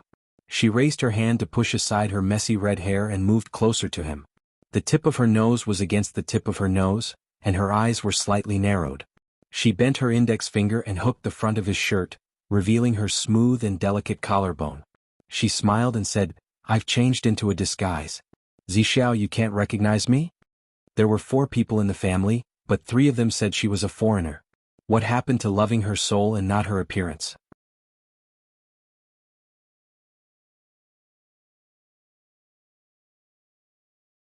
Chapter 1407. Zixiao, you've hurt my heart. If you don't believe me, feel it. It's so painful that it's bleeding. Jiang Pingji pressed down on Wuxia forcefully while she pitifully grabbed his hand to touch her chest. She almost scared the conservative Wuxia out of his wits. It was fine in the past. After all, a man and a woman were alone in a room. But now they were in the wilderness. It was so embarrassing. My lord. Although they were separated by the material of her clothes, Jiang Pingji's figure was not fake. Wuxia's palm could easily feel the fullness. Jiang Pingji leaned over and said, "Why? Have you recognized me?" Even though Wuxia had experienced 2 lives as a person who conformed to the rules in his private life, he really could not stand Jiang Pingji's boldness. "Are you really my lord?" He blinked his eyes in disbelief. The woman with enchanting eyebrows and a deep-set face in front of him, was she really his lord? "Yes, I'm really your lord," Jiang Pingji said. Could it be that Zixiao dislikes my inhuman appearance? To the ancient people, the Han family of the Central Plains was a clan. Everyone other than the Han were barbarians, not to mention the barbarians with blonde hair and blue eyes or black bodies. Although Jiang Pingji's appearance was not that exaggerated, her flamboyant red hair was enough to classify her as a foreigner. Wuxia naturally did not mean that. He just did not expect Jiang Pingji to look like this. "My lord." He called out to her with slight discomfort. Can you let me get up and tidy up my appearance? After he finished speaking, he tried to withdraw his right hand. How could Jiang Pengji let him succeed? She refused to let go. In just a few moves, she had unbuttoned his shirt, revealing a large part of his fair chest. Zixiao, do you know how sad I am every time you reject me? Wei Xi did not hold back. She was about to become a teenage mutant ninja turtle. What kind of world was this? My lord. Jiang Pengji had teased him enough. She looked at Wei Xi's flushed face from his chest to the tips of his ears and cheeks. She generously let him go. You can't blame me for not being able to control myself. You can only blame yourself for being too likable. Wei Xi could not get angry at all. He could only give her a look of disdain. Jiang Pengji secretly sighed with emotion. A beauty was indeed a beauty. She was so beautiful even when she rolled her eyes. If the imposter was still alive and heard Jiang Pengji's thoughts, she would probably beat her chest and stomp her feet in tears. He was wearing Wei Xi's face. There was no difference between them. They were both breathtakingly beautiful. Why didn't Jiang Pengji show him any tenderness? Beauty complex? It's all a lie. Wei Xi got up and tidied up his appearance. After making sure that his clothes were tightly wrapped, he felt a little more secure. My lord, where are we? He looked around blankly and found that the two of them were in a forest beside a river. The treetops were dotted with white flower buds, some of which had already bloomed shyly, some of which were still closed. After looking around for a while, he found that the scene here was very familiar. He asked again, before Ci fainted, I remembered, someone seemed to be trying to assassinate me. How did I wake up here? Compared to these two questions, Wei Ci was more curious about how Jiang Pengji became like this. Could she change back? It wasn't that he despised his lord's current appearance. It was just that the people in the outside world couldn't accept it. This was a difficult situation. We are in Zixiao's spiritual brain world. In layman's terms, you can understand it as a dream. This is the world you created, and it's also your dream. Jiang Pengji raised her hand and pointed to her head. She said, you didn't remember wrongly. Someone did try to assassinate you. However, I came in time to save the damsel in distress. I forcefully snatched you back from the king of hell. Zixiao, are you touched after hearing this? Jiang Pengji boasted about herself. Wei Xi listened with a face full of confusion. Except for his lord's boasting, he didn't understand the rest. Dream? Am I dreaming now? Wei Xi pinched his face. The real pain shocked him. He could feel pain. How could he be in a dream? Jiang Pengji was speechless. She smiled at his silly and adorable behavior. Zixiao, pain can't be used as a standard to determine whether you're dreaming or not. This is your dream. It's a virtual world you created. You're the master here. What's the point of feeling pain? If I'm dreaming, then why is my lord here? Wei Xi didn't understand. If he was dreaming, the lord in his dream should look like Lu Shi. How could she look like this? Of course, I came to your dream just to save you. Jiang Pengji walked to the riverside and looked at her current appearance. She smiled and teased herself. Even I feel unfamiliar with my current appearance. Zixiao, you don't like my current appearance? Wei Xi replied honestly, I'm a little surprised. But since you're my lord, I naturally like you regardless of whether you're beautiful or ugly. Jiang Pengji was strangely silent for a while. Zixiao, I have to correct your sense of beauty. Apart from my hair color, my appearance is also considered to be devastatingly beautiful. Wasn't she the leader of the 7th Army's attractiveness? How many naive and ignorant military school graduates could be fooled by her refinement drawing every year when the army recruited new soldiers? I used to like simplicity. Now I think my lord is good like this. I don't know if it's true that you're devastatingly beautiful, but you're indeed beautiful. Jiang Pengji chuckled. Zixiao's desire to live is quite strong. Wei Xi responded with an awkward smile. How would he dare to provoke his lord in such a state?